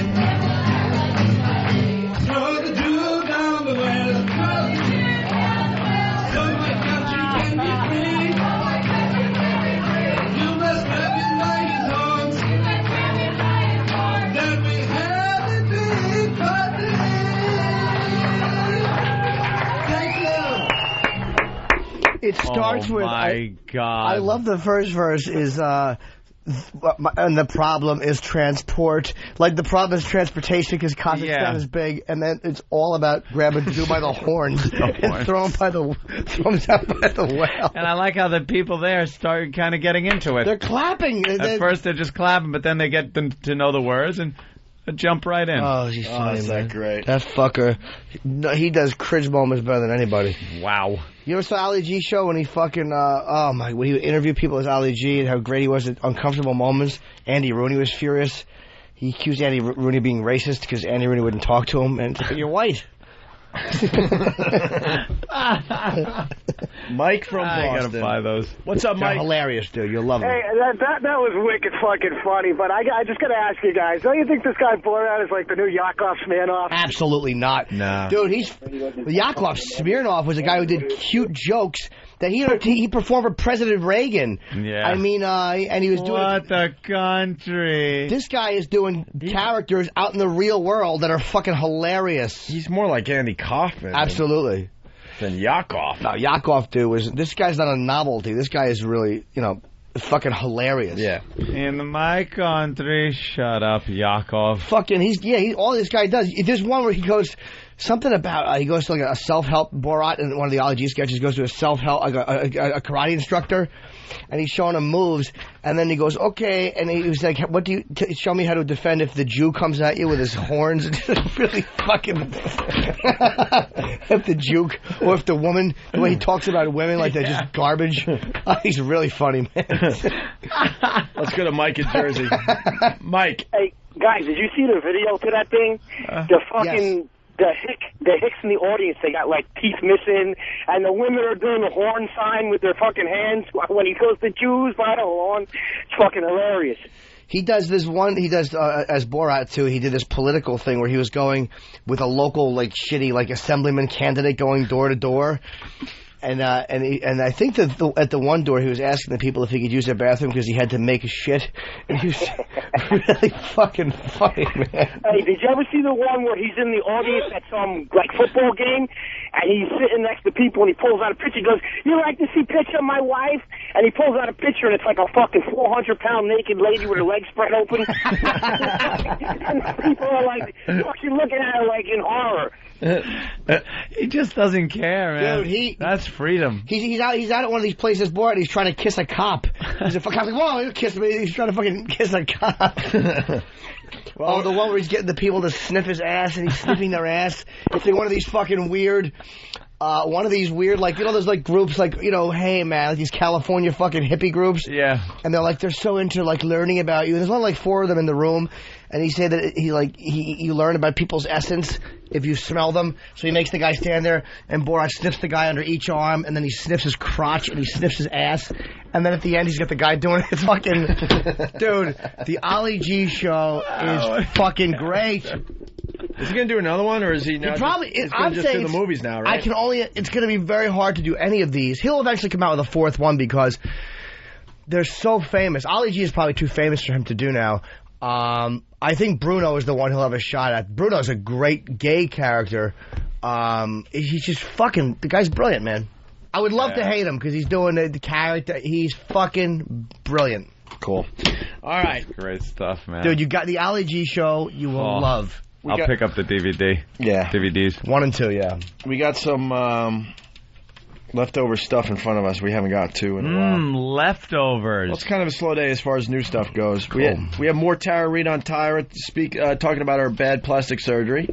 All right. That was her plastic surgery nightmare. We could do that. Because they keep showing pictures of her belly. Yeah. And it looks like she had lipo done, and it's all lumpy. She got destroyed. Like they pushed fat around. You want to just play the last couple clips of this? Yeah, let's hear what she's talking about. Well, what's got a really bad boob job as well. Tara? Yeah, she had to go was back. She trying to save money or something? Yeah. I don't know. I think they discuss that in this clip here. The first surgery I had, I went to the very first surgeon I saw, which you're not supposed to do. I mean, I didn't do my research. One of the things that people need to know is that you don't have to be a board-certified plastic surgeon in America to give surgery. Like a dentist could give it to you, or That's what I've been hearing, yeah. And that's a crazy law that's not, legal. Not legal. Okay, that's not legal.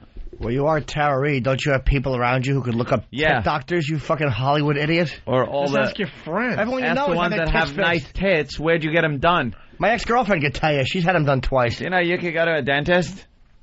Would you? Right. You know. You idiot.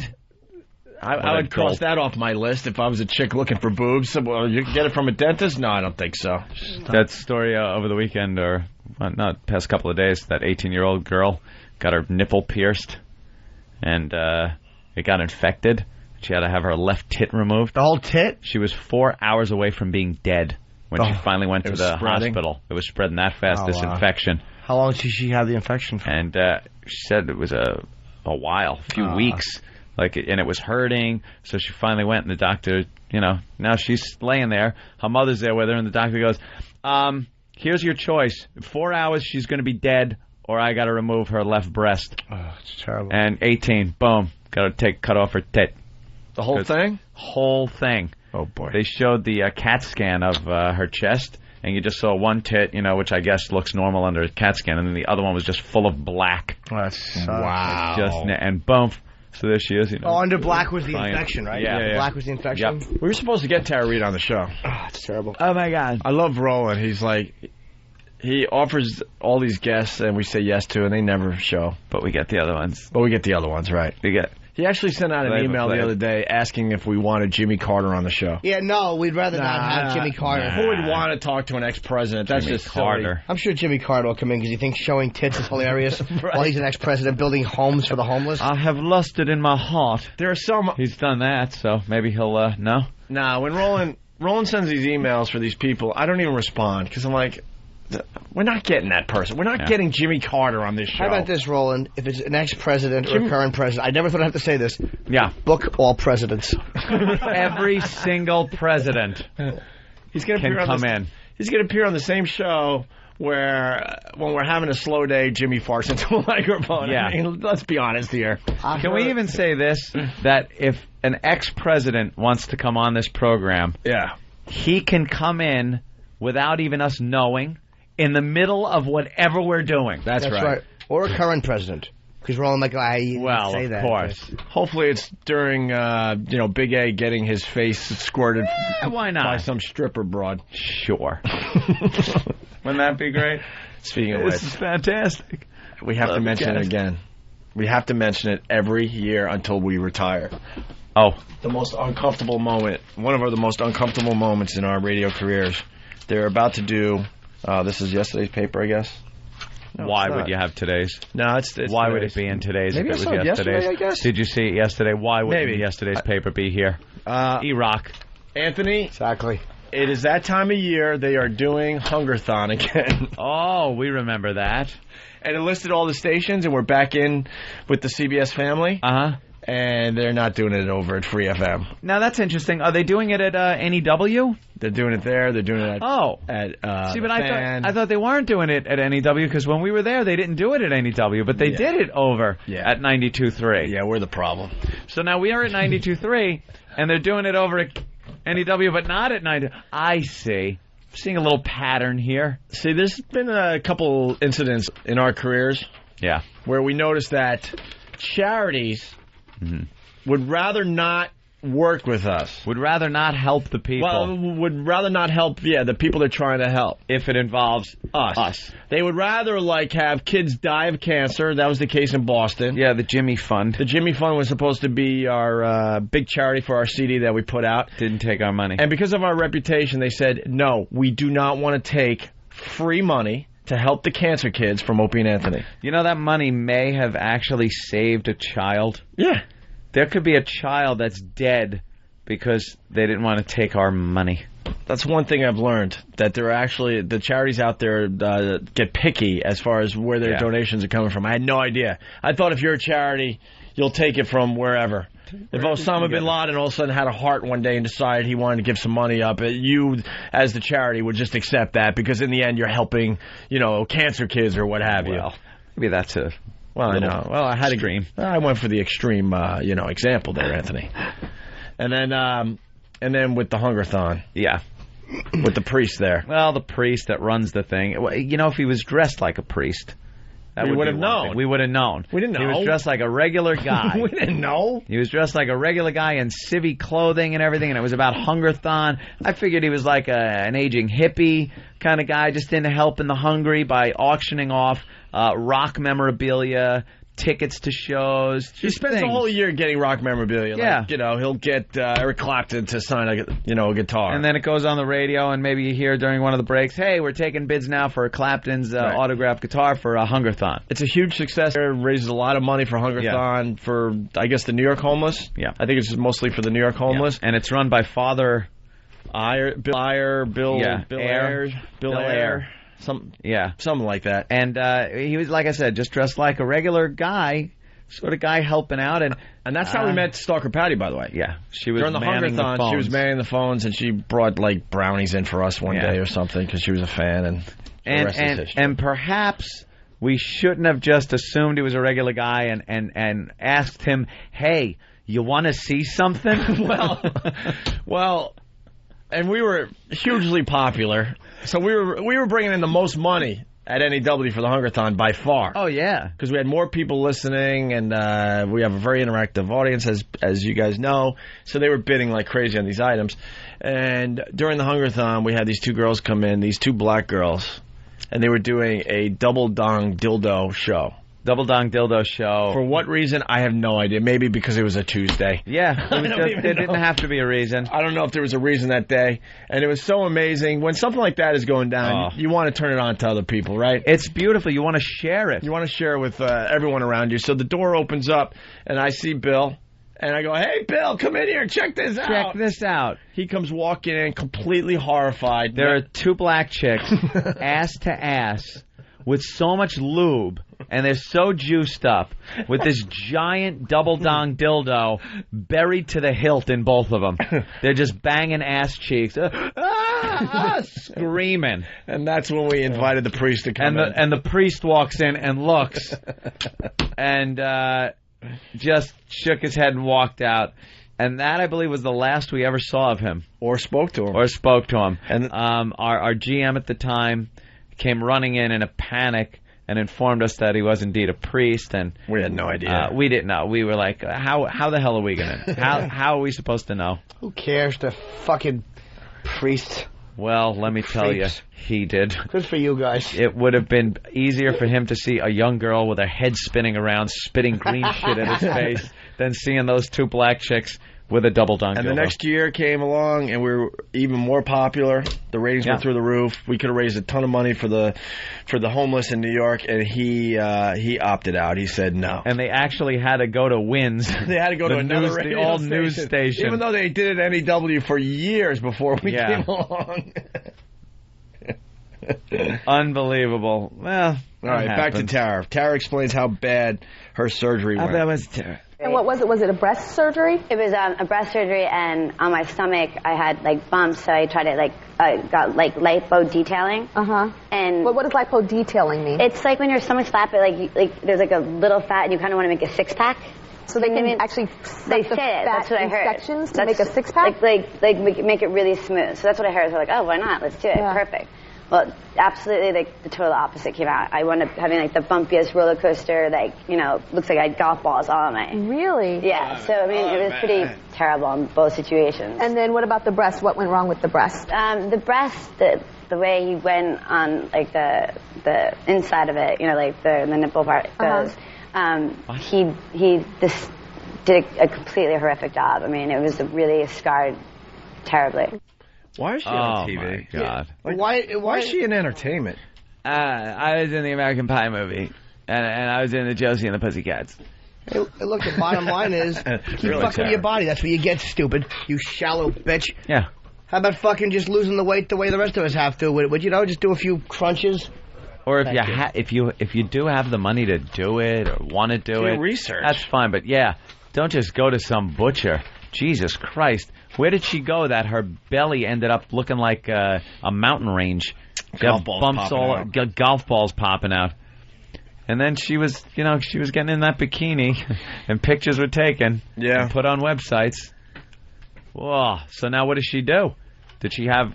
She found another doctor, and I guess she got most of it fixed. I don't think you could get that belly shit fixed. Who knows? That's probably big, like, scarring and stuff. Maybe it's an implant now. Yeah. A plate is in there. A plate? I've never heard of the belly plate. Tara says she's really misunderstood. This is the last clip. Tyra believes in her. Of course she does. Tyra was very inspirational, I noticed. The most? Does it hurt when they talk about something physical or No, behavior? I think I'm just so misunderstood. I think just as a person, you know. Yeah, my behavior, I mean, it's like every time you see me out, they'll only show a picture of me like with a cup in my hand. Like they won't show like all the benefits I'm involved in with children or this or that. They never show anything positive. Like everything, you know, has just been really negative they've shown, and that's not really the truth. And I feel like I've been in a really last couple of years have been really rough for me, and I'm, you know, kind of like being in a storm or being in a hurricane. And I feel like now in my life, like coming clean and getting myself fixed, I feel like it's like the end of the storm, and I'm starting to see like a rainbow. And it's really, you know, nice to feel. Yeah. Well, I wish you luck. Yeah. I'm looking into your eyes, and I see someone that knows that they've lived life and might have lived hard, but that they're ready to change and have made a change. And I know this Incubus movie is the beginning for you, and I do wish you the best, because this is your chance, this is your rainbow, and this is your time. This is your turn. Thanks, Sarah. I mean that. I do. We'll be right back. Oh, a fucking head-on collision between the two of them. Oh, absolutely. What a dream come true. Absolutely. I felt like I was in a hurricane, and there's a rainbow. And tomorrow, I don't know, it might be partly cloudy with chance of showers, but for the most part, it's like, it's good. It might hail. Some days I get some hail, but I don't care. And then it snows, and then I gotta plow the driveway. Hey, Tara, DJ in a light bulb is saying that you're famous because you're a blonde whore and that you live off nicotine and semen. Well, that's not necessary. I have found a way to get all the nutrition I need out of nicotine and semen. Really? It's wonderful. Yeah. That's what the bumps are in my belly.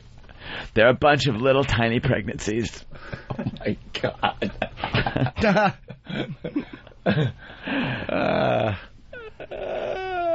Well, good luck to her. What are you going to say? At least she's doing better than that other one from American Pie. That redhead. No kidding. Who no one's heard from since. She was in a hospital for a while. The fuck was her name? I don't know. I forgot her name. That redhead. Hey, let's try to clean up some of the stuff that's been laying around for a long time here. Is this stuff good? The awful impressionist, Johnny Gallagher? Jimmy, you know Johnny Gallagher? Johnny Gallagher? You're familiar with a little comic named Johnny Gallagher? I am actually not. Johnny Gallagher wrote a song for a little movie back in 1938.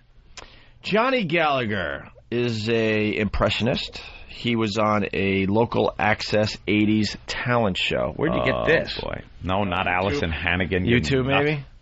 Natasha Lyonne, that's her name. There you go. She's the mess. Notice lack of laughter from live audience in these short clips as he's trying to do impressions. Johnny Gallagher. Hey, you are, Johnny. How you doing, Frank? Glad to see you. You know, ladies and gentlemen, that Jerry Cooney and Larry's home fight was really something. But can you picture if Larry's home. Jerry Cooney duked it out with fucking a boxer's house. Larry's home. Oh, is this guy bad right from the start? Was he trying to do Howard Cosell there? I was going to ask you. Guess the impression. I heard a hint of something. Yeah. And it was awful. I do a good Cosell, but I'm not going to do it. Oh, let me hear I actually do a really good one. Let me hear it. There's the fight and it's fighting.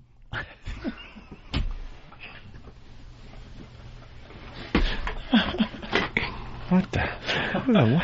Muhammad Ali fighting Joe's razor.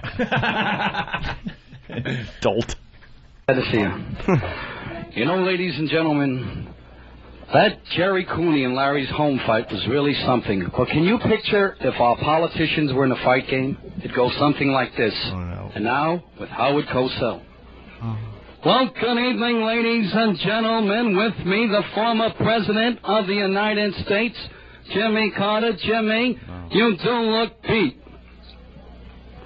Well, I fought every tough contender, but I promise that I will be back next year, and I will win with the help of my brother Billy. He sounds more like Jimmy Norton.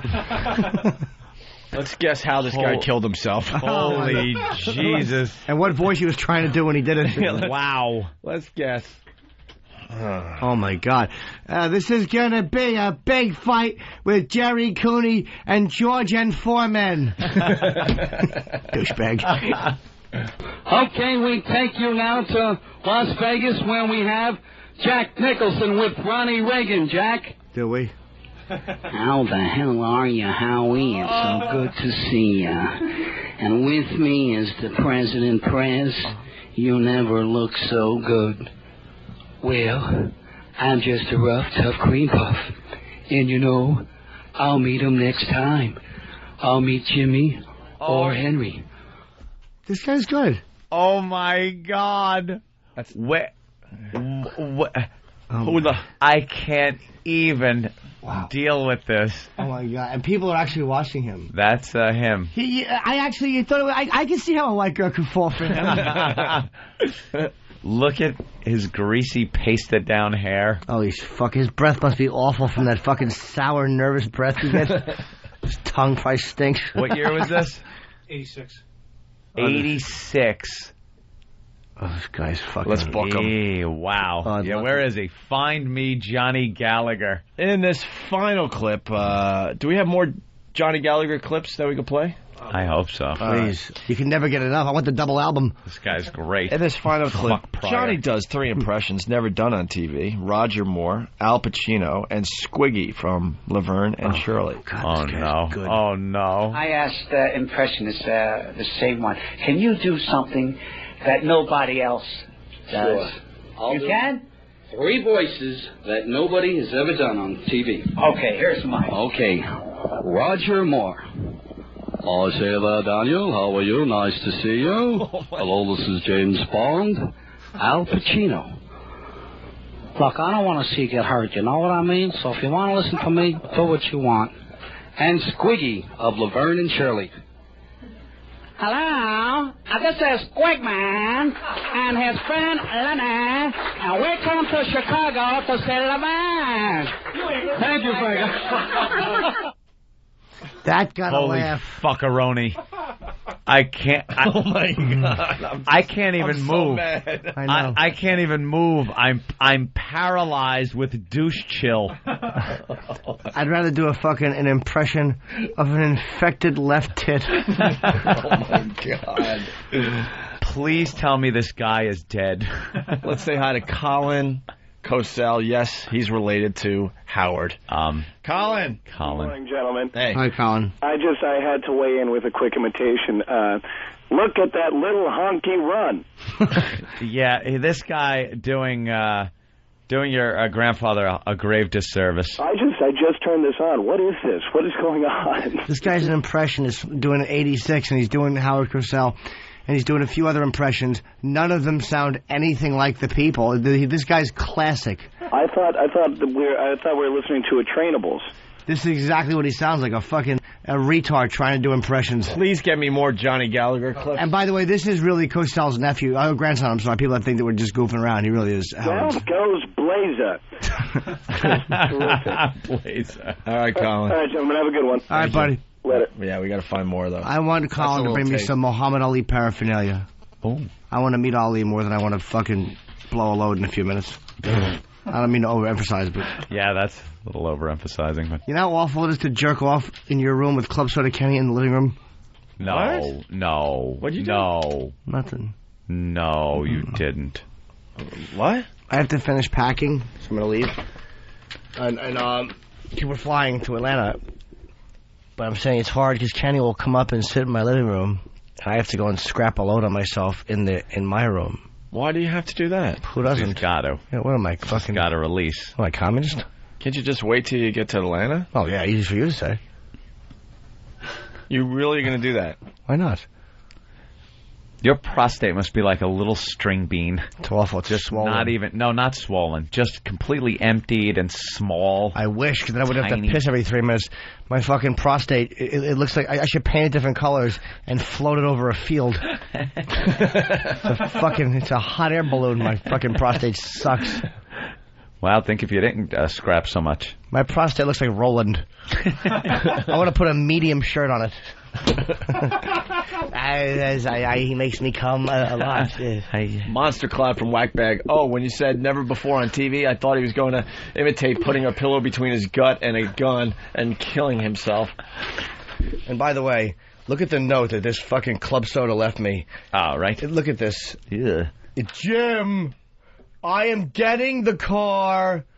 I will. It's a will, but he puts it like W-I-W. I will be in front. You got to leave at 11 a.m. We got to leave your apartment at 12 noon for a 2 p.m. flight. First of all, stupid. If you put 12, I wouldn't have thought midnight. And there's only 1 noon. You don't put 2 together unless you're a dummy idiot. Did he say 12 p.m. noon? No, just 12 noon, which is not necessary. Yeah. For a 2 p.m. flight. Thanks. And then he signs it CSK. Like I wouldn't know it was him, although he just handed me the fucking note. Who hands you a note that they signed? Here you are. Thanks. Who's this from? Oh, you. Thanks. A gentleman named CSK. See, when you said, I'm getting the car, I'll be in front, you got to leave, we have to leave for our flight, I didn't know who that was. Thank you for clarifying that. All right, let's get line of the day done, and let's get out of here. One winner today. That's it. Line of the day, sponsored by BowDogFight.com. Log on and watch American fighters battle for the right to represent the U.S. in a bout against the Russians. It's all on BowDogFight.com, a mixed martial arts tournament and docu-reality unlike any seen before. Here is today's line of the day. Ooh. Here comes the line of the day, line of the day.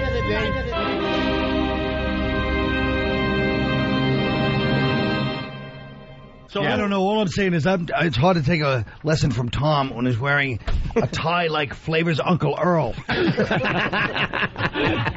There's a fine shade of green. That tie came from the Superfly boutique in Freeport.